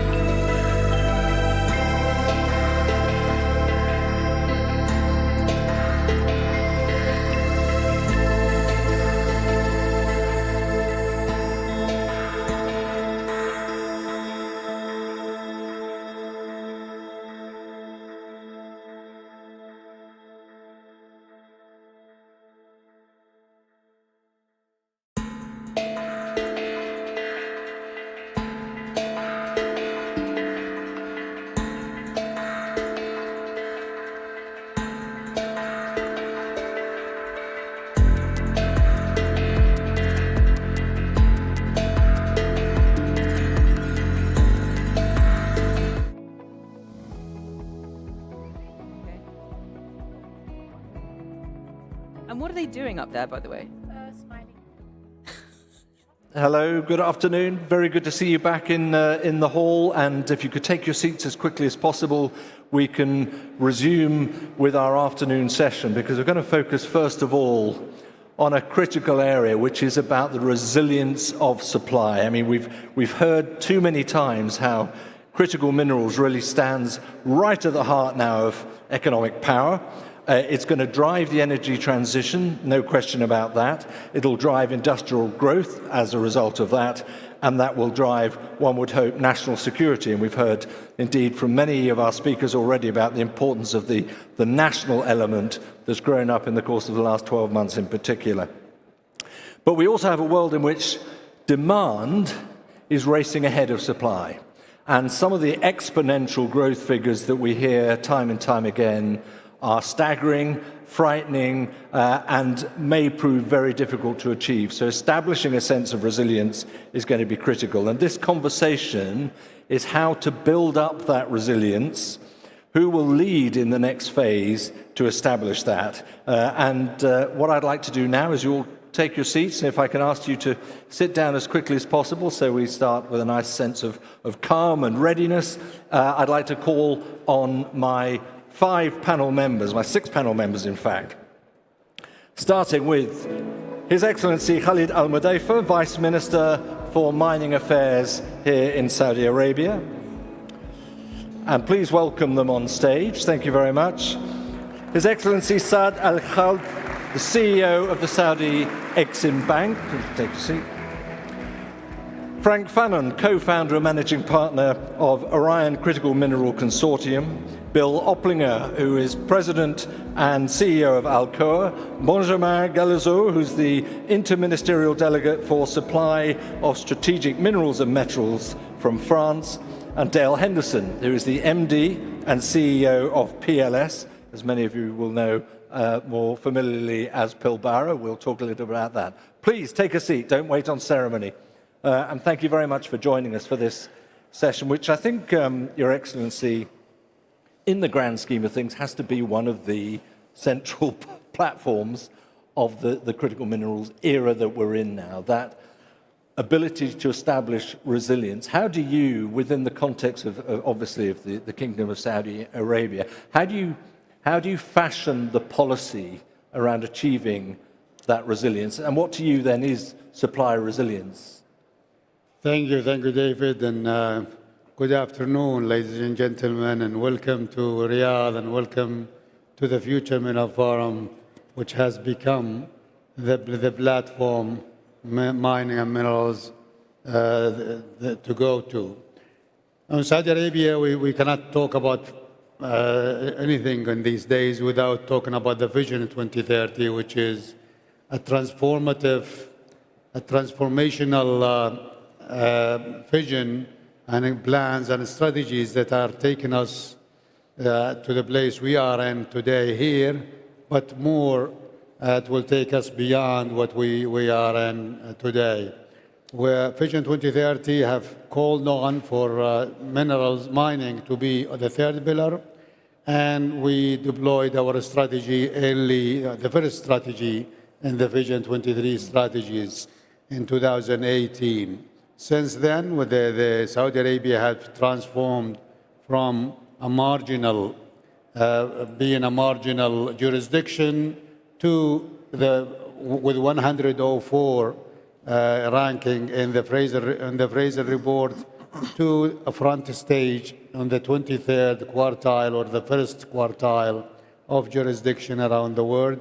This has all happened because of policies and focuses.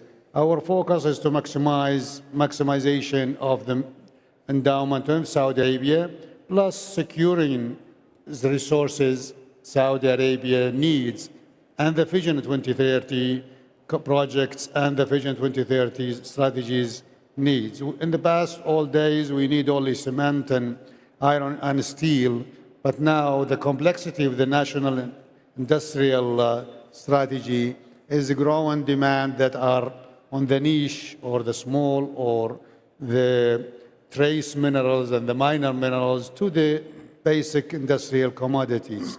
And therefore, we have established the ecosystem to make sure that we deliver on the needs of those industries around in Saudi Arabia, including establishing the National Mineral Program, which is a program to make sure, to answer the question you have just asked, how to make Saudi Arabia the supply to Saudi Arabia resilient and secure the requirements of Saudi Arabia now and in the future. We've been very successful in terms of attracting the first thing, which is exploration. Exploration spend is 5 times what it has been in 5 years ago, 5-fold increase from less than $20 to almost $150 per square kilometer. This is not the target we have. The target is to reach 1,000, but we are ahead of our target in 2025.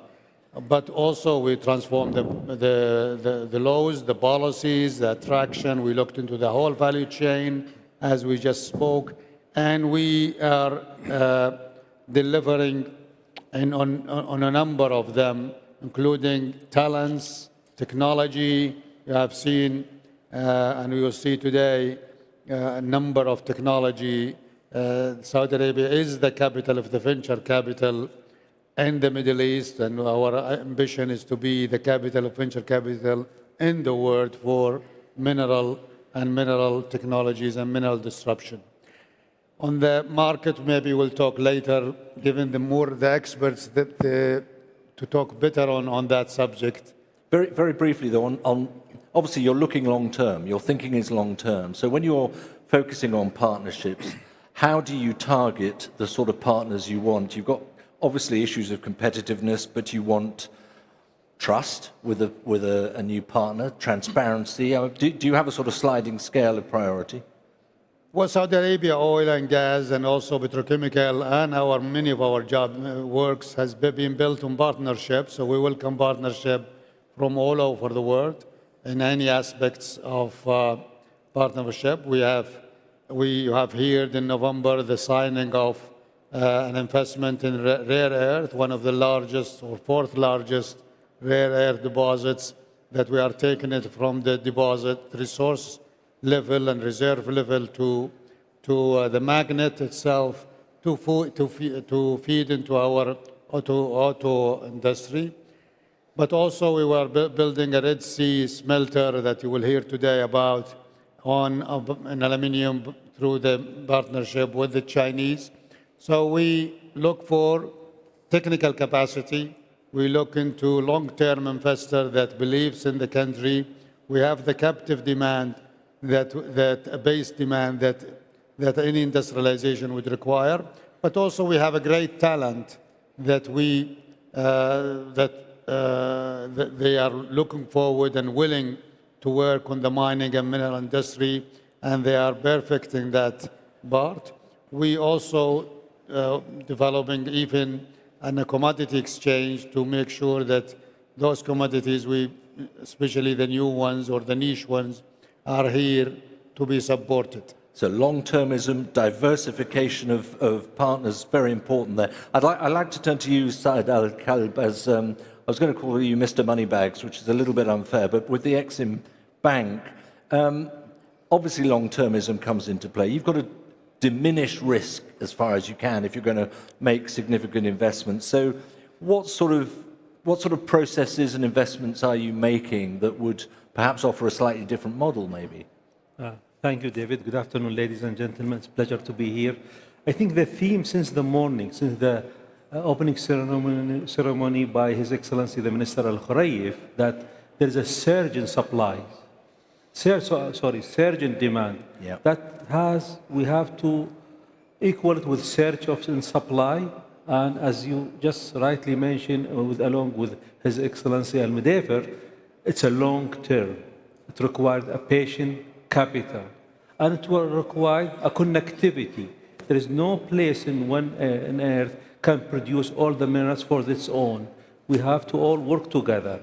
The estimated investment in mining activities from now until 2040 on a global level, it's ranging between 500 to 600 billion dollars.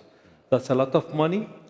I don't think commercial financial institutions will be able to do it alone. So government, development financial institutions, and private sector should work together collectively to provide that. Going back to Saudi Exim, we are one of the DFIs, Development Financial Institution or Export Credit Agency. We enable both investment and trading activities. So we help companies in exporting their raw material, and we help companies and factories importing raw material to Saudi Arabia by providing credit facilities. Since inception, 5 years ago, we provide over 20 billion Saudi riyal to this industry, and we believe this is only the start where we are to provide further facilities. And maybe I can talk about on different angle that is not only to export minerals from Saudi Arabia. We should work on connecting buyer and supplier together. So import to Saudi Arabia, and maybe I can talk later on an initiative that we launched during 2025 and will be activating immediately after this session. Great. Hold that thought then, because we've got another announcement actually, Frank, from you to come straight away in terms of the work that you're doing and you've been looking at with Orion. So perhaps you could start with that before we have a look at the way in which you've got private capital, you've got US government commitments, investors in the Gulf, and how that model can unlock a very traditional mining sector. Yeah, thank you. It's great to be with you, Your Excellency. Congratulations on the 5th event. It's a testament to the vision, and it's amazing to see the kids getting bigger every year. I think what we have is this new era of recognition of the importance of mineral security, and there is very much a race going on. There are a variety of tensions on why that is, but if we just, and you referenced it earlier, David, that just the exponential growth in demand that's occurring around the world to feed, whether it's for defense applications or I would just say the new underpinnings of the modern economy. It's a completely different set of inputs that's driving the world, and minerals are truly the bedrock of that. That's requiring governments and companies to think about new ways, new models on how they're going to secure those inputs to drive forward growth and security. And what we've done is we created a company called the Orion Critical Minerals Consortium. Orion Resource Partners manages it out of New York, American firm. And we have the US government as a cornerstone investor into the endeavor. And the entire purpose of this bespoke company, it's a mission-driven company to achieve this outcome. And we're looking to work with partners and allies around the world. And I think evidence, I get the question, well, who's next and where do you go? I think just look at the level of minerals diplomacy that the Trump administration has pursued.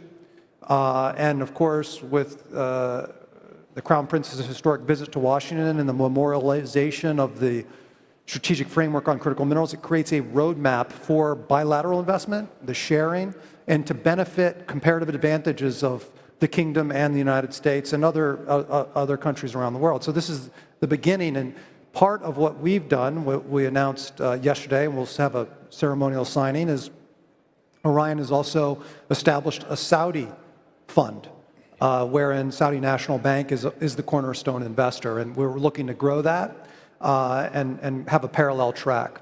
So it's exciting times. It's an absolutely exciting time that we're at the beginning, but there is a race and it's already started.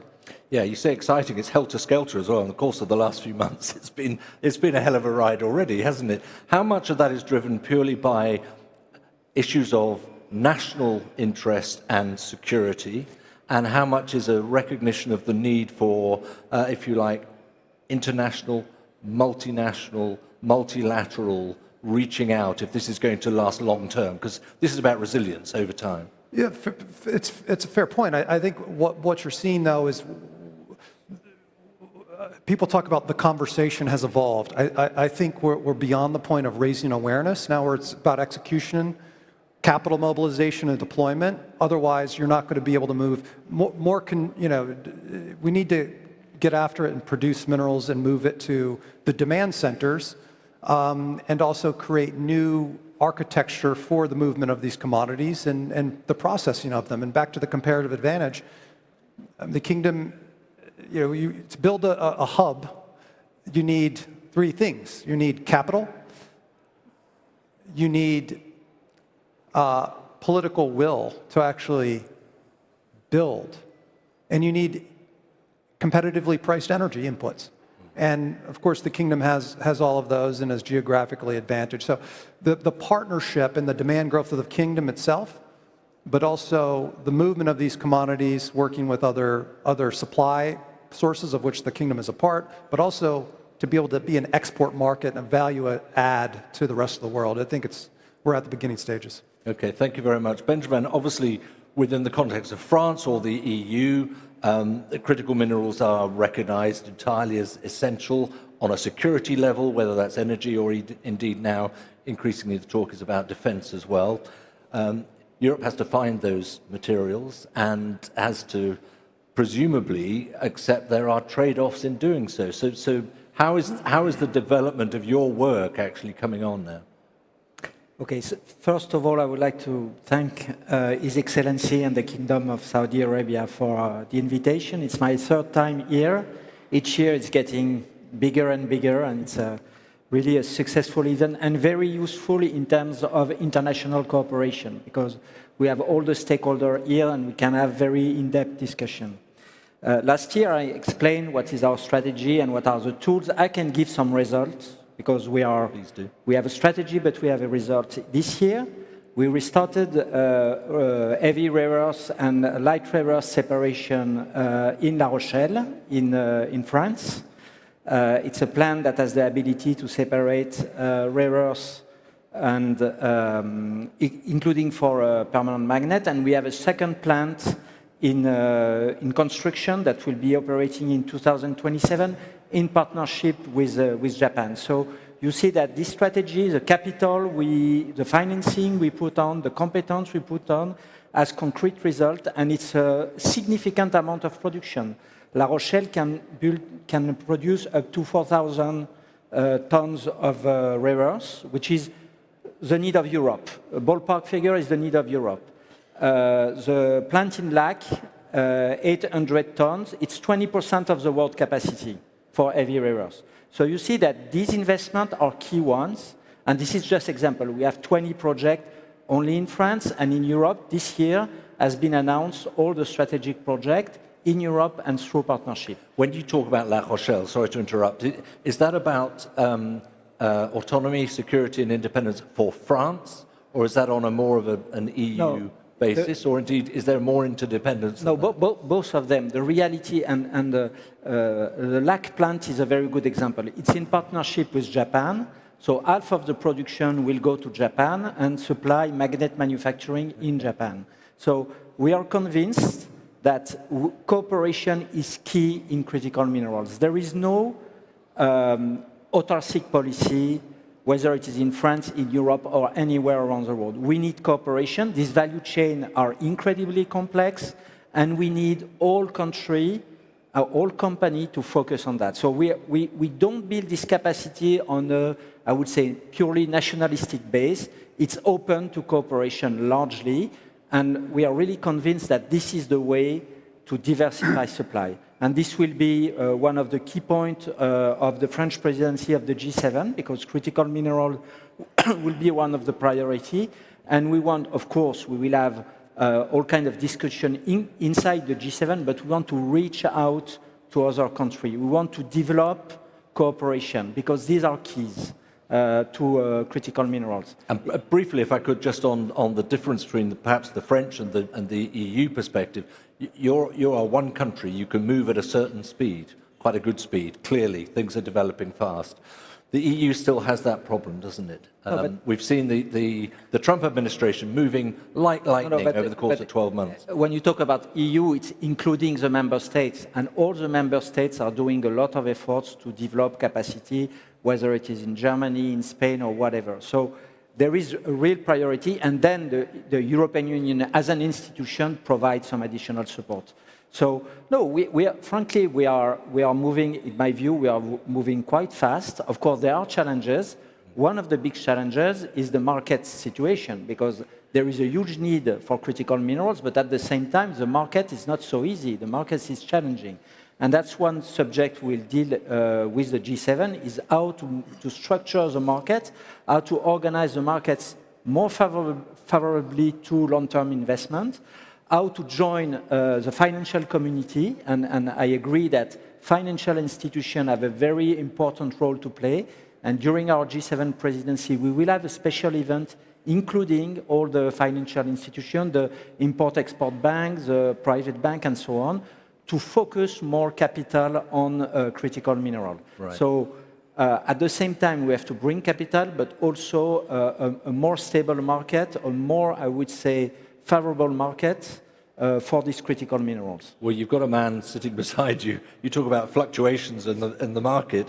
Dale, I want to bring you in here with PLS. You could tell us PLS as was Pilbara, but I do want a little bit of your story, because I think you've described yourselves as having been through a deep winter chill. You've had another chill. Perhaps you're emerging into the sunshine now, but it gives a flavor of the challenge of any company trying to create and establish a resilient supply and resource chain.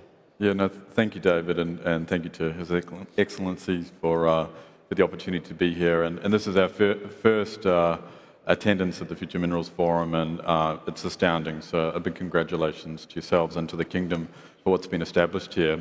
And just to paint out the picture for PLS, we're a leading lithium company, and our company has emerged in service, of course, for lithium demand, but that's all driven by batteries. But our company is only sort of 8 years old. We're roughly 8% of the lithium supply, and it's been a very wild ride. In this short sort of 8-year period, we've had 2 major spikes and 2 major collapses in pricing, which for our company almost killed our company. For the first price rally and crash. The second one, which we're moving through, has been fine because we were prepared for it. But our company is a representation of the challenge of building resilient supply chains. And yeah, we were lucky, a lot of hard work, but here we are today, a scale producer, and we have a significant allocation of lithium available for further partnering, which is a big reason why we're here in the Kingdom to progress these discussions. And to the topic of, well, how do you achieve supply chain resilience? And I applaud this topic being raised.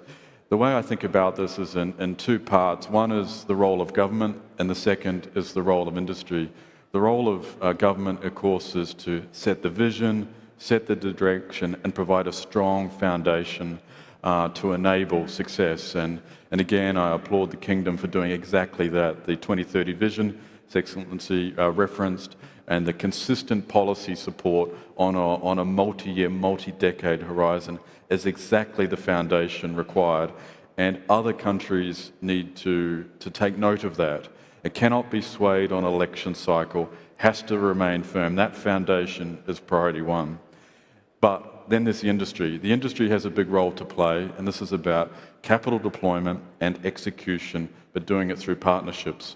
And the emergence of the lithium industry is an example of the need for partnership throughout the supply chain, because this is about building ecosystems. As it relates to batteries, it's a full ecosystem that can only be achieved through partnerships. So industry has to contribute and make that happen as well. What do you say to investors, to governments, about the way in which that resilience can be achieved? Because, you know, we can all sit here and say, well, long-term, lithium, you'll never get enough of it. There's going to be a huge demand. But as you know, in the short term, you could be crippled before you get there. So how do you establish that resilience? Well, I think as it relates to government, what the Kingdom is doing is the right way to go about it. It's why we're here, and I think it speaks to why this forum has attracted such an enormous quantity of people globally, because this is what's required: strong vision, stable vision, a strong foundation. Then it's about deployment of capital on an enduring basis in service of that policy setting. And it's great to hear the initiatives being driven by the US, but this sort of enduring, consistent approach is what really sets up the possibility of success for industry. But without that, industry cannot follow without that stepping stone. Bill, thank you for waiting on the far end there. You're an old friend of the Kingdom of Saudi Arabia, yes. In any case. Let me just ask you about, we're talking a lot about critical minerals, and here we are. You've got a major commodity in your hands with aluminium. Where's the cross between these two, and where do you see your resilience needs? Good. So I'll start by adding to the thanks to the Kingdom for hosting this forum, great forum. As you noted, I've been coming to the Kingdom now for 17 years, and I was trying to think of an adjective that I could use for the progress in this Kingdom, and the only thing I can probably come up with is just mind-boggling. The amount of progress that has been made over the course of the 17 years that I've been coming here is just, I could have never have envisioned the changes that we've seen in this Kingdom since 2009. Let me address your question. Aluminum, just to set the record straight, aluminum is a critical mineral. Aluminum's critical to the planes we fly, it's critical to the cars we drive, the buildings that we live in, and it's critical to the energy transition.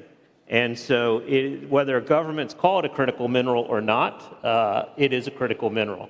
But sorry to interrupt, that in itself is critically important for you, isn't it? That it is recognized on the list. It is important to be recognized, but the demand growth that we're seeing in aluminum is unprecedented. And so whether governments call it critical or not, that's not up to me. What I can tell you is that we're looking at, over the next decade, probably an additional 27 million metric tons a year of aluminum needed in the world. Some of that will be fulfilled by secondary aluminum. Aluminum's infinitely recyclable, but a big chunk of that will be fulfilled by primary aluminum.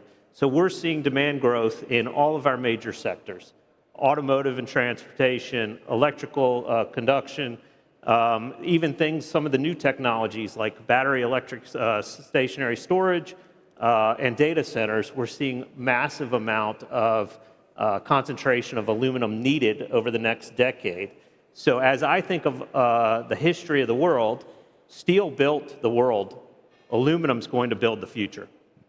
Thank you very much. That brings me very neatly back to you, Vice Minister, because how important is it for commodities to be on the critical minerals list? How much more beneficial is it to be on that list when it comes to issues of permitting, of speeding up processes, of the whole value chain?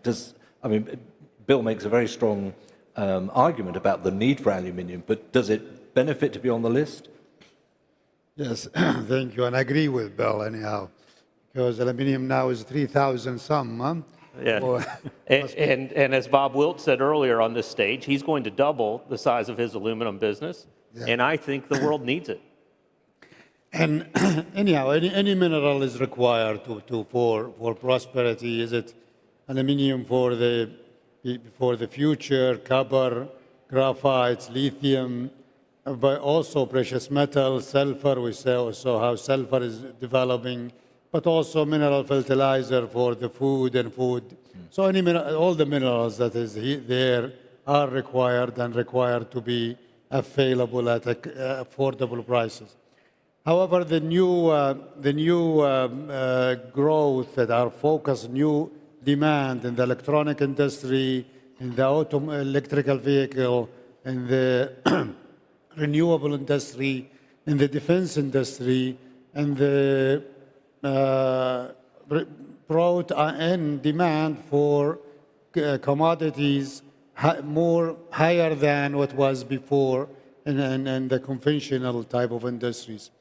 And on those, there are two types, the basic minerals of industrialization, aluminum, steel, copper, all of them is very important, but also the trace minerals that were minor minerals like the rare earth, the 3Ts, the tungsten, tantalum, the gallium, germanium, antimony. All these are very small in terms of revenue compared to the mineral commodity. They may be 1 or 2%. They can grow to be, 6%. However, their availability is a must for the new age. There would be no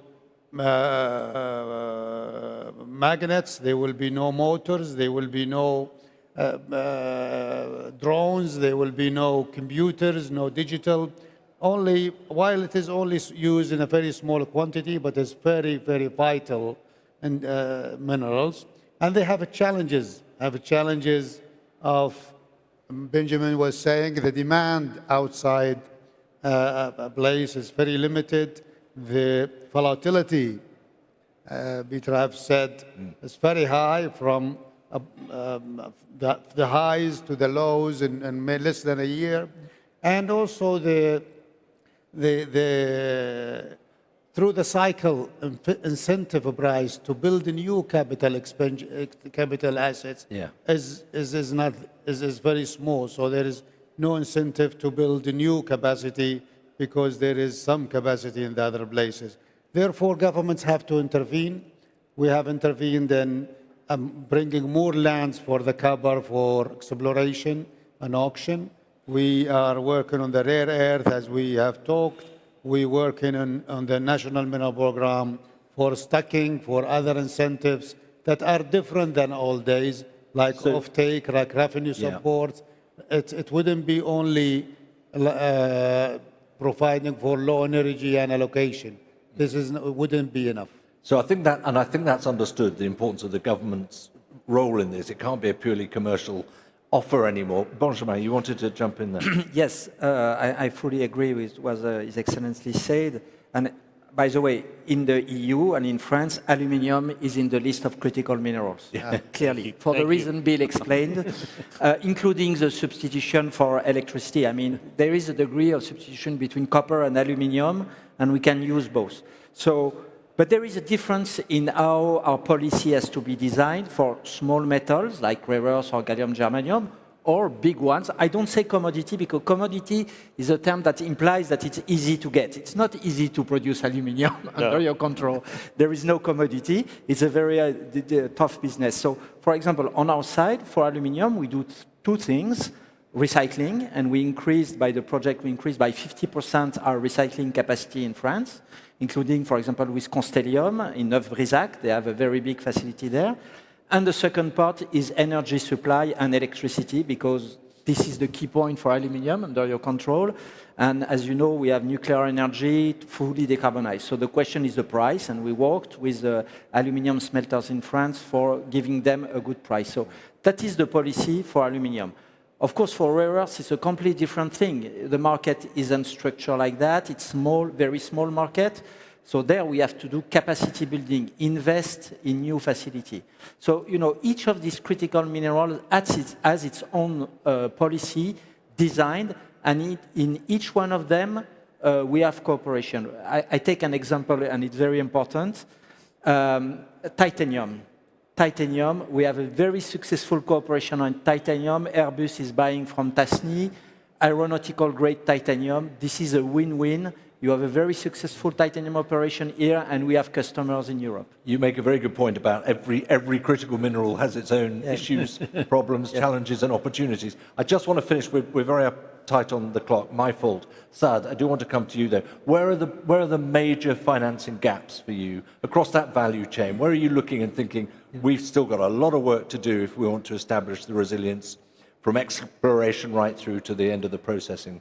I mean, in addition to any standard financing solution that any Exim Bank or Saudi Exim Bank that provide, which is financing or de-risking through insurance and guarantees, we realize that there is a missing link in the value chain, which is the commodity trading.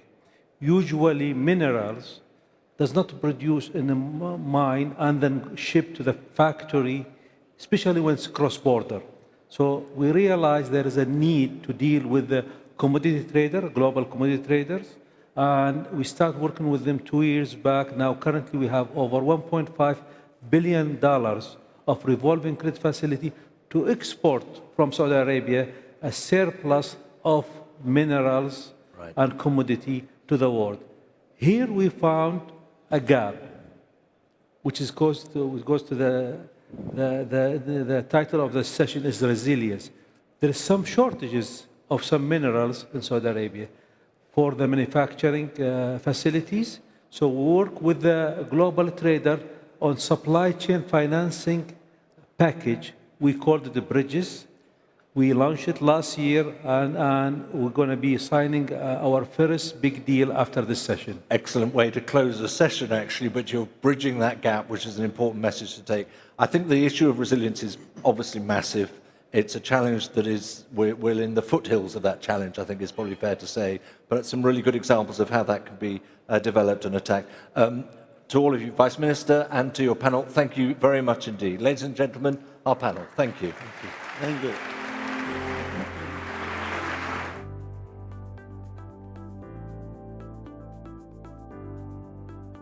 Well, gentlemen, thank you so much for such a lively start to our afternoon programme, which is packed, by the way, I should warn you now. So throughout today, I think it's clear that we've been circling this common theme that minerals are no longer just an industrial concern. They really do sit at the crossroads of economics, of security, development, and of course, national interest. And that inevitably pulls them all into the realm of diplomacy. Because as competition for supply intensifies, relationships, well, they matter more than ever. Trust matters more, as David Eads was just saying to his panel, and the ability to navigate difference between producer and consumer countries, between allies and competitors, becomes just as important as geology or capital. Some might argue even more. So we're now moving into a conversation that looks at this challenge through a diplomatic lens, one that recognizes, that minerals policy today and all of those facets are inseparable from foreign policy, shaping alliances, influencing trade routes, and testing the resilience of international cooperation. So to lead us into that conversation, we're joined by somebody I can't think of any better to do so, of course, the wonderful Becky Anderson and her distinguished guest, His Excellency Adel Al-Jubeir, Minister of State for Foreign Affairs, Kingdom of Saudi Arabia.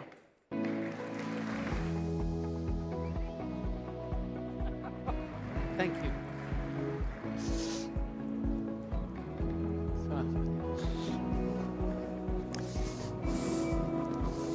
Come and sit down.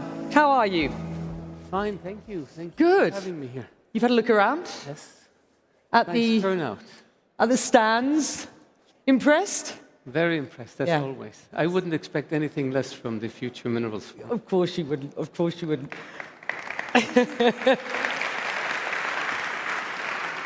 It really is very impressive. And I've actually had a chance to wander around as well. And the sort of, the sort of diversity of turnout and opportunity here is remarkable. So Mabruk to the entire team. We're talking minerals diplomacy.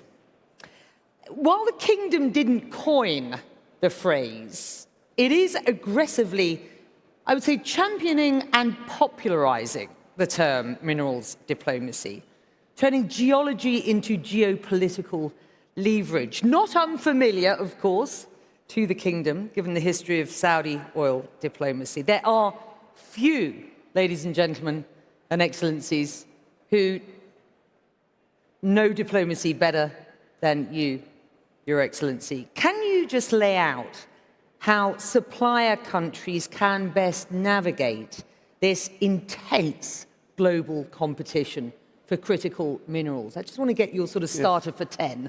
Do you have a week for me to do this? I don't. Let no. me start with the big picture. I think. Thank you.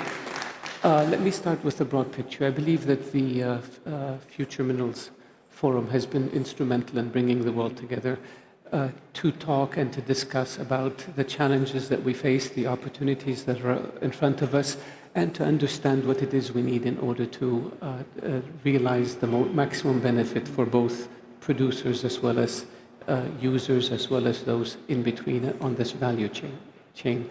The fact that you have more than 100 countries represented here, the fact that you have a dialogue going on between countries of origin and countries that use it, between companies, between NGOs, by itself is almost like having a United Nations discussion. That is diplomacy in action. We learn from each other, we learn what is important, we learn what the priorities are of countries, what the priorities are of consumers, what the priorities are of countries of origin, and we come up with ways to navigate through those. And we've seen this yesterday at the Ministerial roundtable, where at the Future Minerals Forum, the concept of creating 7 infrastructure pathways, logistical channels in Africa and in South America, looking at other parts of the world. How can we tie the world together? How can we most efficiently produce minerals, transport them, process them, and get them to the end user? At the same time, how can we produce it in a sustainable way, in a responsible way, in a way that provides the greatest benefits to the countries of origin, as well as provides a return on investment for investors, as well as provides a supply of critical minerals to the user. So we're seeing diplomacy in action. And Yeah, we're I mean, seeing the world this getting is together. international power and sort of, economic sort of opportunity writ large, isn't it? And you're right, initiatives like this and major deals and alliances forged with the US and other global partners that we are seeing emerge, this really is international relations and economic power writ large. The consequences of this competition for access to the Earth's resources can be very positive, and you've just laid out how that can be: strategic alliances, initiatives, economic empowerment, and the rest, sustainability. It is also causing significant tension at a time when the world frankly doesn't need it. So the sort of positive benefits of minerals diplomacy, I think, couldn't be more important as we enter 2026. I just wonder at this point, given that context, where we are headed in 2026, your sort of optimistic view and your perhaps more pessimistic view, if you will. I was born an optimist, so I don't have any pessimistic views. From an optimistic perspective, I think we're moving towards interdependence. And I think we see it in the minerals area. There is a sense, and a lot of it emerged from the Future Minerals Forum over the past few years, where the old ways of doing things have to be changed. The perception was that foreign companies come in, mine, exploit, take all the value outside of the country and leave the host country with nothing but a big hole on its territory. That has to change. The view right now is, or the new view is, we need to invest, we need to provide the associated industries in country, we need to refine process in country, we need to keep as much of the value chain as we can in country so that we produce jobs, we produce opportunity, which in turn produces stability, which in turn helps all of us around the world. That's one. Number two, I believe that creating these infrastructure, mineral corridors and logistics corridors, and creating this interdependence is not dissimilar from what happened in Europe when Europe created this coal and steel community between France and Germany. It led to integration. And integration leads to reducing conflict because all parties have a stake in stability.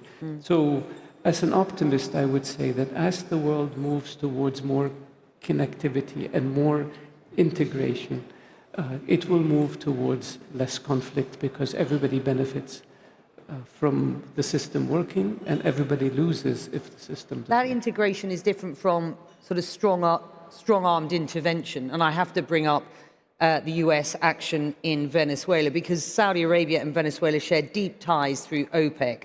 What's the kingdom's position on what was a forced takeover? And are you concerned that the US intention to control that supply reshapes OPEC's internal dynamics? Because as we look at a world sort of fraught with geopolitical tension, I think it's important that we address that issue. I think we're talking about minerals here. Well, we're And talking so- about energy. Yes, and when it comes to energy, we always believe that there has to be balance between supply and demand. We're looking for stability in the markets. We're looking for responsible production of energy, and we're looking for a way to provide this energy to the markets in a way that doesn't create dislocations in terms of price or in terms of the mineral itself. So anything that stability helps, instability does not help. Right, and I'm going to just pursue this line of instability because we are talking tension. So forgive me, but I do want to get your take on what's happening in Iran. Thousands dead. Donald Trump has said help is on the way. He's warning of, quote, very strong action.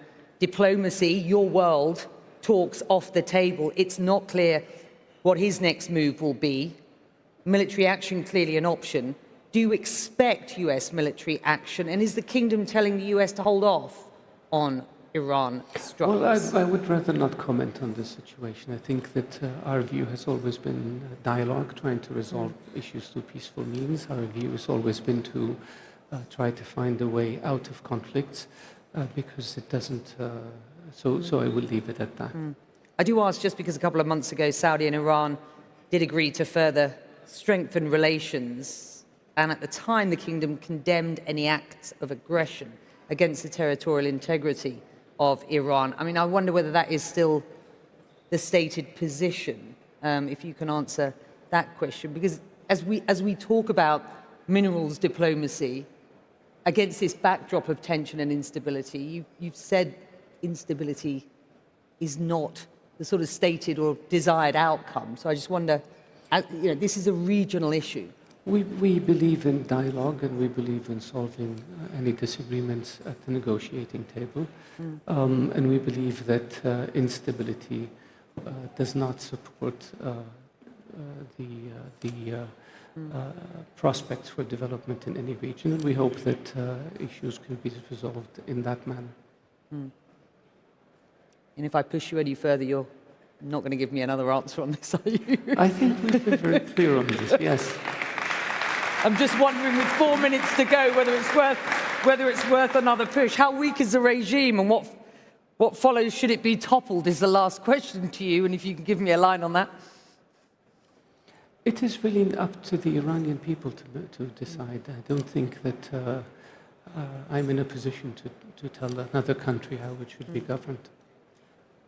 But the kingdom is watching the situation very closely at this point, I assume. I believe everybody is watching the situation very closely, and everybody is hoping that the situation can be resolved in a manner that minimizes any kind of damage.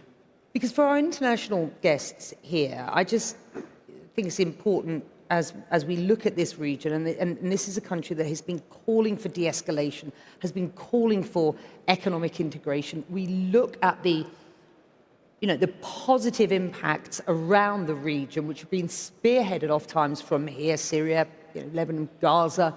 This effort to de-escalate will be derailed should we see sort of civil war in Iran. Is there any enthusiasm here or in this region for American military action at this point? I believe that the region has suffered a lot in terms of conflicts over the past 50, 60 years, in particular over the past 20 years. Whether you look at Syria, whether you look at Lebanon, Gaza, Sudan, Somalia, Yemen, Iraq, Afghanistan, in other areas. And the region needs stability, and the people of the region would hope are working towards generating that stability so that we can focus on development and nation building rather than conflict. So anytime we have an opportunity to work on trying to calm things and mediate things, we do this. We've done it in Syria, we've done it in the past in Lebanon. We're working in terms of Gaza with the international community. We're trying to mediate in Sudan and Somalia, in Yemen, in other places between India. And so our objective is stability and calm so that we can focus our resources on building a better future for our people. Saudi is building itself into being a regional power player when it comes to minerals, not just a regional power player. I mean, you're looking at this as a sort of a global hub for logistics and supply chain management, going forward and into the decades to come. There is competition in this region. Do you see that competition exacerbating an already fractured relationship between, for example, Saudi Arabia and the UAE? And can you expand on that? I believe that our objective is to work towards a better world and a better future. The reality is we sit between three continents, Asia, Africa, and Europe. The reality is we're surrounded by three of the world's most important waterways, Strait of Hormuz, Bab el-Mandab, Suez Canal. The reality is we have one of the largest reserves of petroleum in the world. The reality is we have huge mineral resources in Saudi Arabia. The reality is that we are in the middle of what is happening in the world. The two holy cities in Islam, Mecca and Medina, are in Saudi Arabia. So 1.8 billion Muslims face Saudi Arabia 5 times a day in prayer. This is a reality that is a fact. And we deal with that reality. So we have an obligation to a stable political system globally, to a stable financial system, to a stable energy system. We have an obligation to try to reduce conflict because that helps improve financial system, economic system, energy system, political system, and helps improve our ability to provide better standards of living for our people. Our objective is and our main focus is our people. We want a better future for our people. And in order to do this, all the things I pointed out have to fall into place. And this is what causes us to play a role. It's not an ambition. It's a reality and a fact that we have to deal with. And our objective is not to seek more territory or more people or more minerals or more.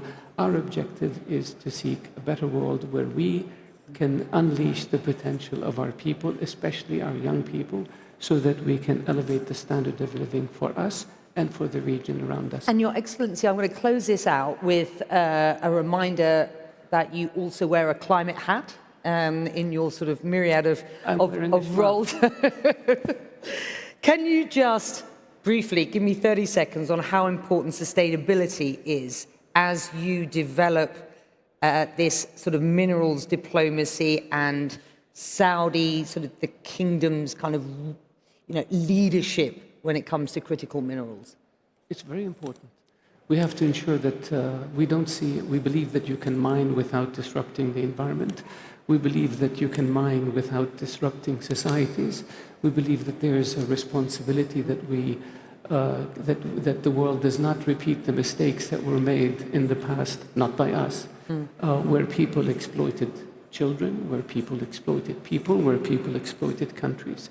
We have to make sure that whatever is being done, whatever is being invested is done in a responsible manner, both financially, both socially, and both environmentally. And we believe that it can be done.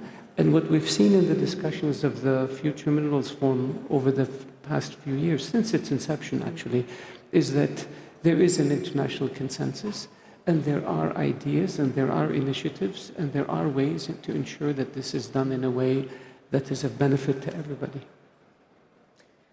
His Excellency Adel Jubeir, ladies and gentlemen. Thank you. You are always a pleasure, sir. Thank you.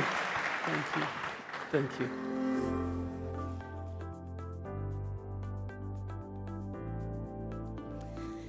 Well, thank you both very much indeed for that marvelous discussion. Well, treasured guests, we now come to a very special part of today's program, as we pause to recognize something fundamental to the very future of this sector, and that is the power of ideas and the people willing to act on them. We've spoken here today about transformation, resilience, and the systems required to meet accelerating global demand. But progress does not begin with policy or capital alone. It begins with innovators, with teams prepared to challenge assumptions, test new approaches, and imagine exactly what mining can and may become. Well, the Future Minerals Pioneers Initiative was created to elevate exactly that kind of thinking, bringing together talent from across borders, disciplines, and generations to tackle real-world challenges facing the minerals sector. So what you're about to see is a reflection of creativity, collaboration, and ambition, and a glimpse of the ideas that could help shape the industry's next phase. Please, let's turn our attention to the screen.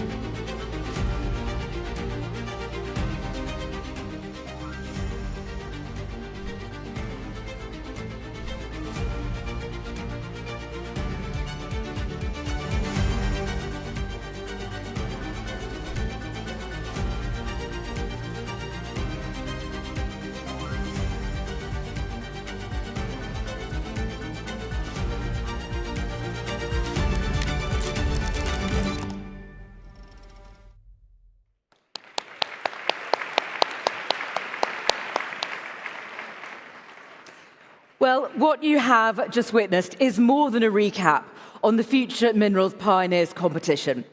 It is a real snapshot of bold ideas, global collaboration, and the future of mining taking shape right before our very eyes. From thousands of applicants right around the world, innovators stepped forwards to challenge convention, rethink what's even possible, and turn ideas into solutions that matter. Today, we do not simply recognize winners. We celebrate pioneers shaping what comes next. So to begin our awards ceremony, may I kindly invite our distinguished guests to join us on stage to present the awards. His Excellency Bandar bin Ibrahim Al Kharayef, Minister of Industry and Mineral Resources.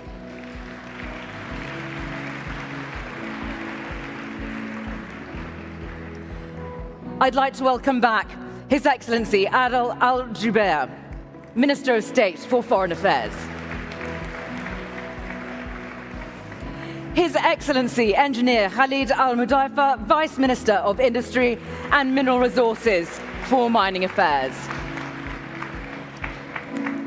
His Excellency Engineer Jamil Al Khamdi, CEO of National Industrial Development and Logistics Programme.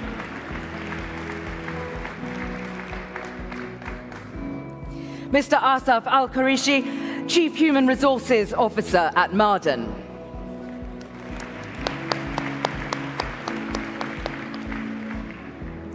And His Excellency, Engineer Ahmed Al-Khamdi, CEO of ASAS.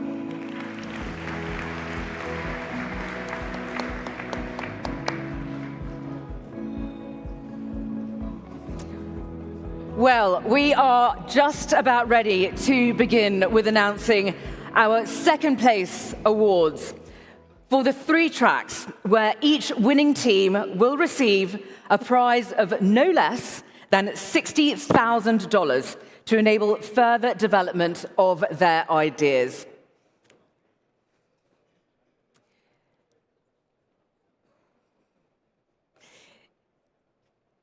It is set to be an absolutely marvelous set of awards for some extremely deserving people, so let's get started. For the Smart Technology track, the second place award goes to Team Groundbreak, representing Italy, Mexico, and Switzerland.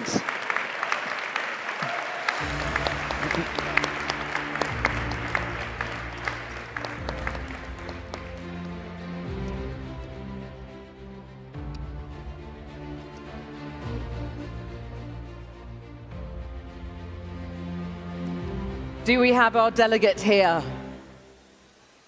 I certainly hope so, because you will not want to miss out on that marvelous prize.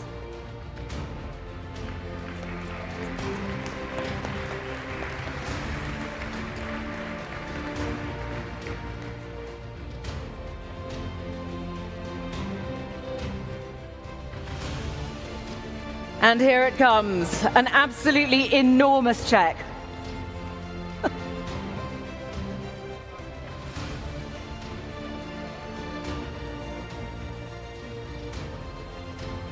And very richly deserved indeed, to Team Groundbreak.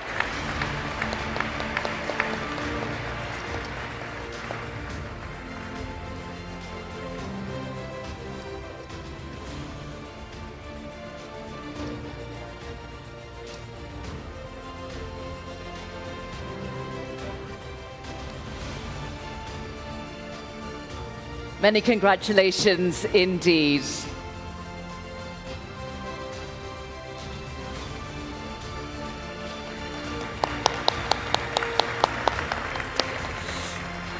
Thank you very much indeed.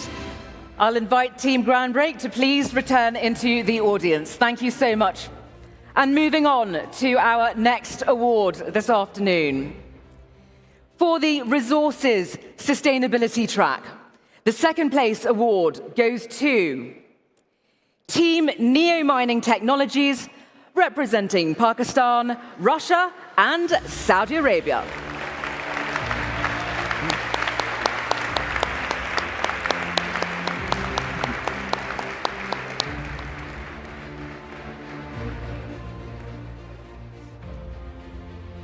Team Neo Mining Technologies making their way to the stage to accept their very, very well-deserved award.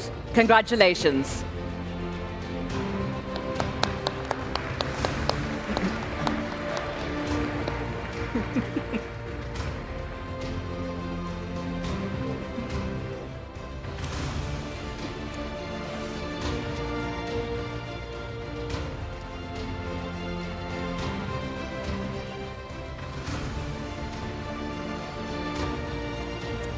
Thank you very much indeed, gentlemen. Many congratulations.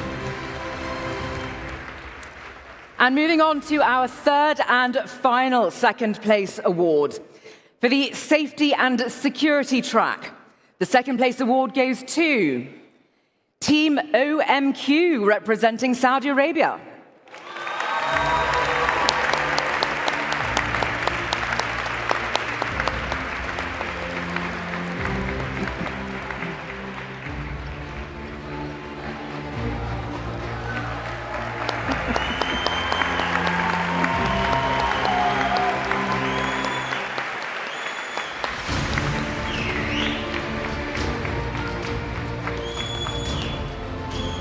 Obviously, a lot of love in the room for Team OMQ, and rightly so.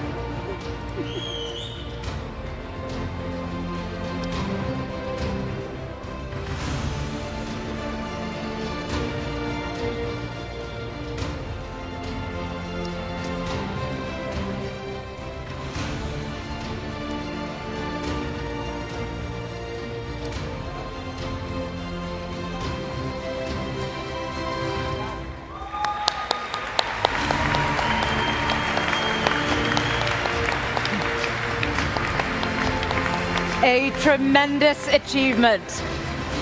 Many congratulations indeed.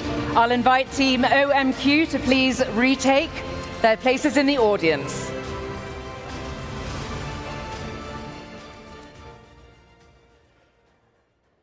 And we do need to move on now to our first place awards.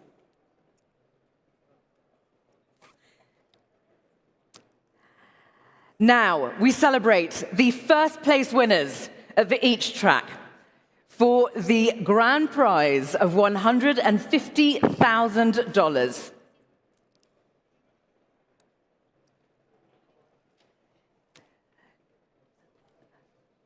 I believe we need to switch checks. I just need you to pause. This is Rawad Salama. So, this is Rawad Salama. It's okay. Just say it. Rawad Salama. Oh, this is Ruad Al Salama. Is the first place winner. No. What? No, that's not. They will come again. What? Tell they're gonna No, wait. look, this says second. Yeah, it's different. It will come again. It will come again. What are you talking about? So the first place, the safety place. No, first place. They'll come again. You got it? Ro- It will become It will become who? now it will become for the so for the become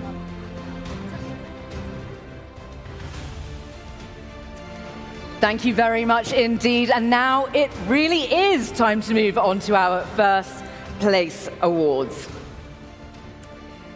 For a grand prize of $150,000 for the Smart Technology track, the first place award goes to, representing India, Team Uncharted AI.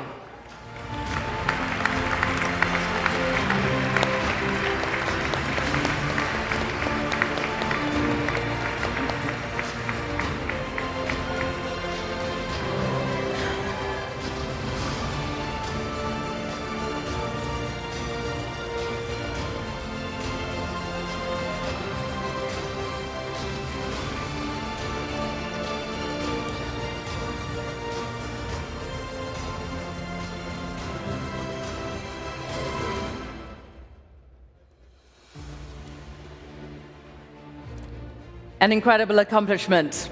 Very many congratulations.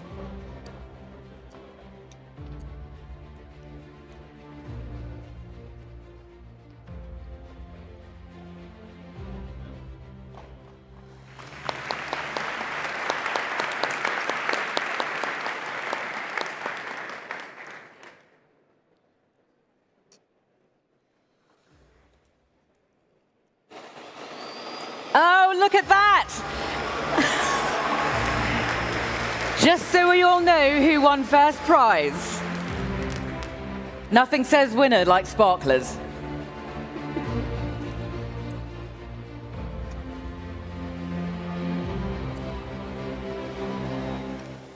And the photo op continues.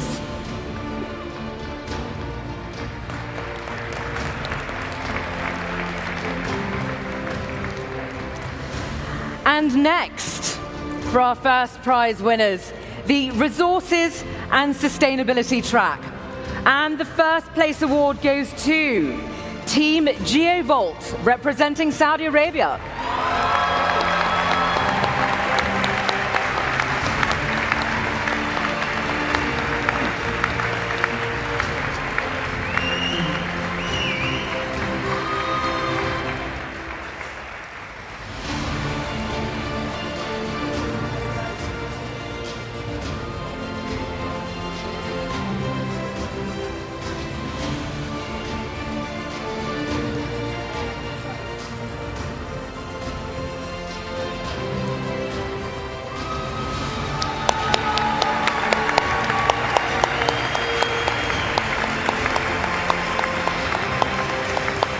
Yes? It will be on. I know. Okay?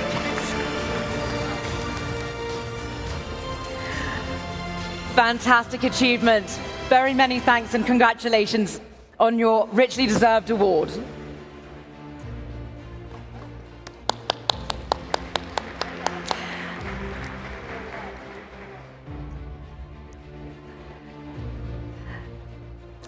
And if I can please ask you to retake your places in the audience so that we may carry on with our final award this afternoon.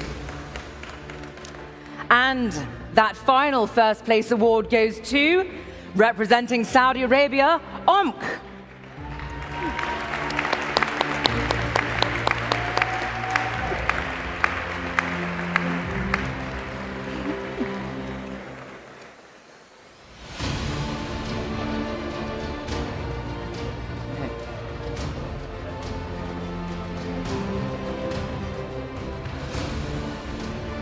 And then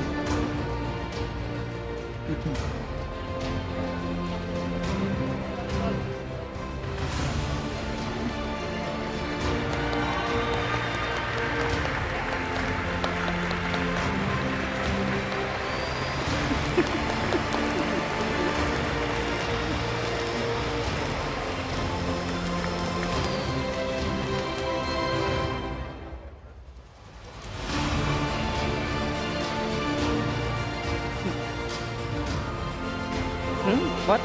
What? What? Yeah.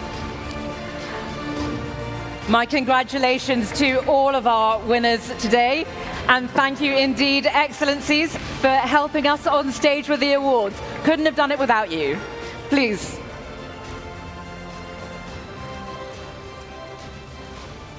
Thank you very much indeed.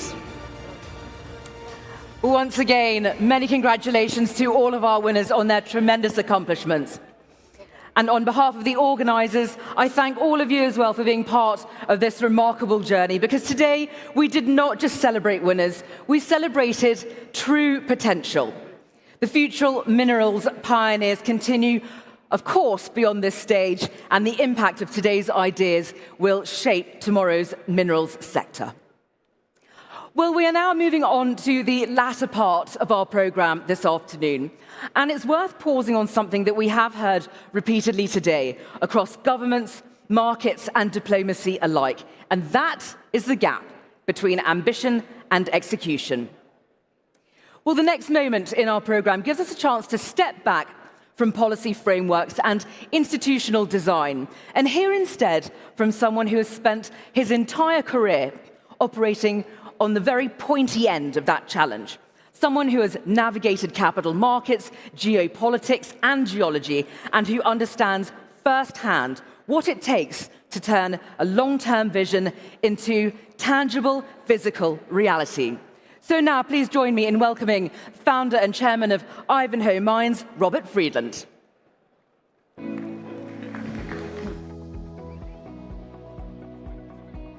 Hello there. Ready? Wow.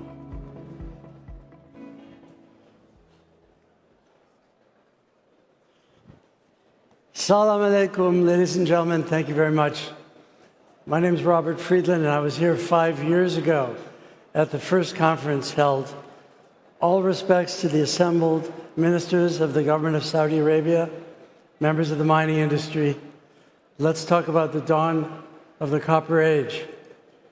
It is the hydrocarbon of Saudi Arabia that has kept the world alive. And now we need to remember that 5 years ago today, the price of crude oil, as we came out of COVID, was about $53 a barrel. And we have virtually the same price today. But 5 years ago, copper was about $8,000 exactly per ton. And today, copper reached an all-time high in nominal terms at $13,400 per day. All of you here know about data centers.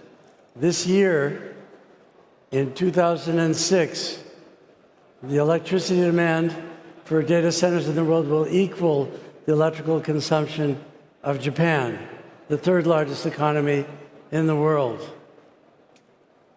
So I'm anxious to show you what goes inside every one of those servers when you think about all these servers opening soon at a theater near you. Each of those Tesla servers needs gold, iron, gallium, antimony, tungsten, silver, several rare earth elements, indium, tantalum, palladium, barium, niobium, and titanium. Each of those servers, not just copper. We looked at a recent Microsoft baby data center in Chicago. It used 2 million kilograms of copper for a small data center, but it also needed barium, antimony, titanium, indium, silver, tungsten, gold, gallium, tantalum, many rare earth elements, niobium, and palladium. Now, our company mines the ones in green. Those are the ones we actually mine. But it's very important when you do a Google search or you do an AI search, how many metals are required to make that search actually happen. So if we take a look here at this is the total sum of copper our species has mined in the last 10,000 years. If you look at the Eiffel Tower, it's 323 meters tall. We've mined a cube 430 meters by 430 meters by 430 meters. That's how much copper we need to mine in the next 18 years. That's how much copper we mined since we came out of the caves. And you see the Eiffel Tower for scale. So if we go back to 4000 BC, we mined 700 million metric tons of copper. To maintain our current lifestyle, to keep the world going exactly as it has been going, we need to mine another 700 million metric tons in the next 18 years. That's without an energy transition. And that's without the dreams of AI centers. That's just as we're living now. So speaking to you as a miner, it's very apparent we need 6 new Tier 1 copper mines to come online every year into the year 2050 to meet global copper demand. And 40% of the production from those new mines will be required for electrification and data centers and grid upgrades. Since 1900, the energy we need to produce a unit of copper is up 16-fold, and the amount of water we need to make a unit of copper has doubled. And so it's very clear that the copper price must double to meet future mining needs. And if we could turn forward the clock another 5 years, just as copper has gone from $3.60 a pound 5 years ago to well over $6 today, the price will be much higher. Now, Saudi Arabia, due to the efforts of its visionary Crown Prince, His Royal Highness Mohammed bin Salman, and due to the efforts of the Minister of Mines, His Excellency Bandar Al-Kharayef, and the Vice Minister, Khalid Al-Mudayfer, this has become the #1 mining conference in the world, and Saudi Arabia is breaking records on yearly exploration spend. $280 million last year, and this number will go nothing but up because this country has created for its young population stability and all of the requirements you need to attract capital.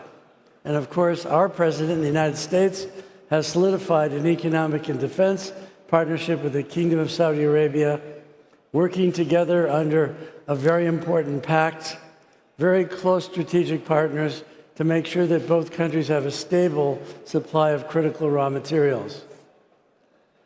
Now, Maaden, the national mining company of Saudi Arabia, and our Ivanhoe Electric have a 50-50 joint venture where we use the power of our Typhoon electrical transmitter and big data, massaging big data with machine learning. We are accelerating exploration in the kingdom here, and I'm going to show you a short video of what's going on. The technology, Typhoon technology, puts a massive amount of electrical power into the earth, more than the output of a nuclear power plant. And if there's any copper or gold down there, it will absorb that electrical energy and discharge it more slowly than the surrounding rock. And the results are very, very exciting. So let's have a quick look. Ivanhoe Electric is partnered in a 50-50 joint venture with Saudi Arabia mining company, Maaden. Together, we are leveraging our world-class technology platform in Saudi Arabia to explore for electric metals including copper, gold, and silver across nearly 50,000 square kilometers of the Saudi Arabian Shield. We are active across a diverse set of geological environments. These include volcanic-hosted massive sulfide systems at Wadi Mida, iron oxide copper-gold systems at Messina, porphyries at Tehran, epithermal gold and base metal systems in Mahad al-Dahab, and sediment-hosted copper in the platform. Opportunities for the joint venture are constantly being evaluated, with a wide variety of deposit styles present in the kingdom for us to explore.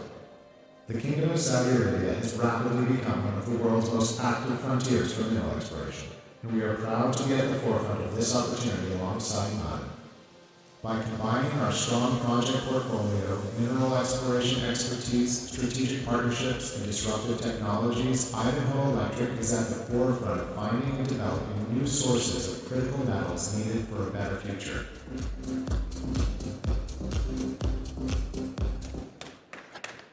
Yes. I want to thank both the Minister and the Vice Minister for their constant support to bring this technology to the kingdom. This 50,000 square kilometer joint area is about 4 times the size of Qatar, quite a bit larger than Switzerland in total area we're exploring. And I want to tell you from the heart, while we're not ready to announce what we're seeing, we see many styles of mineralization in the kingdom, and the kingdom has a very bright future, not only in copper and gold, but many other metals. So last year we told you about a breakthrough in mineral extraction. 40% of the world, 4% of the world's electrical energy is just used to break and crush rock. Here's a quote from the United States Department of Energy. Billions of tons of mineral ore are crushed and ground every year. Up to 99% of the energy we use to grind those ores is expended in moving machinery. Only 1% of the energy makes the rock smaller. Existing crushing and grinding techniques are not only inefficient and antiquated, but they have little or no scientific base of understanding. And for the last 1,000 years, we've been crushing rock with compression. But now we have technology to pull the rock apart using tensile force, and this is going to be of great benefit. The applications are there.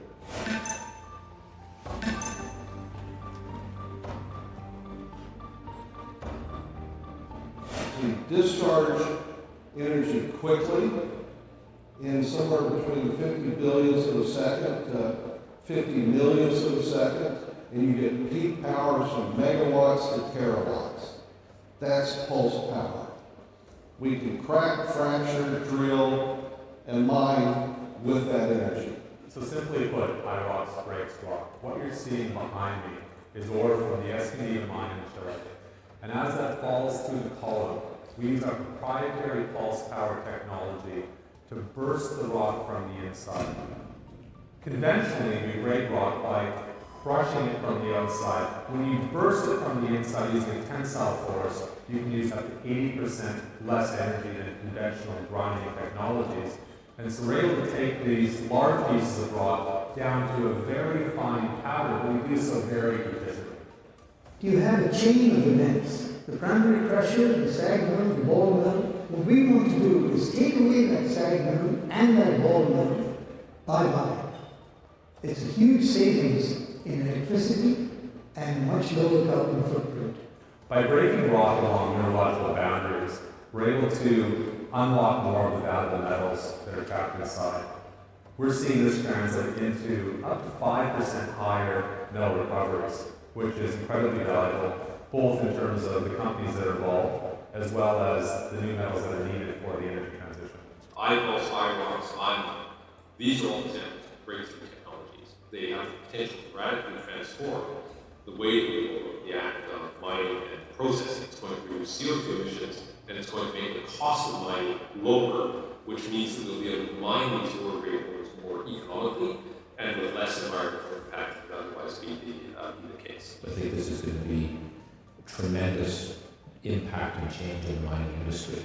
Safety benefits, the decarb benefits, obviously the increased production and bottom line benefits. It's a quadruple win on all dimensions. This technology, I think, will be an important part of the change in our industry in terms of how we break through with some techniques that we've used for 150 years.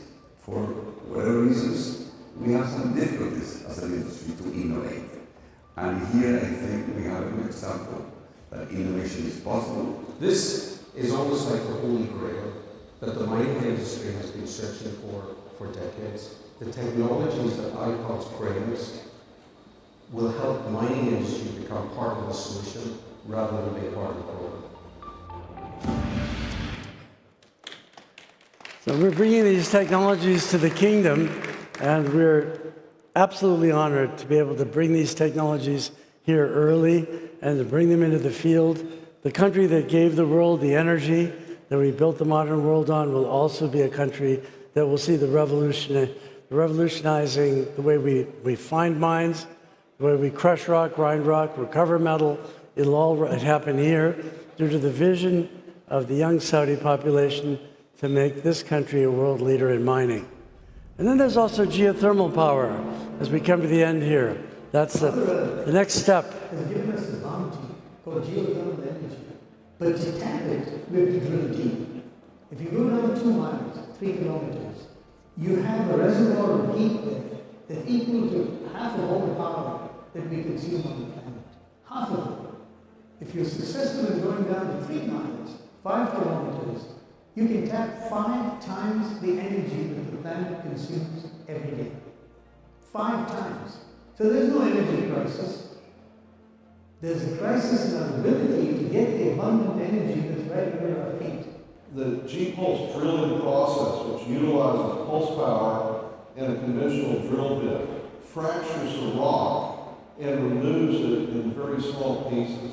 It's a technology that will allow us to drill into granite very, very quickly and at a fraction of the cost of today's drilling technology. Conventional drills, even diamond bits, wear out quickly in granite. You can take pulse power, fracture the rock so that the drill bit can grind out the rock quickly without wearing out the bit. That's G-pulse. And if we can go in and drill these geothermal wells at a fraction of the cost, then we can quickly stand up geothermal plants and supply the energy needs in the future.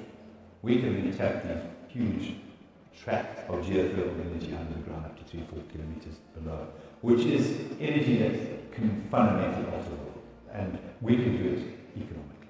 There's potential here that through the use of iPulse, you'll be able to conduct those same activities through a more continuous mining process, where you can develop continuous miners using iPulse technology to replace existing methods. We will conduct the research, we'll build the prototypes, and we'll integrate them into machines that can actually drill mines faster and at much lower cost than today's technology.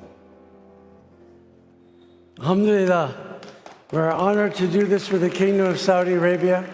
We pledge our loyalty and our best efforts to revolutionize the way we find metals, the way we produce those metals from the earth, and the way we use them. And lastly, we want to talk about one of the rare earths, because the kingdom has many rare earths. After you have your 5G phone, the next spectrum will be 6G. And as you can see, our spectrum 1G, 2G, 3G, 4G, 5G, 6G. As we go to the next 6G, we're dividing that spectrum finer and finer, and we cannot do that without scandium metal. That's why our company that is developing scandium metal in Australia was the best performing mining share in the world last year, up 2,400% approximately. Now the kingdom has these kinds of metals. There's metals you've never heard of. They'll be far more valuable than gold or copper or any other metal in the near future.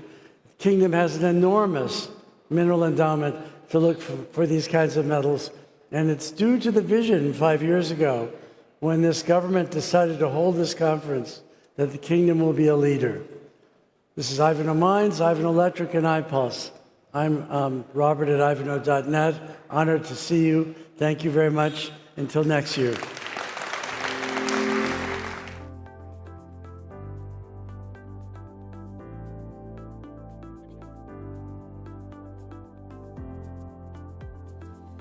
Robert, thank you very much indeed for that, which, you know, the last perspective there from Robert really brings us face to face with the realities of building at scale, the patience it demands, the risks it absorbs, and the conviction required to really see long projects through cycles that rarely move in straight lines.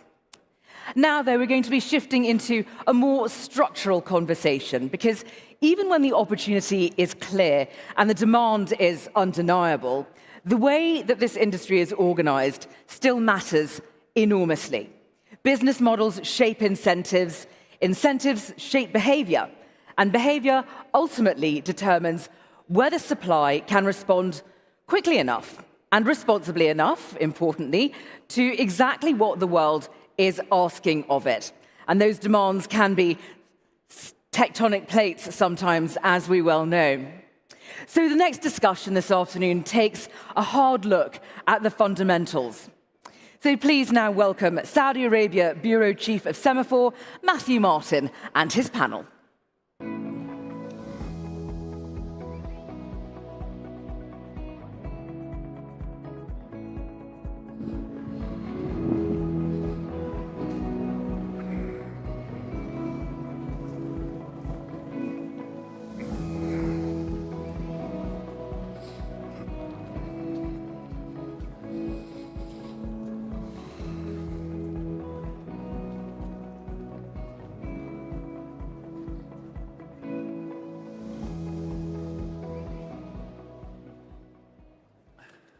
Good afternoon. Thank you, everyone, for joining us.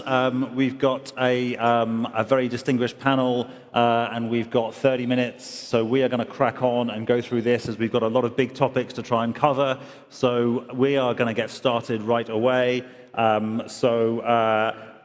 as you're in the hot seat sitting right next to me, we'll go to you first. The theme of this panel is an expensive, complex and slow industry. How do we build the business models that are ready for the future?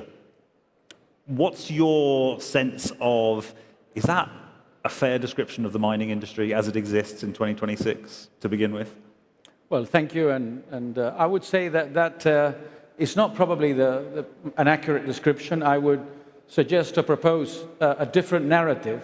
I think the industry, as you know, for critical metals is going through a very critical period in the sense that there is a turning point. Critical minerals are needed for national security, electrification, new technologies. And therefore, I would say this is an industry that has momentum, that has adaptability, and that technology is changing the way that we operate and develop projects. And therefore, it has proven to be responsive when the enabling conditions are there. And I think the conditions that enable mining to move fast, to be responsive, as we have a track record of doing, are simple and a few. But some of them, to mention, is permitting. Permitting, we know that permitting for projects takes a long time, 16 to 18 years in some cases, and therefore changing and reforming that is something which is a key enabler. And we're seeing some countries, if you look at, especially in the Americas region, from Canada through Argentina to Chile, there is reform going on the permitting space, and I think that's a key enabler.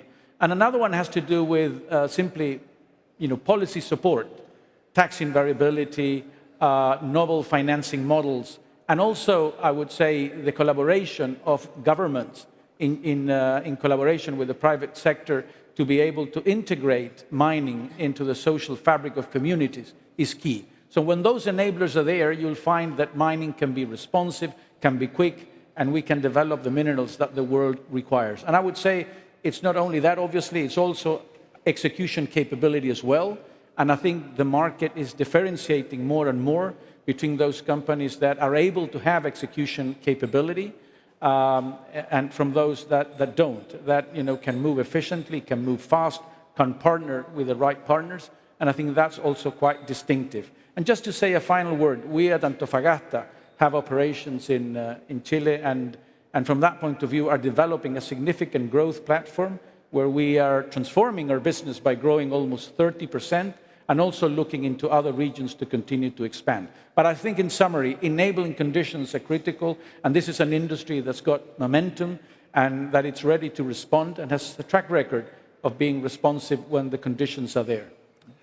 Paul, what's your sense of this? Is the industry right now on the right trajectory for addressing some of these challenges around capital constraints, around the speed of being able to execute to deliver the demand that's on the horizon?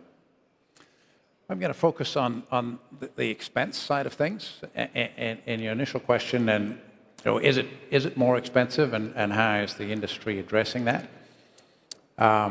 It does cost more to build mines today, but we all know it's economics 101. The incentive price needs to rise so that you can get a return for projects to get built. So it's all relative, and as prices do rise, the returns are there. But what has changed, and we see it, copper is a great example, but in so many different minerals, average head grades are going down. So it means to build an operation, produce the same amount of metal, you have to build it with so much more throughput, and that means much more capital up front. So what is happening is the industry is becoming a lot more capital intensive over time. And how do you address that? Part of our investments are also in the oil and gas industry, and I think there's a lot to learn from that industry. Oil and gas industry is much more prone to partnering. With that big capital cost, you have to share the risk. So you've got parties that are working together to do that. I think the mining industry is moving in that direction. I think it is doing a great job of it. I think, super example, one of the big copper projects out there to get built is Vicuña, and Lundin has partnered with BHP to get that done. I think that's going to be a model that will be one for success in the industry.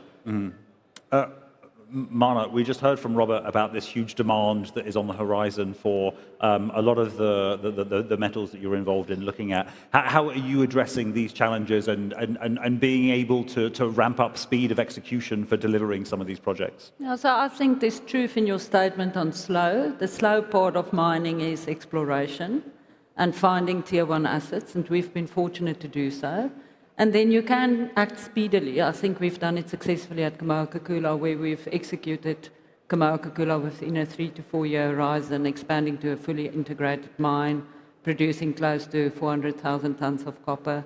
So it's possible.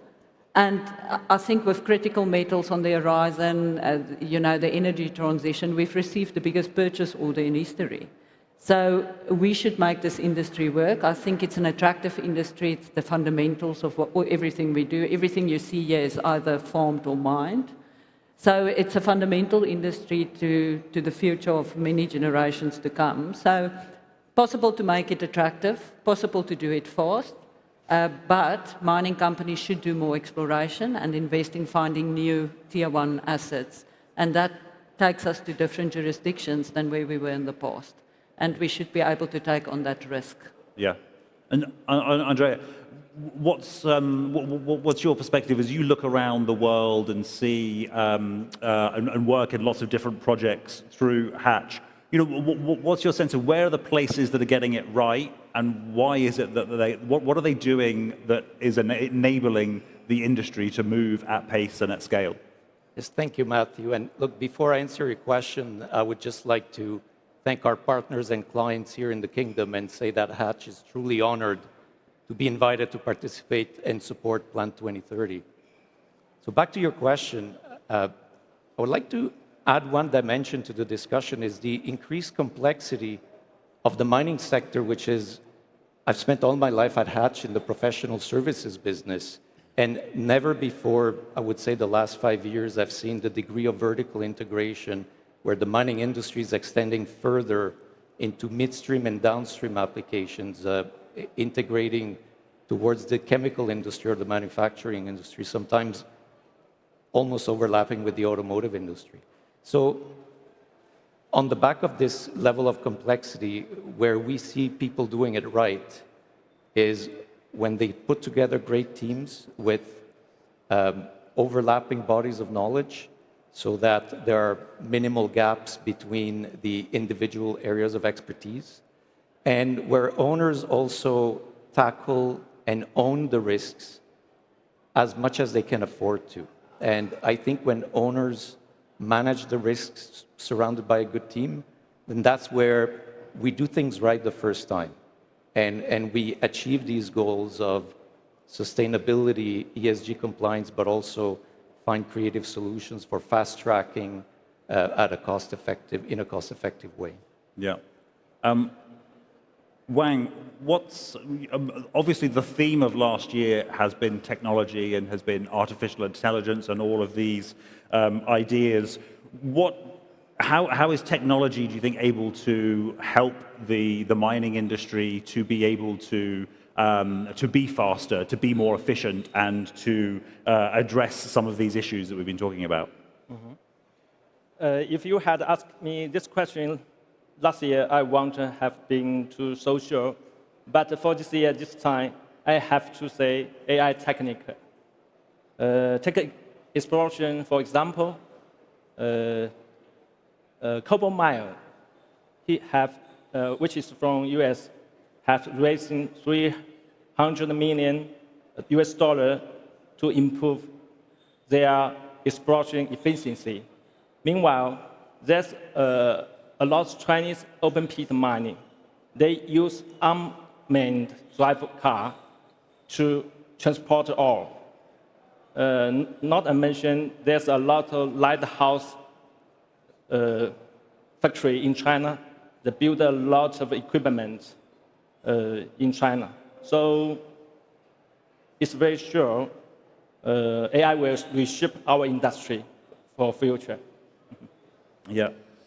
And Tristan, for you, how are you thinking about adopting technology and using technology as a way of improving efficiency, improving speed, And also, can you start to then as well touch on some of the sort of the regulatory environment as well, and how that can help to enable the industry to move faster?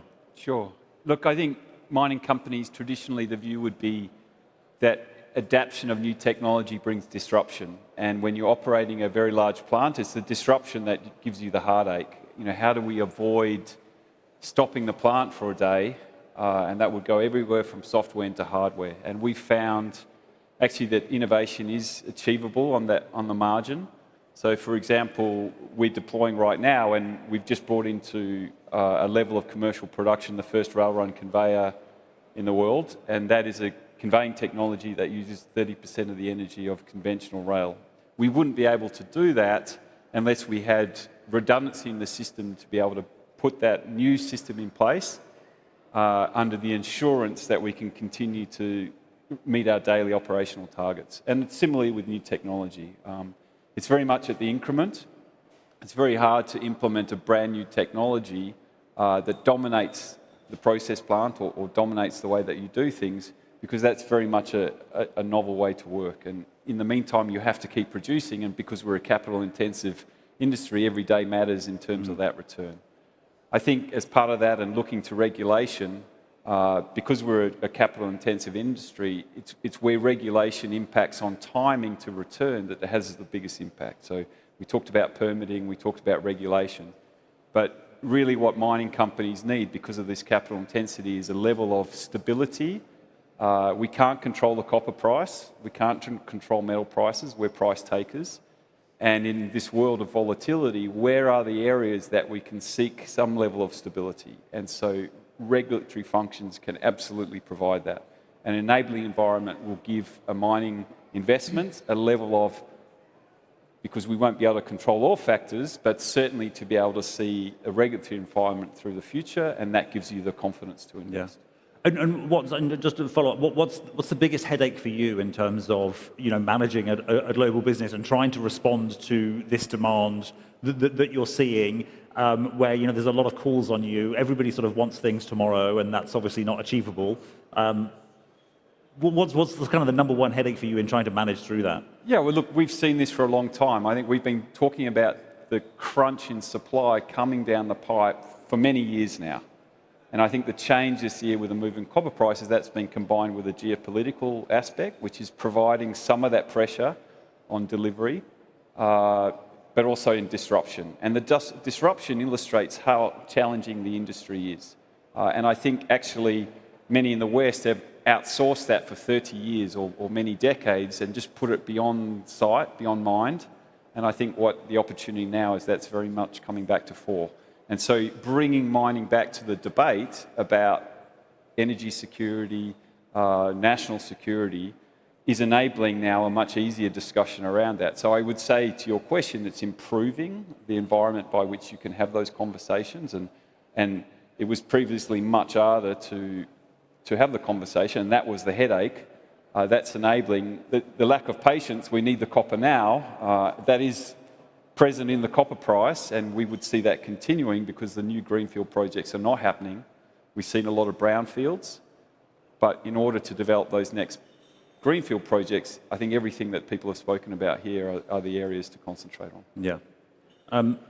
Ivan, how are you looking to respond to this huge demand that we have on the horizon for metals and minerals? And what sort of conversations are you having with various governments and regulators about trying to enable you to move faster? Yeah, as I mentioned, I mean, one of the things that we're doing is growing, and I think we're probably one of the few that will deliver around 30% growth, before the end of the decade, and that's happening now in the sense that is that what, in terms of output or in terms of output? Right. In terms of output, copper output. Yeah? So we're very much into expanding our brownfield operations, our two main districts, and that will deliver that 30% growth. But in the kind of things that, beyond engagement, with the authority around, reforming permits and the like that we focus on has been one, capital intensity, and that's been mentioned here.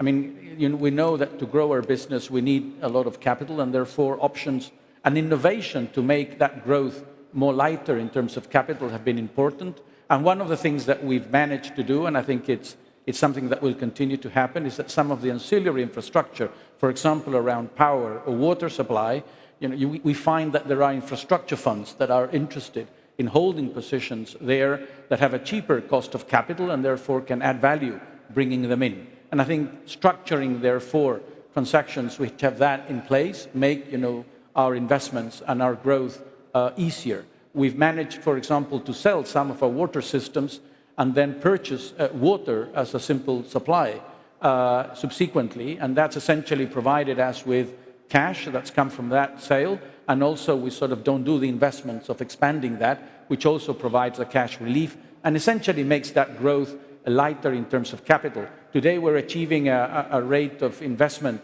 in our expansions of around $20,000 per ton of capacity, which is quite low compared to what a greenfield would require.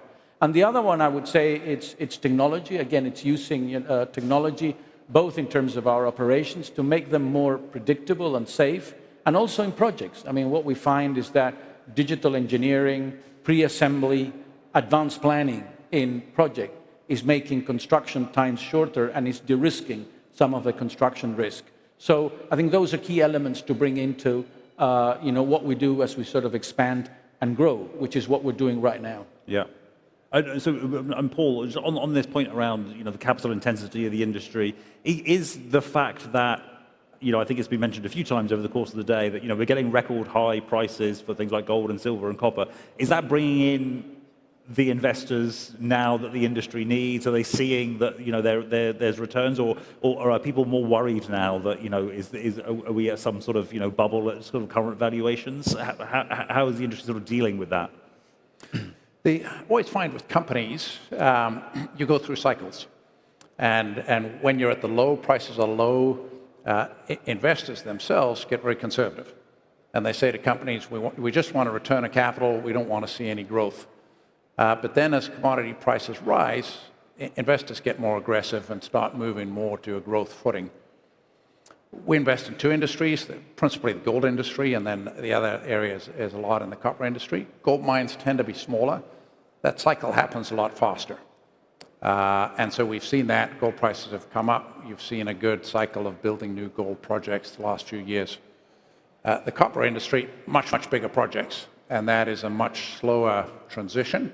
You need to see higher prices for a longer period before I think companies have investors giving them the go signal for new projects.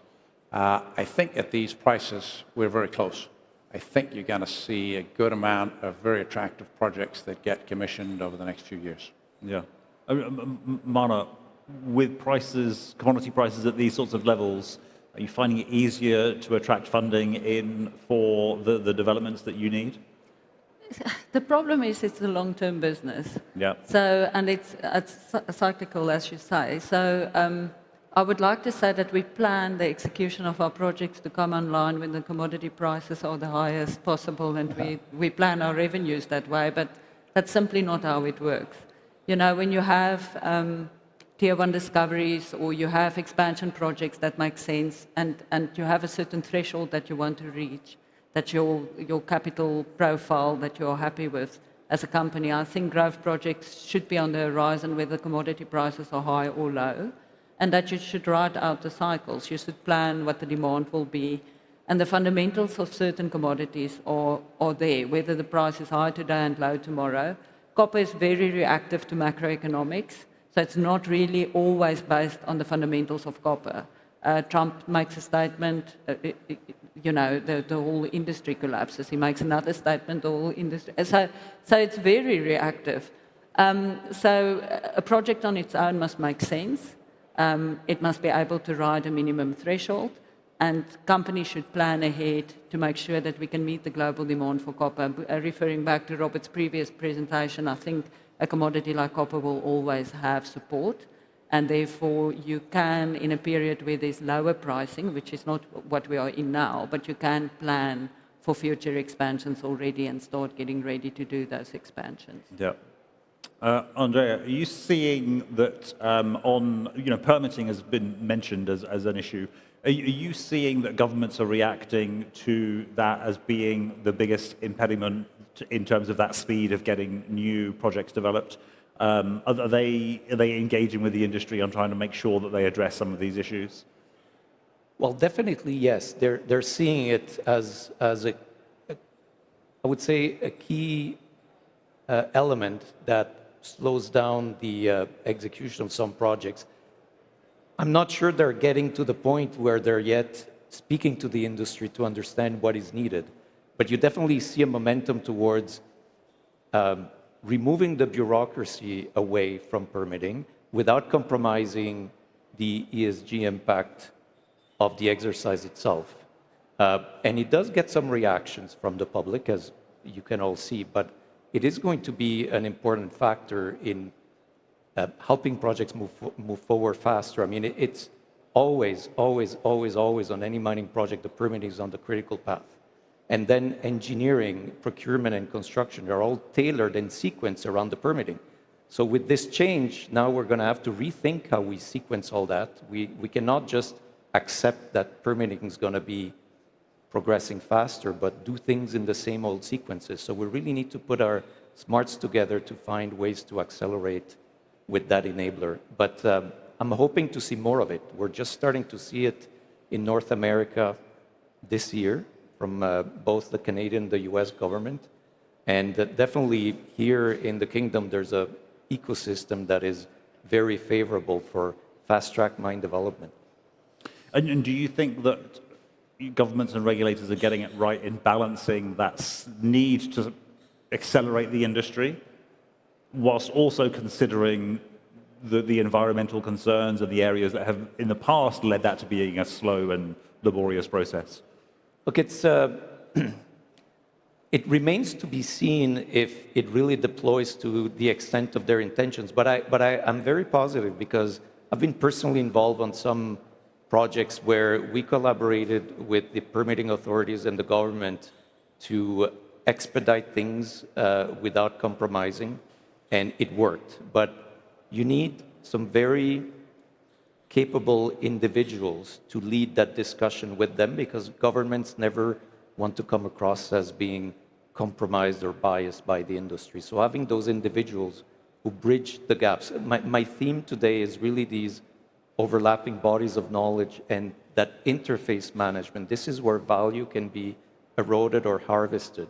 And in this case, being able to have a dialogue between the permitting needs and the status of engineering and project development and making sure that we just do what is needed and not more than that, and that they understand that maybe more information is going to come at a later date, etc. Yeah. Wang, one of the issues that I think has been mentioned as well a few times, and in a few of the conversations that I've had around the event, is there's also the human capital challenge for the industry. You need to develop the skills base that is required. So how serious a problem is that human capital element for the mining and metals industry, and how does that get addressed? The mining industry has always been troubled by shortage of qualified personnel, and it's pretty universal from developed country to developing country. For example, in Australia, just in Queensland alone, there's a shortage of about 5,000 people, ranging from workers to engineers.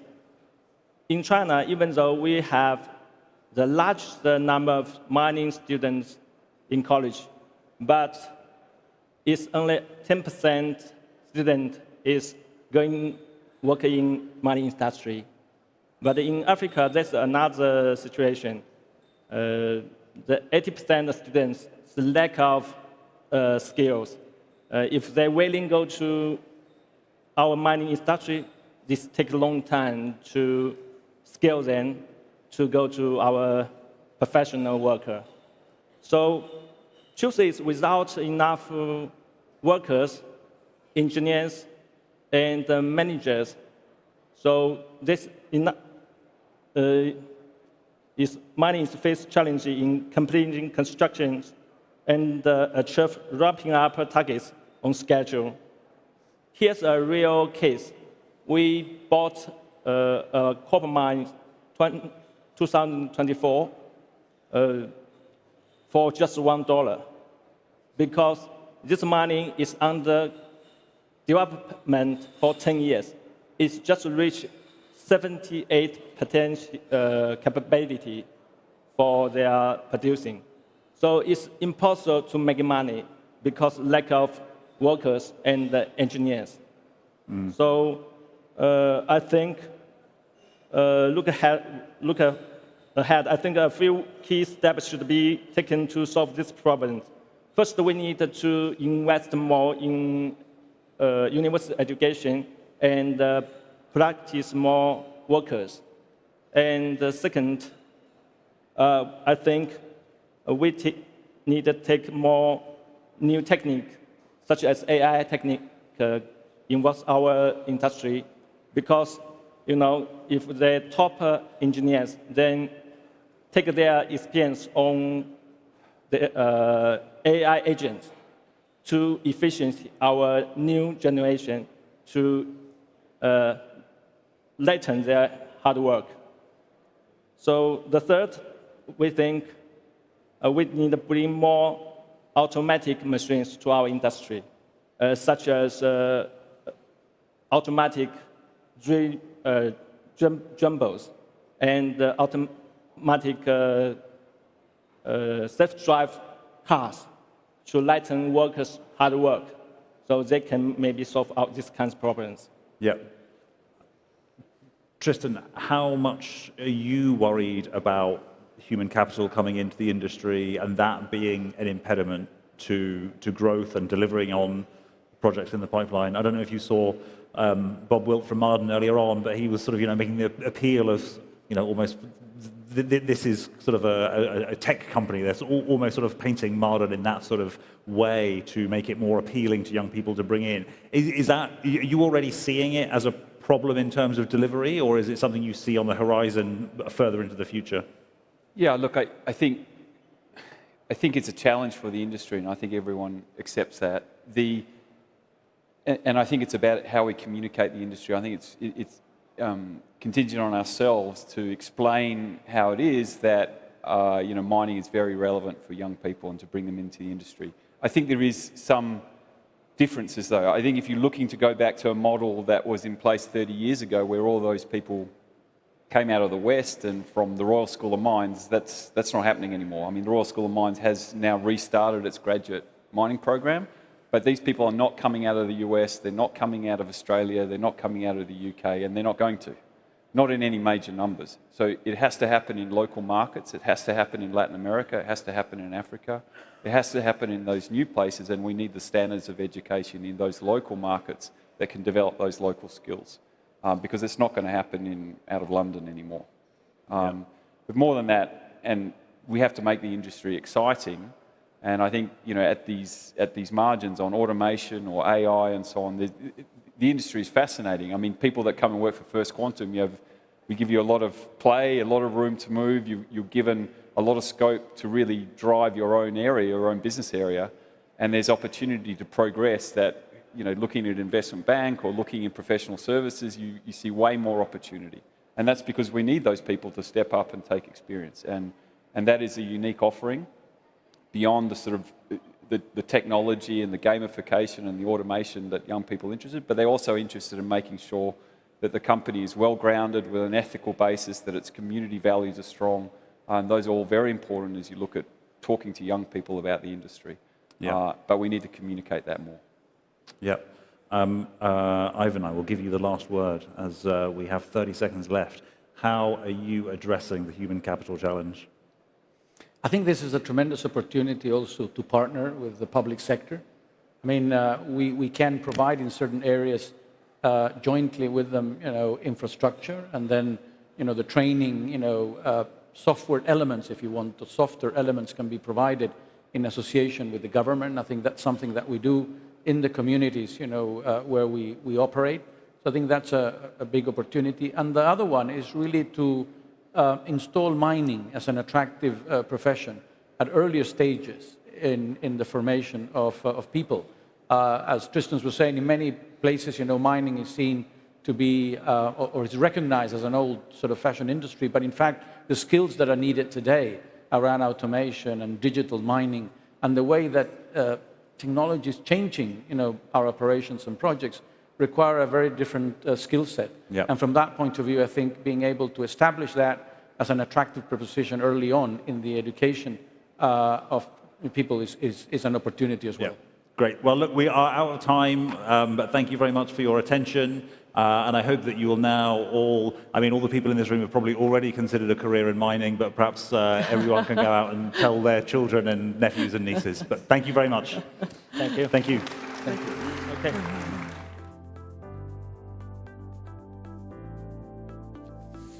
Well, gentlemen and single lady there, thank you so much for a fantastic discussion. Of course, we've had a lot of talk here today about the ever-burgeoning demands placed upon this industry to deliver. So we now move into a conversation about new demand drivers and the implications that they carry for supply.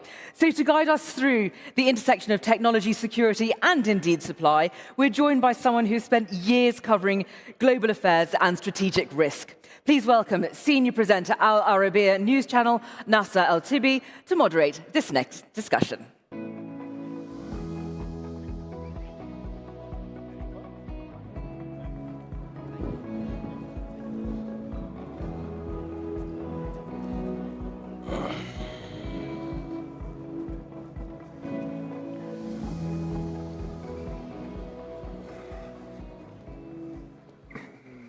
Assalamu alaikum, good afternoon, ladies and gentlemen, and welcome to this session on security and powering the digital age, the implications of new demand drivers on the mineral supply. When we talk about security here, we're deliberately using the term more broadly in a strategic sense. It encompasses the defense and national security, but also economic and industrial security. It means to ensure that the minerals required to power both the defense capabilities and the digital economy are available, affordable, and sourced through trusted and resilient supply chains. The digital age is accelerating in an unprecedented pace. AI, cloud computing, electrification, large-scale data centers are driving a surge in demand for a wide range of critical minerals. At the same time, we have the defense priorities evolving rapidly. Modern military systems and advanced manufacturing are all increasingly mineral intensive and deeply reliant on secure supply chains. These demand drivers, ladies and gentlemen, are arriving faster, more concentrated, and more strategically than in previous commodity cycles. Meanwhile, supply chains are under pressure, mining timelines are long, processing capacity is unevenly distributed, ESG expectations are evolving, and geopolitics, of course, increasingly shaping where capital flows and where materials can move. The question is no longer whether demand will grow, but whether the global supply systems are structured to respond in a way that supports both strategic security and sustainable economic growth. Today's panel brings together a producer, an investor, a trader, a digital infrastructure developer, and an expert in policy. Together, we will explore how new demand drivers, namely AI and defense, are reshaping mineral markets, where the real bottlenecks lie, and what will it take in terms of capital, partnerships, and policy to ensure long-term security and actually meet that growing demand. So let me introduce to you my first guest, Professor Morgan Bazilian. He is the director of the Payne Institute of Public Policy at the Colorado School of Mines. Morgan, looking specifically at the defense and military dimension of this, how's the changing geopolitical landscape, which seems it's It's very quickening since the start of 2026, reshaping demand for critical minerals. And how should governments think about securing that supply for defense needs without distorting civilian markets? We're seeing the Pentagon taking stakes in a number of producers. We just heard Australia announce that it's building a strategic reserves of critical minerals. So how best should they go about this? Thank you very much, and thank you to the organizers for having me. Good afternoon.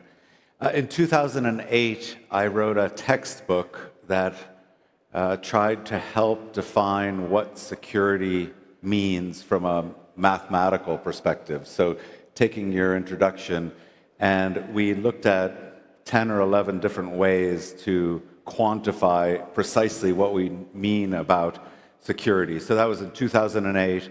Almost no one bought or read that book, and which is too bad. But about 10 years later, I worked with the German government around scenarios for what the future looks like for 2100. Of course, we had no idea what the future holds that many decades apart. But what we saw was that these geopolitical tensions that we saw in, say, 2008, and then 10 years later in 2018, and now 8 years later, there remain tensions. There are still winners and losers, and no matter what that scenario looks like. And so that's an important takeaway, that we still have these tensions no matter what the future looks like. And one of the takeaways from the 2008 book is that you can't just define security in terms of supply.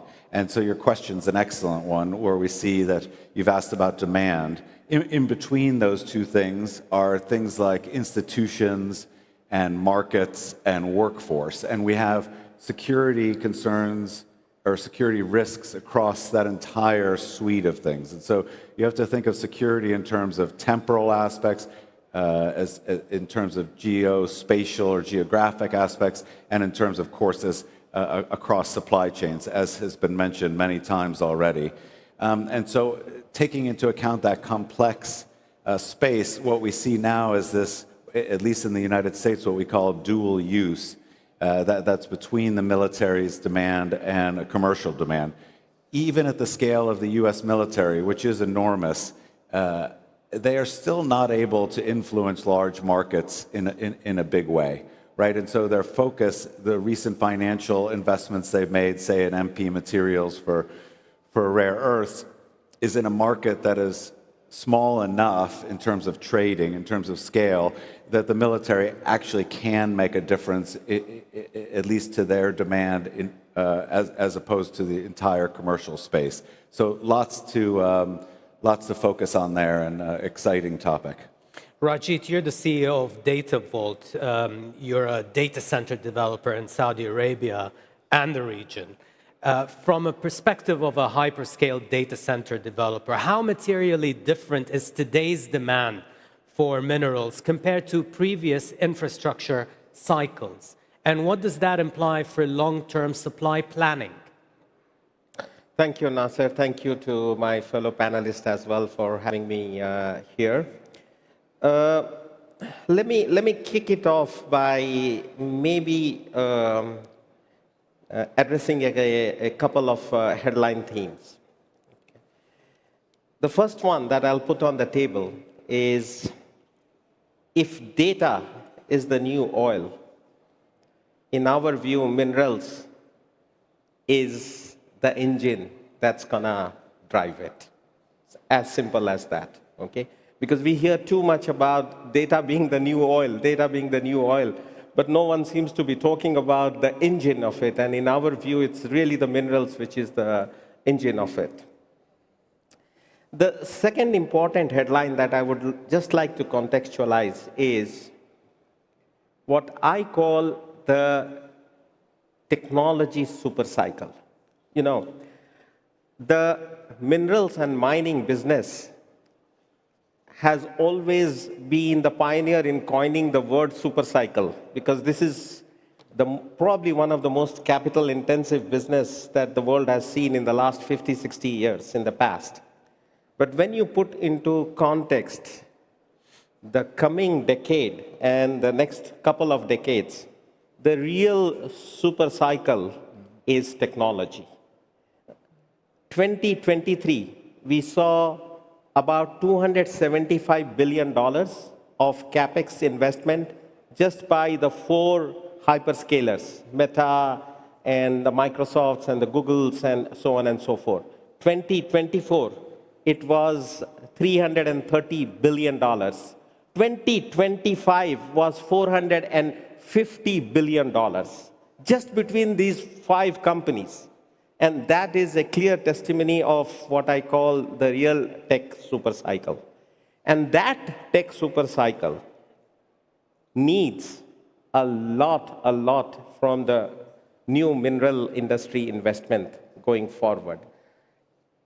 Compute, which is the other name for what everyone calls as artificial intelligence and so on and so forth.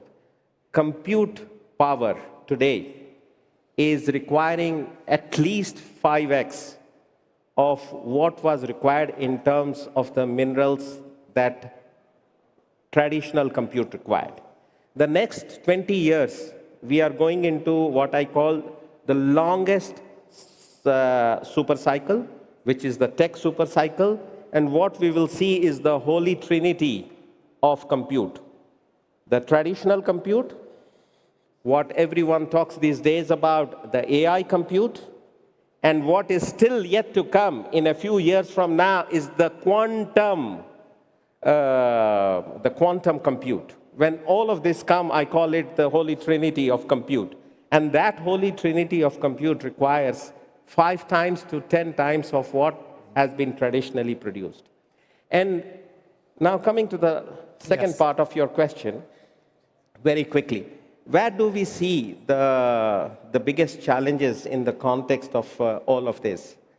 It really is in terms of understanding that today, all of these minerals is very localized. There are only very, I would say, localized pools of sourcing and very localized pools of processing. We know that China has been one of the dominant ones in that one. Yes. So going forward, the need of the hour is to make sure that we evolve in the whole supply chain, create that resilience to be able to meet that super cycle of compute, which is relying on this.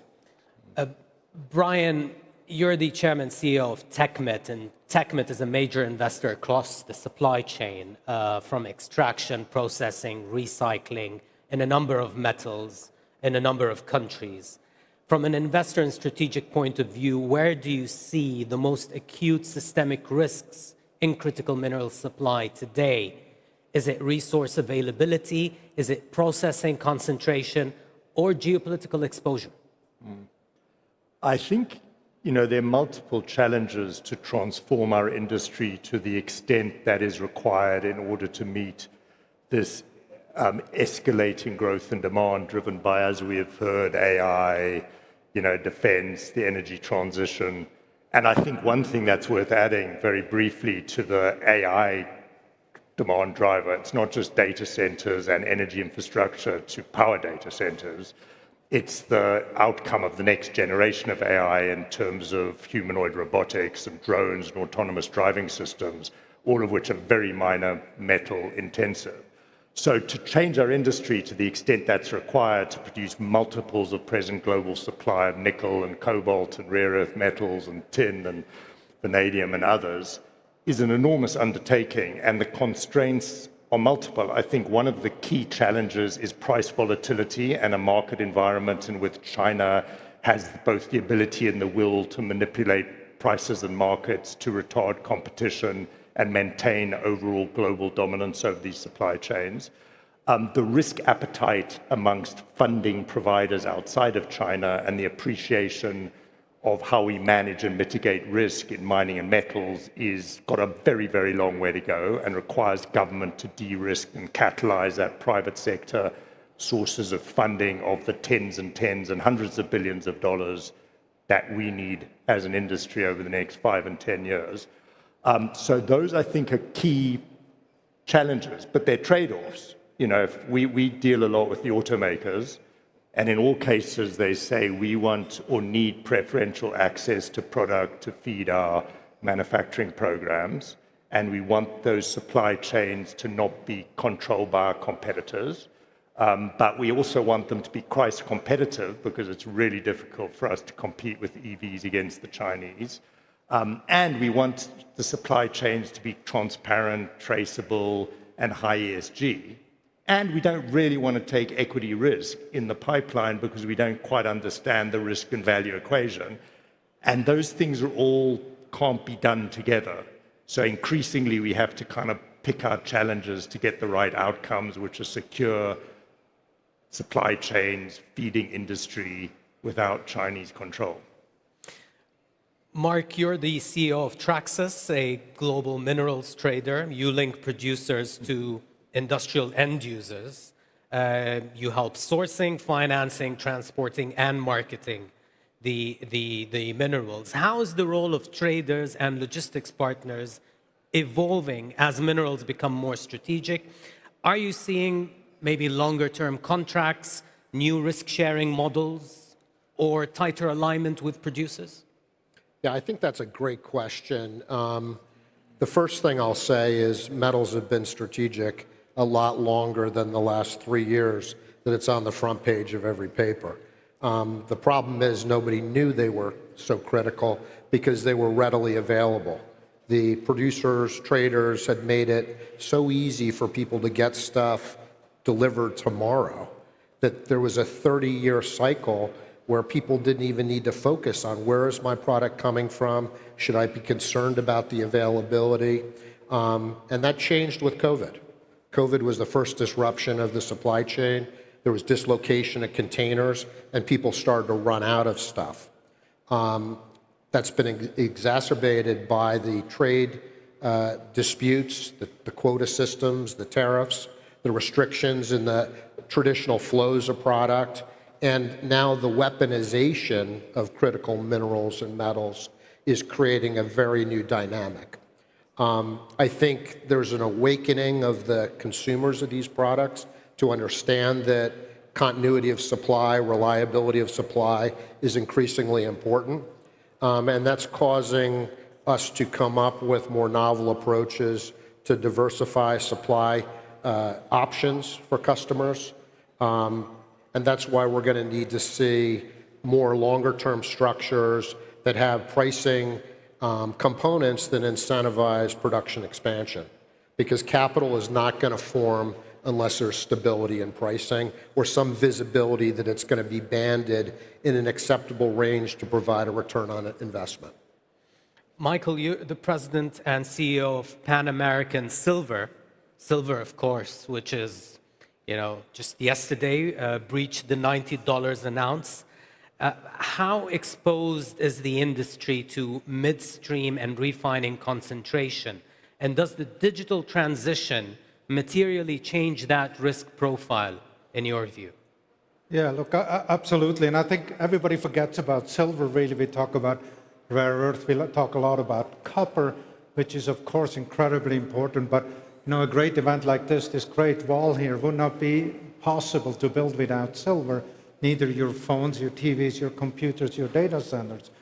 So silver is the absolute glue to actually put everything together.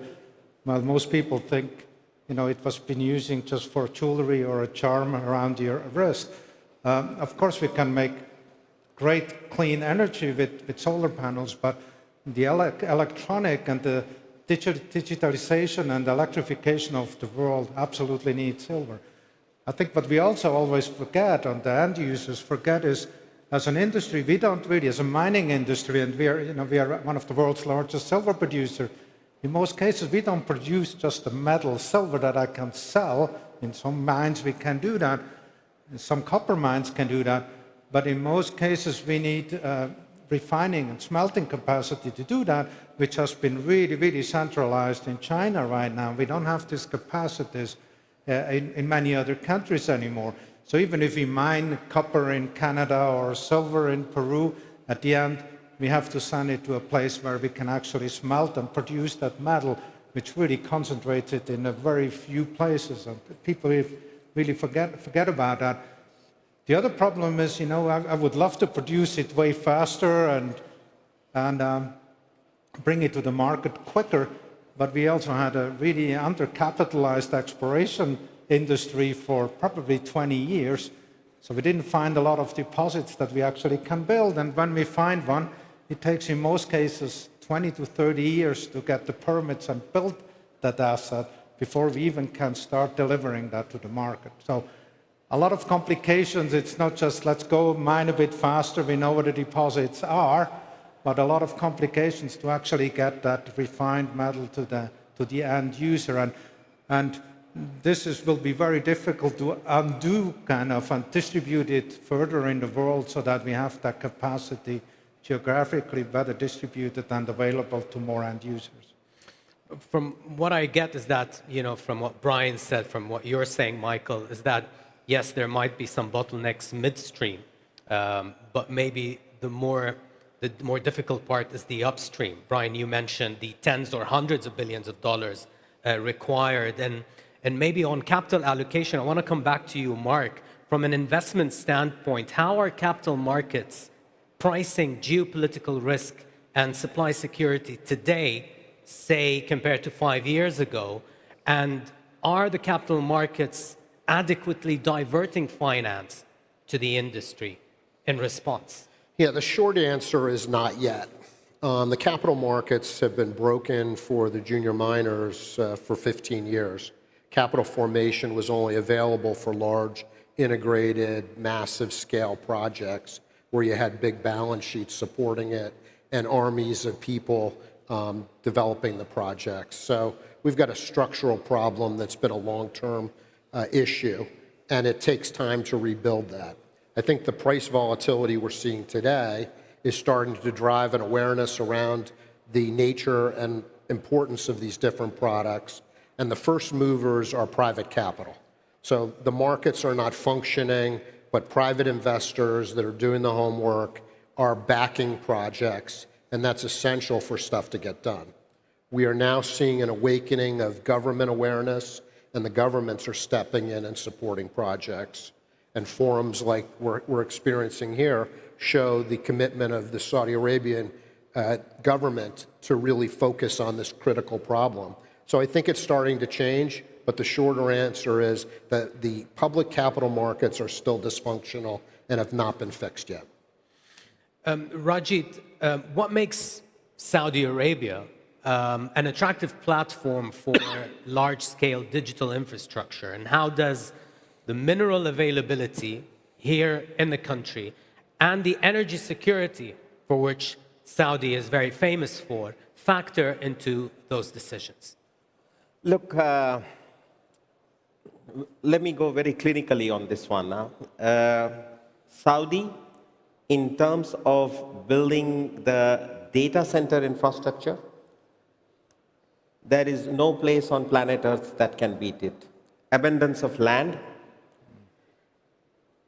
abundance of energy, but it's just not about the abundance of energy. It is green and it is cheap. We produce at the battery limits of the plants green energy at 1.5 cents per kilowatt hour. People in California pay 40 cents per kilowatt hour. That's the price difference, and it is reliable. Okay? Then in terms of what I call the connectivity, because end of the day, compute is worthless and is a stranded asset if you don't have connectivity. Under the Vision 2030, thanks to the Crown Prince and the Ministry of Communication, they built 17 landing stations in terms of subsea cables. And these 17 landing stations are going up to 24. Another 7 of them are under construction. You can access at a latency of average return latency of 65 milliseconds, almost 55 to 60% of the world's population You are next door to 1.4 billion people in Africa. You have the 450 million people out there in Europe. You have, through Europe, another 350 million people in US. You have access to Southeast Asia. That's another close to 2 billion people between India, Pakistan, and Bangladesh. All of them you can serve through this low latency requirement. So long and short of it, from developing that core infrastructure on which you can train your models, on which you can do all the inferencing, which is the heart of AI's evolution, all of that can be done here to deliver what I call the lowest cost of compute. Because the world is starved for all of this compute power, we have not been talking so much about the cost of compute. We have been focusing on the availability. But availability will now shift to affordability. And that's the transition that Saudi will provide by being the third epicenter out here. And in terms of the critical minerals, I already explained, we need a lot of critical minerals. Yes. Saudi is gearing up for this. Saudi has access to Africa next door and Central Asia. Outside of Latin America, the three epicenters of mining is these three, and you have access to this too. Absolutely. Morgan, coming back to policy, and from a policy perspective, how should countries balance efficiency, cost, and resilience when designing critical mineral strategies for the digital economy? Yeah, thank you. So there's an impression that policy is the optimization of all of those things in some kind of complex mathematical model that gives you this good optimal policy. That's entirely untrue. So policy is almost entirely political. That's the first point. The second is that security is a much stronger driver than almost anything for policy. So politically these days, affordability is in the mindset of the consumers, but security is a stronger driver from politicians and from the political class. That's the second point. What we see in also policy can mean lots of different things, right? So there are policies for regulation of markets. There are policies for financial markets. There are regulations on everything in industrial societies. And so it's very difficult to hone in on one piece of that that's more important than the other. And in the critical mineral space, as we've touched on and other speakers have touched on here today, the issue is that we're using critical minerals as some kind of homogeneous thing, right? But really we're talking about 50 or 100 different things that have different markets, that have different supply chains, that have different consumers, that have different demand, and they interact, right, in this dual use space. And we can see that every day. And so if you optimize the market or policy for copper or steel or silver, you're going to miss what happens with gallium and germanium and indium and the rest of them.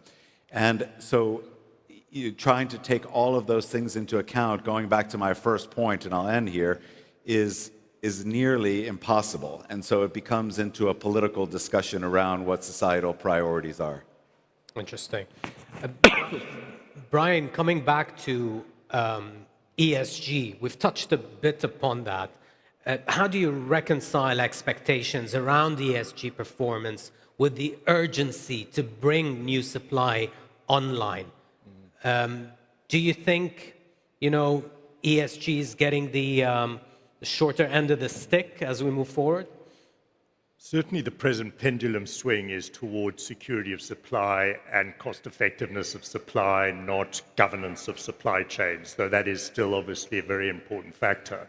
But it is a trade-off, to build projects cleanly and responsibly in terms of environmental impact and community and political engagement is what we do. And it's enormously important that our supply chains are responsible to underpin the values and economies that we want for our children and grandchildren. But it does cost more and take longer. So there is a trade-off, and that trade-off is a continual balance. What we need in order to do better with that trade-off is innovation. And a lot of what we do in TechMet and our industry needs to do is develop new processes and new technologies to do things quicker and cleaner and better and cheaper in order to change the paradigm to help to transform these supply chains. Michael, given the growing geopolitical competition over these critical minerals, are producers really still under pressure to meet ESG expectations? Oh yeah, absolutely, and I think we should. I mean, there's different ways to produce these metals, and they're very responsible and clean ways to produce these metals, and that's what we should try to achieve. But, you know, we're all going to have children and grandchildren, etc. We cannot just go one way. We have to do this the right way. That's absolutely possible. For me, ESG is not just a box-ticking exercise. It's really what happens in the field, what happens in the countries and communities we're working in, and how we behave and work with those groups. That's way more important to me than somebody ticking a box in an office in London or Zurich, trying to range, you know, from 1 to 10 a company. So that's really important. But don't forget, if you talk about here regulatory issues, policies, at the end we have to go where the deposits are, right? The mineral deposits are not evenly distributed in the world. We have to go where the geology put them and then deal with the situation there. So geopolitical risks are real. We cannot just get around. We cannot just move to another country. So we have to absolutely work with the right way with the communities and in our host countries to be able to produce those metals and, you know, help not only the companies that come in and the countries, but also communities that live around them. Well, that's all the time we have, but before we leave, Michael, I'm sure everybody wants to know what's the new direction for silver prices after $90 an ounce. I mean, how much of it is market speculation, financial short squeeze, and how much of it is really fundamental? Well, it's about 60% is used in industrial applications. So there's a base price, which is for sure somewhere maybe around $50 or more. So just right now, we just heard that we're going to need way more silver in the future, so that's going to climb up. About 25% of the market goes in jewelry. That actually increases when gold prices go up. Everybody likes jewelry, so we move to silver.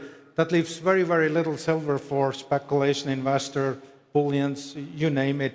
I think it just hits $92 silver just the time we were sitting here. It's probably up another $1. So I'll not be surprised if we see, you know, a high three-digit number here pretty soon. So I'm obviously very bullish on silver, but I think what you heard today here, there's so much demand that's coming down the pipe. Yeah.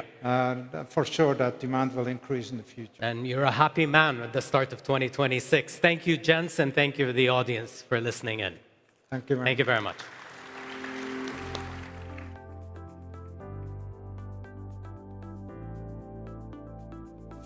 Well, thank you very much indeed, gents. You know, we've been talking for much of today about scale of demand, scale of investment, scale of ambition, but there is another force which is shaping this industry just as profoundly, and we touched on it just briefly there in the previous session. That force is, of course, AI. And in the minerals sector, its impact is very real and it's very practical. So that's exactly what we are going to delve into right now to find out what AI is already delivering, where it's overhyped, and what needs to happen for the industry to fully harness it. Please welcome my distinguished panel, who I shall introduce in just a moment.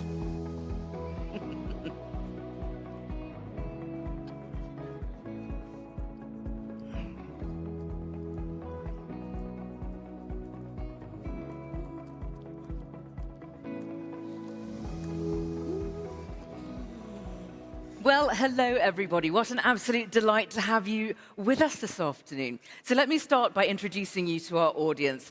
Helena Hedblom, President and CEO Epiroc.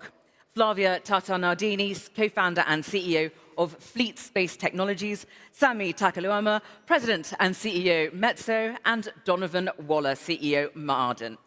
How fabulous to have you all with us. Lucky you, Heliana, you're sitting right next to me, so you get the first one. So I really want to start where AI is already moving the fastest. And inside those real operations, and then to work our way back perhaps to what speed is doing to that judgment, because it's a whole new mindset. So at Epiroc's scale, where is AI already changing how actual work actually gets done? And I don't mean in a pilot sort of training wheels type of way, but in your day-to-day operations. So we started our AI journey in the areas where we have our biggest opportunities, and that's in the supply chain, to really make sure that the parts and the consumables will be at the right place in the world at the right point in time. So there we have had great support now from AI, supporting the optimization of our inventory. And aftermarket is 2/3 of the Epiroc business. It's a very important area for us. But also our aftermarket, the key to success there is our technicians, and how quickly they can be trained on new technology, on new machines, etc. And here we have developed co-pilots for our technicians, so they have the latest information, the standard operating procedures, everything they need at hand always. And that has helped us to upskill our technicians quickly. Absolutely, we will certainly be coming back to exactly that, because we've been talking a lot about talent today and also yesterday, and that's exactly where your reply sits right there. But Donovan, let me come to you from an operator's point of view at Maaden. Talk to us about where AI is making that real, tangible, practical difference today. Yeah, well, great. Well, thanks very much for that. I think the first thing to say is that AI is not a magic wand, and it doesn't solve problems miraculously. But when you find the right use cases, you have the right data scientists, the right data that you need in order to make it work, it can be transformational. So in our business, depending upon where you are, let's assume you happen to be in the exploration department. You would be working with some of our partners here with some of their latest technologies, but you would have the ability to put data into really organized databases, to have some intelligence over the top of it, to help you determine where it is best next to poke the hole in the ground, and ultimately to be able to build much better models, geological models for what we need in order to be able to deliver today. You know, if you happen to be in one of our operations, you'd be working in a much more robust plan that probably feels a bit more relaxed than what you had in the past, because it's able to catch up and keep up to date with what it is that you do. Your set points would be easier to achieve, quite simply because we have advanced process control with AI control loops that allow us to reach those points a whole lot easier and to maintain stability in the plant. So really depending upon where you are, you would see things differently. In a head office context, you would probably be able to find your information a whole lot sooner, spend less time trying to manipulate it, and spend a whole lot more time trying to do something insightful with it.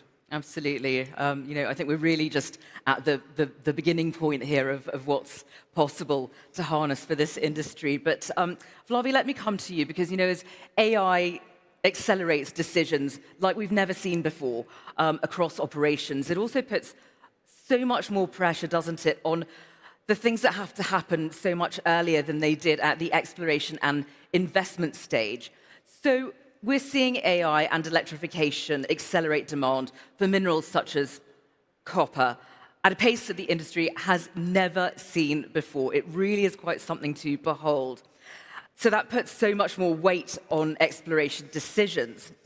When AI is used in exploration itself, what's the first thing that truly changes? For example, is it the data? Is it the confidence, or might it even be the decision itself? You need to think. So first of all, yes, we are in exploration, now talking about the first phase of the great journey of mining. Exploration is a complex phase because it's just so much unknown. Absolutely. Like what you just said, it practically means that we need to find something like 400 more copper mines similar to Escondida in the next 3 years. So more copper that we ever found in the history of humankind in the next 5 years. So what do you need to change? Like everything. Yes. That's the thing. I mean, that doesn't matter if it's AI, it doesn't matter if what technology. The reality is that as society, now you get to a point that you've done the same way with incremental changes for hundreds of years. Absolutely. And now you need a 10x, right? So exploration in AI is interesting because the subsurface is full of data. I mean, the amount of data is astronomical. So when we co-found the fleet, I wasn't sure we had to use AI because you don't have to use AI. You don't have to use ML. You have to use it if the amount of data is so big that your people cannot have a sense of it in the real time in the time that you need it. But working in the kingdom, working all around the world, we started collecting so much data that we didn't know. We couldn't, our brain couldn't do it by itself. So we live in a very special time. Like just the past couple of years, we're using ChatGPT and we're using all the technologies coming from Silicon Valley. This is now, it's happening as we speak. So there is a moment in the technology for AI that is not talking anymore. It's actually happening. In exploration, we historically have counted so much on people knowledge, on maps, on their instinct, on their travels, or the understanding of the geology, and this is still an art. AI will not cover this art. Arts are arts. So how can you bring this tool together with the geologists and the operators to make sure that you increase the confidence? Think about the kingdom. 100,000 square kilometers of areas. Where is this amazing copper hidden? We'll find it. We'll find it. We know we will find it. But in 50 years or in 3? I think that's the key. So if you want to do it in 3, you need tools. And there is not a better time than use AI as a tool, as long as we don't think it's a silver bullet. Because the arts of understanding as humans is very, very important. So I think it's the confidence, to answer your question. We increase confidence in our choices. And I just want to pick up on something that you were mentioning there about maps, and it sort of put an idea into my head that I thought perhaps you might be able to paint the picture for us a little more. But with these continuous data embedded into exploration workflows now, you can just picture geologists sitting around a map, and all of a sudden everything's different. So what are they arguing about more, and what are they arguing about less? I think they love arguing, for sure, so they would not want to argue less. I don't think we're going to ever replace geologists, but a geologist that knows how to use AI will replace a geologist that doesn't. Because it is layers of data. And when you can bring it together and trust the system, you can make more informed choices. So arguing is part of the search, of hunting, of exploring. You need to bring a lot of information together. But, when we talk about AI applications, my God, guys, the subsurface of the Earth is going to be the biggest AI foundation model of humankind.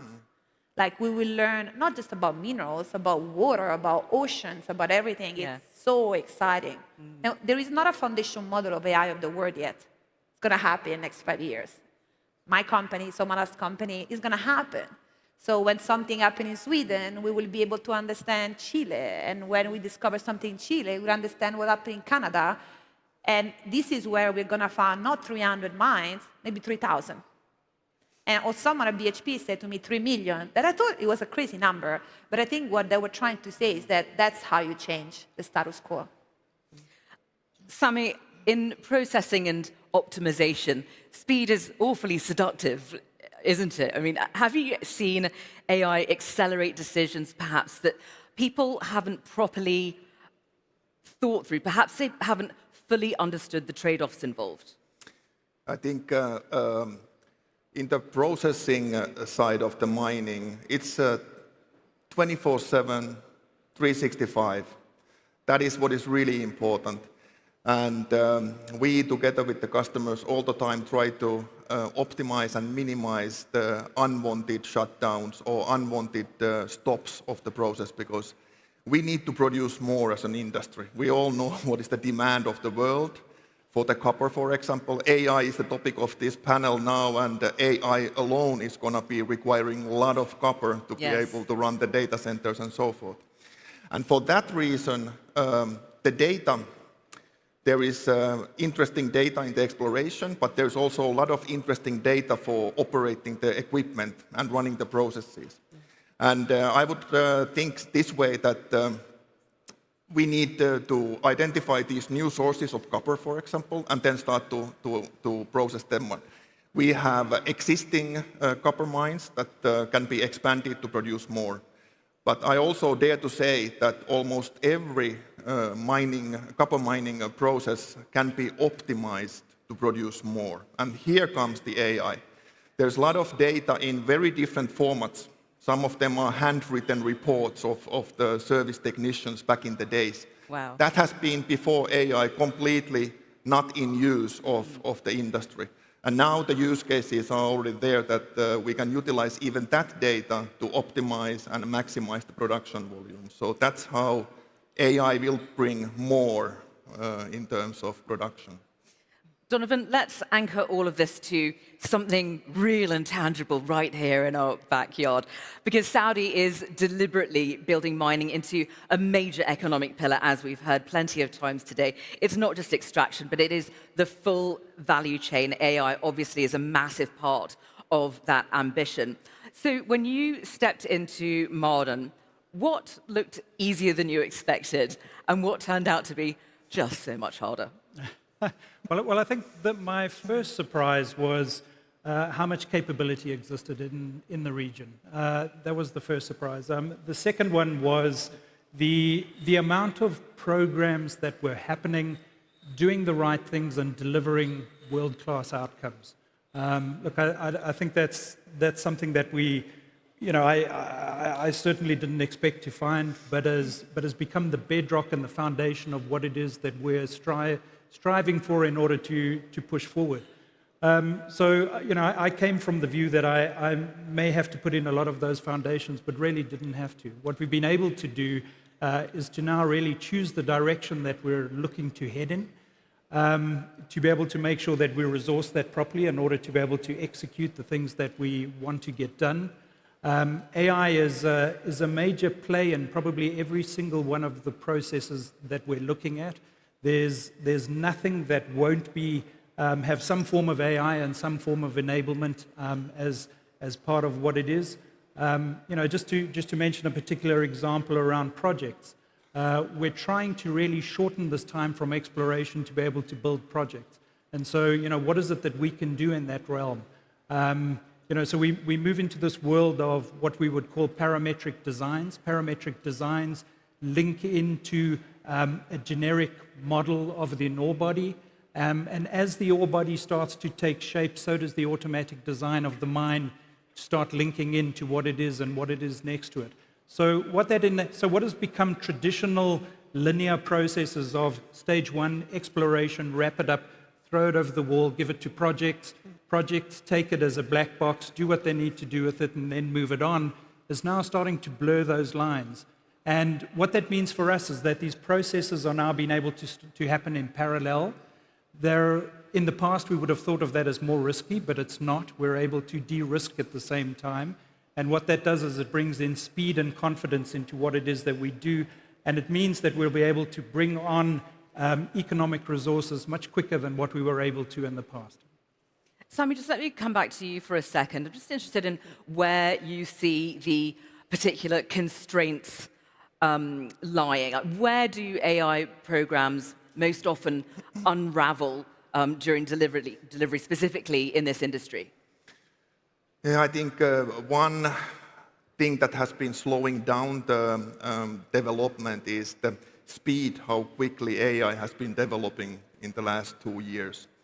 So the projects that were started 2 years to utilize the AI, they were obsolete after 6 months, and then, then you need it. Sure. Concept maybe is still there, but that's one thing that has been a little bit slowing down or giving us a little bit headache to think that, you know, what all can be done with the help of AI. That's one limitation. And then this is very traditional industry. That is also one thing that is good to be acknowledging. And it takes some time to get the people, the knowledgeable people, to really see that how you could be using. So it's learning away from the, like you were saying, learning away from the old and really applying the new into your thinking and doing. Yeah, Heliana, I'm interested in your thoughts on that as well, because, you know, this is a very traditional, classic industry, isn't it? And then you've got your AI, which ordinarily you'd think, well, that calls for, you know, the young'uns of today to get their head around it. Do you think that's true? Do you think, or do you think that people in the traditional part of this industry are embracing it as they should? I think that's what I'm trying to make sure that happens in Epiroc, but I think you are spot on there. So you have the technology team they see all the opportunities, and then you have the traditional organization that are more, maybe they look at different risks and they want to be 100% sure, and they need to trust us. So I think it's a change management journey that we are into, and I think key here is that the business leaders needs to get their arms around what AI can do for them, and they need to get enthusiastic and really drive it. How do you make that happen, though? It's about changing an entire human mindset. Yes. So the areas where we have started, I have actually done the initiatives in the areas where I've seen that the business leaders are most eager to get going. So that was how we did it, because I think you need that passion and that you need to be curious also to embark on a journey like this, because it is complex, and if you're addressing big part of your business, of course there's also risks involved, and not trying to force it, but rather, make sure that the ones that are on board can move, and then others will be inspired. I want to come on to perhaps for some people a rather uncomfortable middle ground, which is where AI works well enough to pilot and get things off the ground, but not cleanly enough to own. But everyone's got pilots, right? Pilots are the easy part. That's where it all starts. But from an operator's point of view, Donovan, where do you feel the most pressure to move faster than perhaps an organization can realistically absorb? What have been your observations there? Look, I haven't really found the limit of what the organization can absorb. I think a number of things make it work. What makes good AI work is when the data scientists understand the business, and when the business understands what the possibilities of AI are. When you get that, good chemistry going, then magic happens. If you combine that with simple use cases where the benefits are obvious as to what happens, then you're able to get a foothold. People really like things that are going to work for them and that work well, and that doesn't take years to develop, but rather takes weeks to develop. We are able to do something, test it, realize what the value is, understand that's good, and then grow, and then continually build on what works. Because what that means then is that when you don't get it right, and often you don't get it right, then it's easy to drop off. It's not a 6-month program that you're dropping off. It's a 2-week program that you're dropping off. And so you start to manage your risk differently, and you start to get in a cadence of change and a cadence of benefit. And the advantage for your users is that they don't get bored in the process while you develop. They're anticipating something. They get to see it. They get to test it. And if it works, it adds on to the bundle that you've got, because hopefully you're building in a structured way. So yeah, I think as long as you move to modern development methods with the new technology, you stand a much greater chance of success. And on that, Flavia, just from when AI tools move from exploration into your regular old day-to-day workflows, what do you think creates the most friction there? Is it the technology, or is it perhaps the politics surrounding the data? I really hope, by the way, in the next couple of years, maybe 5 years, the AI becomes normal.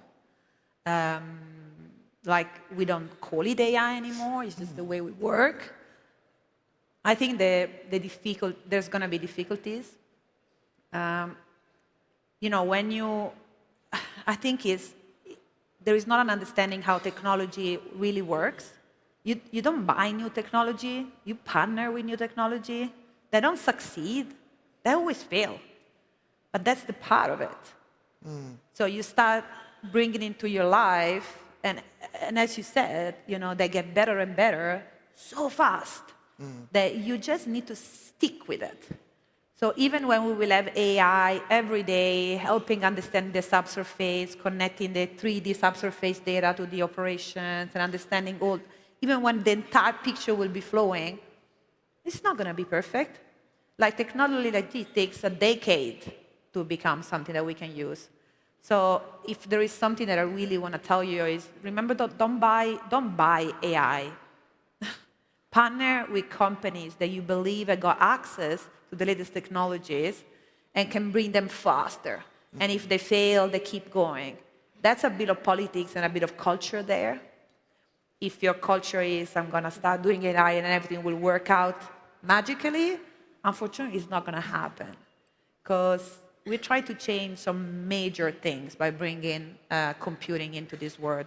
You know, at Fleet, we have a constellation of satellites that we use for exploration. It kind of always makes me laugh that we use SpaceX rocket to bring satellites in the sky, and then we use geophysics data. We move it to the cloud to use AI to find copper, then we need to use for the AI. It's just a mess. Like, it's just the circle of the economy. We are in the circle of the economy now. It's not going to be perfect. So as long as we understand the partner is a word and failure is 100%, then we keep moving. Exactly. Hopefully. Well, despite that answer containing lots about imperfection, I actually think it's a perfectly optimistic note on which to end this fabulous panel. Thank you so much for being with us today. Weren't they terrific?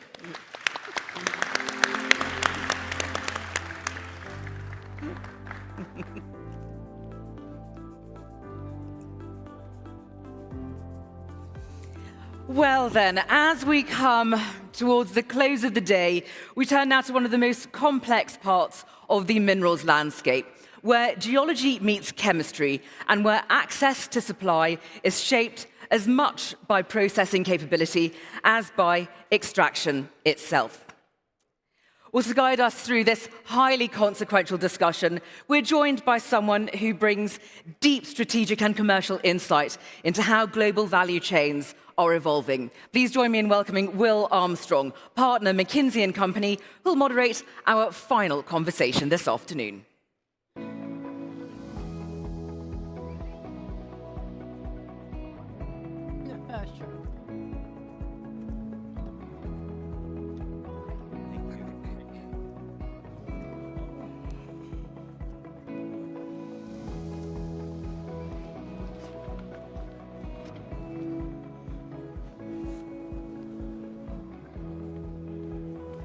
Perfect. Well, welcome everybody. Thank you so much for joining our session today. One ask is if we can turn on our headsets, there will be some translation. Looking forward to spending time with our esteemed panelists on this discussion today around rare earths. And I think to kick it off, I'd love to start from where things are changing. Gracelyn, as director focused on strategic minerals and critical minerals for CSIS, how has the conversation changed from, say, a year ago, where there's a lot of recognition of gaps, we need to go do something?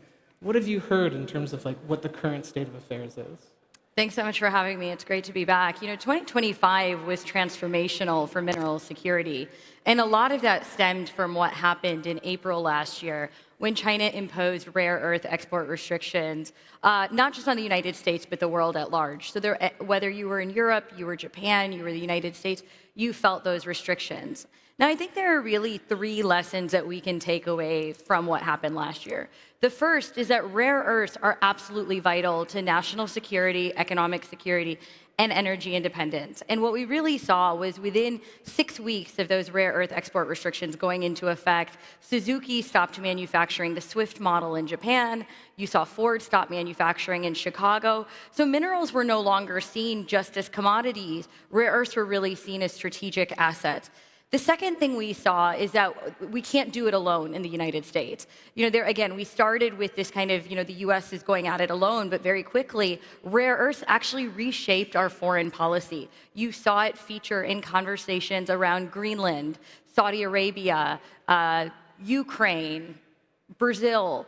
And what that really showed us was that we don't have, number one, all of the geological reserves that we need because China imposed restrictions on heavy rare earths. And we saw particularly the kingdom became a really crucial partner because they have great endowments of heavy rare earths. And you saw the US Department of War actually take that equity stake in a refinery here. And the final thing we saw is that we couldn't just think about mining in a vacuum. We had to think about vertical integration. So how do we ensure that we have the feedstock, that we're building our refining capabilities so that 99% of feedstock isn't concentrated in a single country, and then ensure that the offtake is going to manufacturing firms within our allies. Thank you so much. Carlos, as head of geopolitics and political affairs for S&P, what is it that you see that's happening on the global scale? Anything to add in terms of building on what Gracelyn mentioned from the current state and some of the things we need to think about? Sorry, I couldn't hear you very well. Oh, apologies. Can you hear me better now? Better, yeah. I was saying, building on what kind of Gracelyn had, any other kind of global views, maybe it's the resiliency of supply chains that you'd like to add in terms of where we are today? Sure, no, absolutely. First of all, I completely agree with everything that Gracelyn said. And last April, May was a wake-up call for the international community in the United States. So let me just put it in a little bit of context first. Remember that we had gone to the point where the United States had imposed tariffs of 145% on China, and China reciprocated with 125%. What brought the United States to the negotiating table, or what made the United States bring China to the negotiating table? And it's exactly this issue that Gracelyn said. It was the embargo that China had placed on rare earths. And Ford, the CEO of Ford, was the first one to raise his hand and basically say, we're going to start shutting plants if we don't have that embargo lifted and if we don't get access to rare earths and the magnets that are necessary to be able to continue with our production. What it began to tell the world, and I think this is really kind of the national issue, Will, that we all have to come back to, is that fundamentally rare earths and the high-powered magnets that come out of them are fundamental to industrialization processes throughout the world.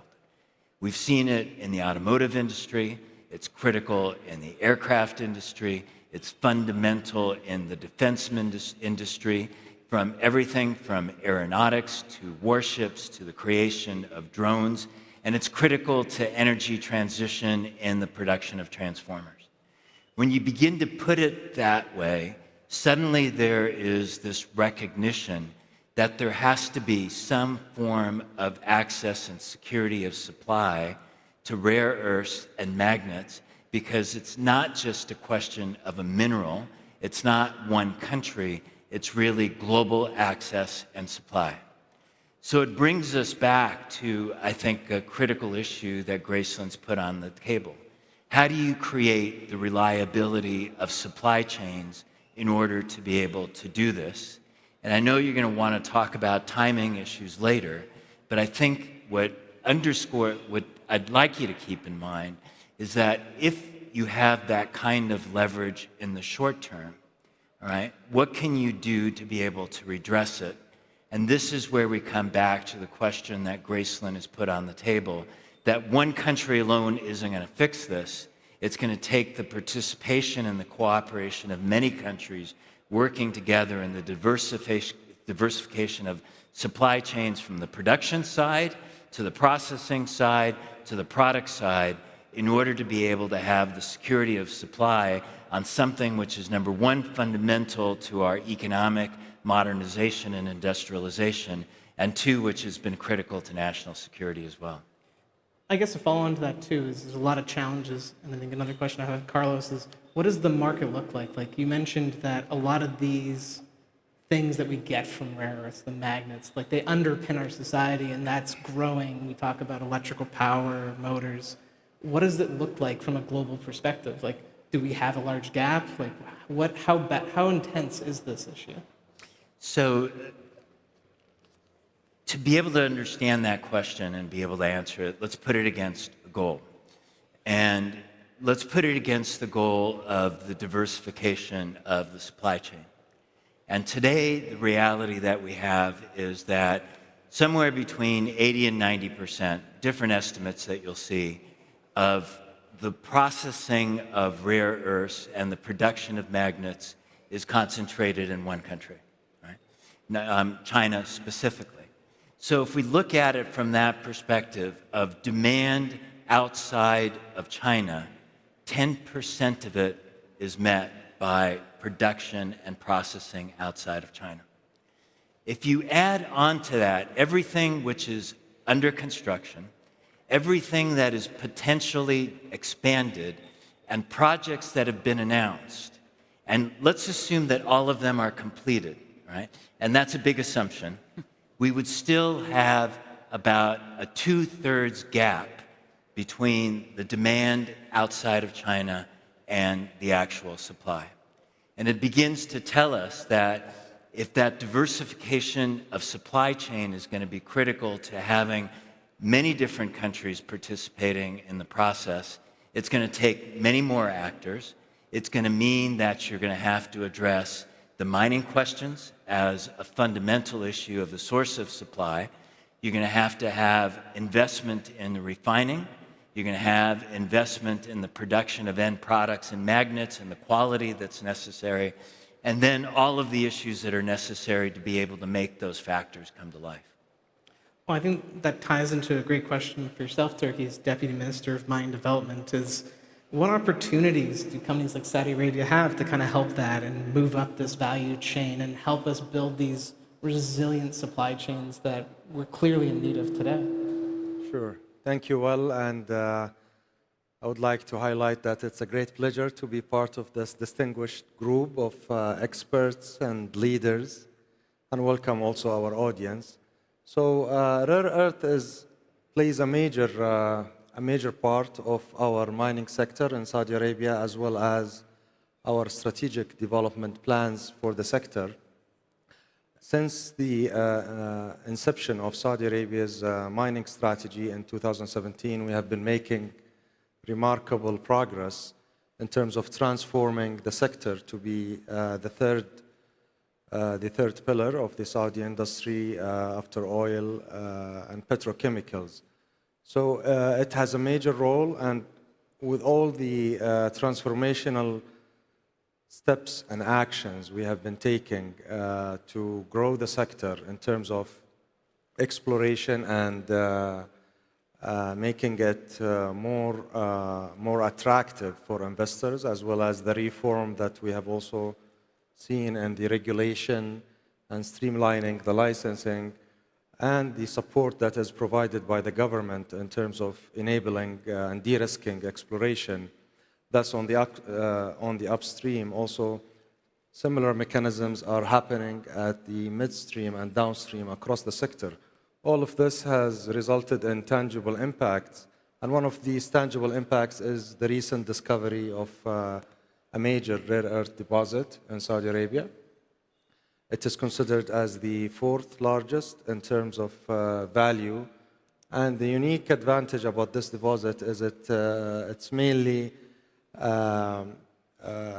contains the heavy rare earth elements, which is important, of course, as we hear, for magnets that is almost used in everything in our life. I always say about rare earth, it's like the vitamins of the industrial system. They're used in small quantities, but these industries cannot function without them. So we have an ambitious plan to develop the entire value chain, starting from the upstream mining, and we have also got to an advanced stage in exploring our resources. So they are in an advanced stage of development, and we are targeting also the development of separation as well as the magnet production, which links very well to our industrial strategy that is quite mineral intensive in terms of the demand that we're expecting.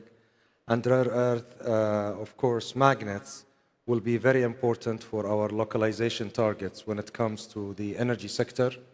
We are targeting the localization of almost 40 gigawatt of power for wind turbines, and that consumes large amount of magnets, in addition to our plans for the automotive industry, where we are planning to produce more than 300,000 vehicles. So there is a good demand locally, but we're not just relying on our local demand. We believe there is a global opportunity as a result of the dynamics that we are seeing in terms of the supply chain concentration and the need to diversify the supply, but also the growth in the market, which has been also mentioned by Carlos. There is a tremendous growth that is going to come, and additional sources of supplies are needed. And I think on that point of supply, I'd love to go to yourself, and as someone, at Solvay, you're actually making these materials. What are some of the challenges or hurdles that we face today to really encourage that happening? Would love to hear some of the challenges that you're facing as someone who's a producer. Oh, Anne, sorry. Yes. No, pleased to be here. There is quite some challenges, I would say, but it's not about technology so much. I think there's a lot of technology. I can say as separation technology, for example, there's different ways. There is an building up, so we haven't been standing still on our technology. The innovation has been continuing through. I think AI, what we see, AI helps us a lot to even be more competitive than we have ever been. As Solvay, we've been the largest capacity of separation outside Asia and running assets for 80 years now also. So it's so the technology we see there, we need to continue to build. What actually is what we see as the topic of today is the speed. How quickly can we build up this whole value chain, this resilient chain? And to what we see, it's not the physical time to build a mine or the physical time to build a separation unit, but it's really and somewhat the chicken and the egg today, because for a mine you need, develop a mine, you need quite some resources, financial resources, but at the other hand, you need also for the magnets, you need an ability or a willingness to pay for security of supply. And this is where we see for the moment quite some uncertainty, and uncertainty is not good for investments. So there it's where we see we can really use more structure from the market side. So we're really talking about the market side. And I heard, for example, this could be tariffs, this could be really putting kind of pricing forward. I heard about an initiative in S&P putting forward to creating an assessment first. So I think there's many ways, there's ways needed to speed that up, and that's where we're working all together on here. Yeah. And Ana Paula, from your side, giving kind of that South American Brazil look, what are the challenges that you see that are happening today? I'm sorry, but I speak in Portuguese, if you don't mind. I feel more comfortable. Thank you for the invitation. It's a pleasure being with you today. In the Brazilian perspective, we have, yes, several challenges. As a country, that have a lot of resources. We have a lot of reserves, significant rare earth. We're the second one in the ranking of reserves. And Brazil has a very big experience in mining. Mining of ore, copper, aluminum.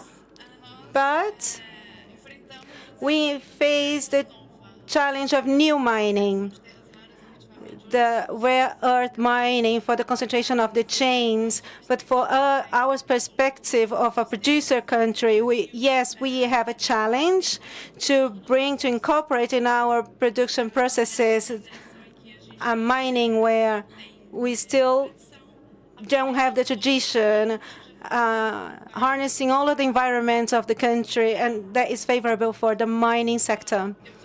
I would say that in this sense, and recognizing the need of diversification of the chains, our biggest challenge today is to transform these reserves in effective mining production, which is a challenge that has to be faced by many actors, the government, improving this environment, especially the regulations, giving visibility of the licensing, prioritizing strategic projects.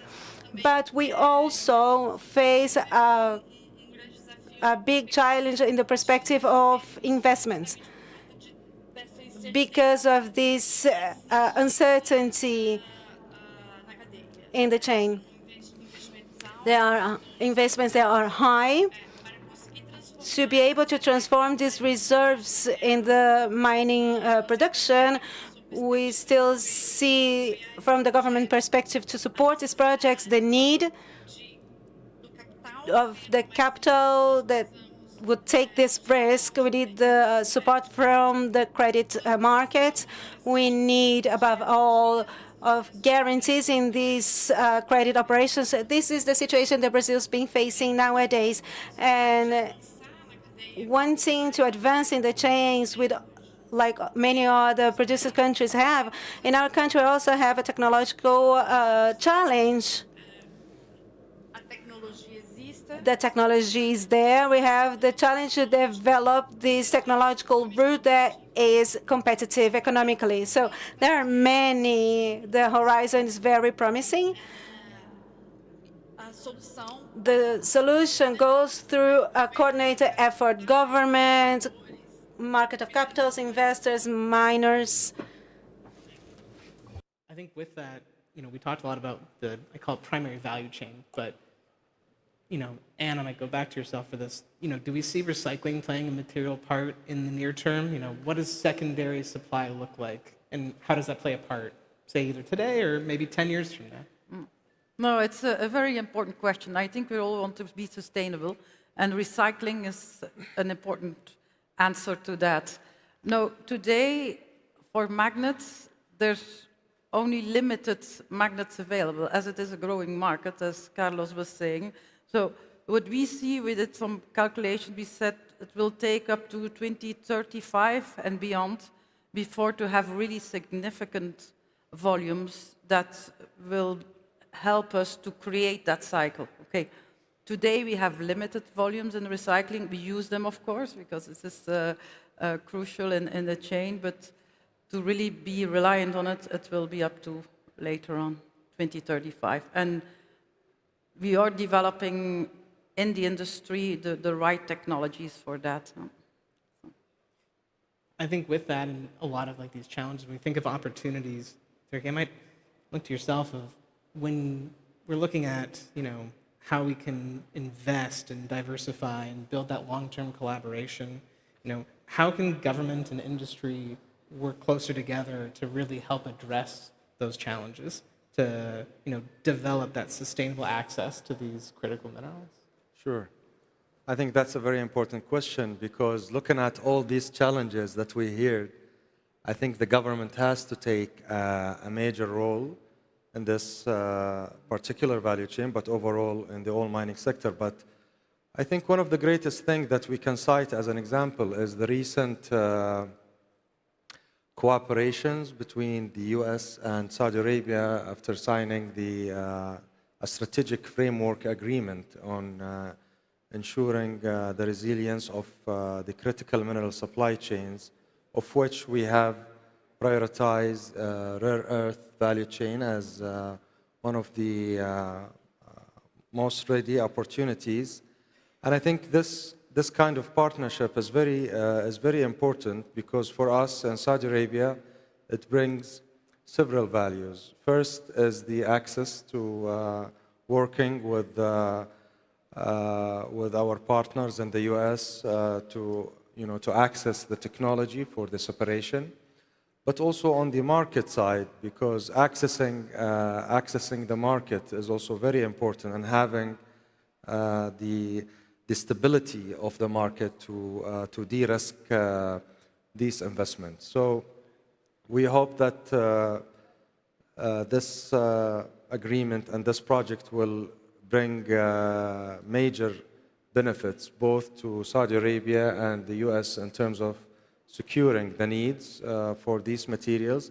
But we also believe that more has to be done in that front. So, the government-to-government work to establish regional supply chains, this is very important. So it doesn't have all to happen in one place. So one country could have the resources, other countries could have the processing, and so on and so forth. The other major also important point is basically the financing required for this industry.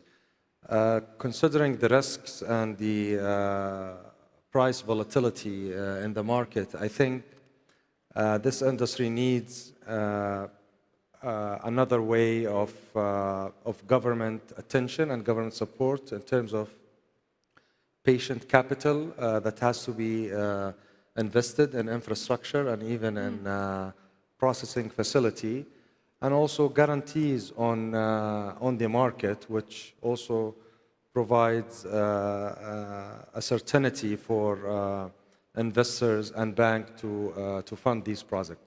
In addition to that, of course, we can also leverage on local content policies to also encourage the full localization of this industry in our market.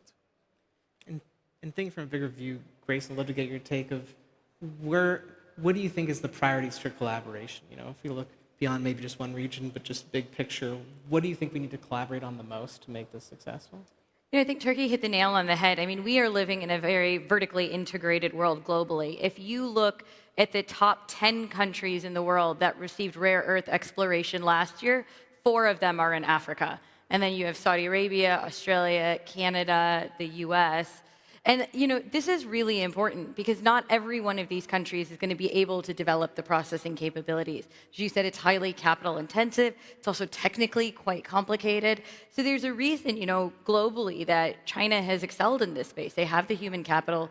They've deployed the financial capital. They have the infrastructure.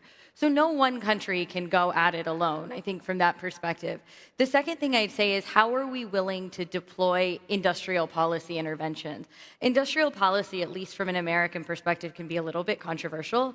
But the thing that we forget is, Japan subsidized Honda for decades before it was profitable, and we don't use Nokias anymore, but Finland once did that too. We're talking about a very nascent industry. So when you have a nascent industry, an infant industry, it does require support mechanisms, right? We saw that equity between the US-Saudi agreement was a really important part to stimulate that investment. We also see price floors at a time when you have price volatility. Price floors shouldn't need to last forever. It's a time-bound mechanism, and what it does is it levels the playing field.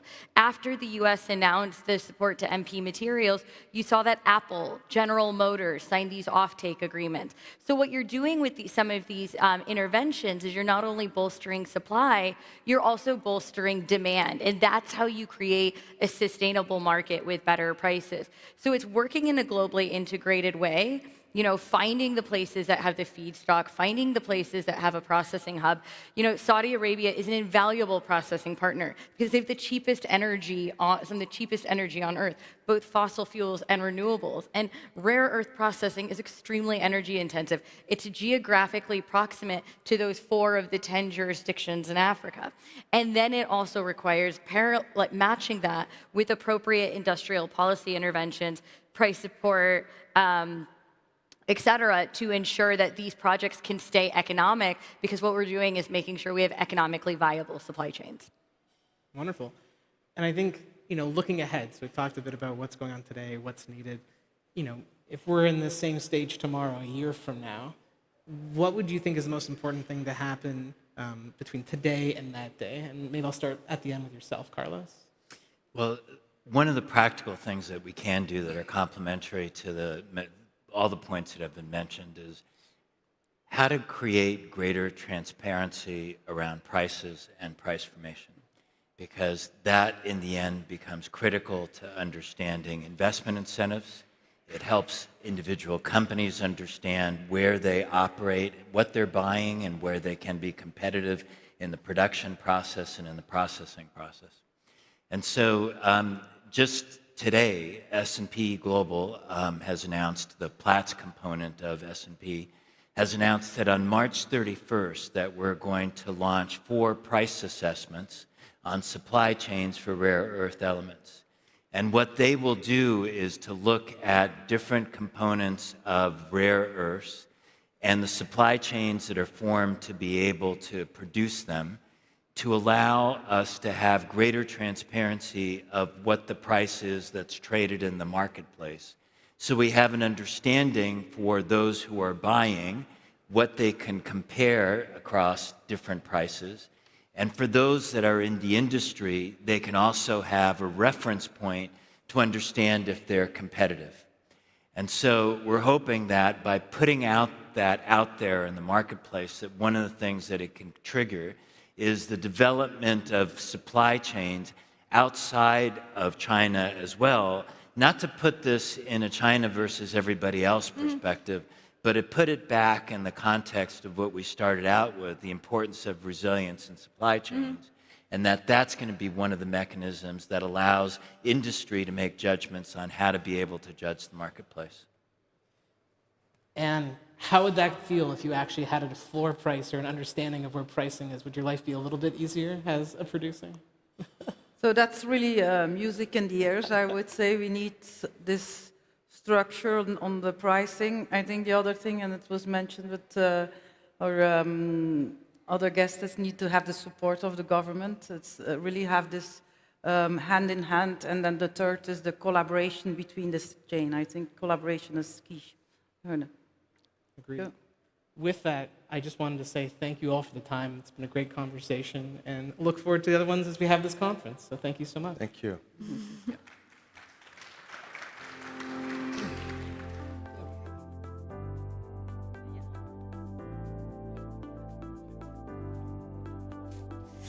Well, what a fabulous way to wrap up a very, very packed day. I hope you were all informed and entertained. And as we bring things to a close, I suppose my last comment is, what really stands out is not just the scale of the challenge that we've been discussing, but the breadth of the perspectives that have shaped it. So tomorrow the conversation shifts. It's a shift from strategy to responsibility, from scale to legitimacy, and from ambition to action. Thank you all very much for your engagement today. I wish you a wonderful night ahead, and I look forward to continuing the conversation with you tomorrow. Thank you, everybody.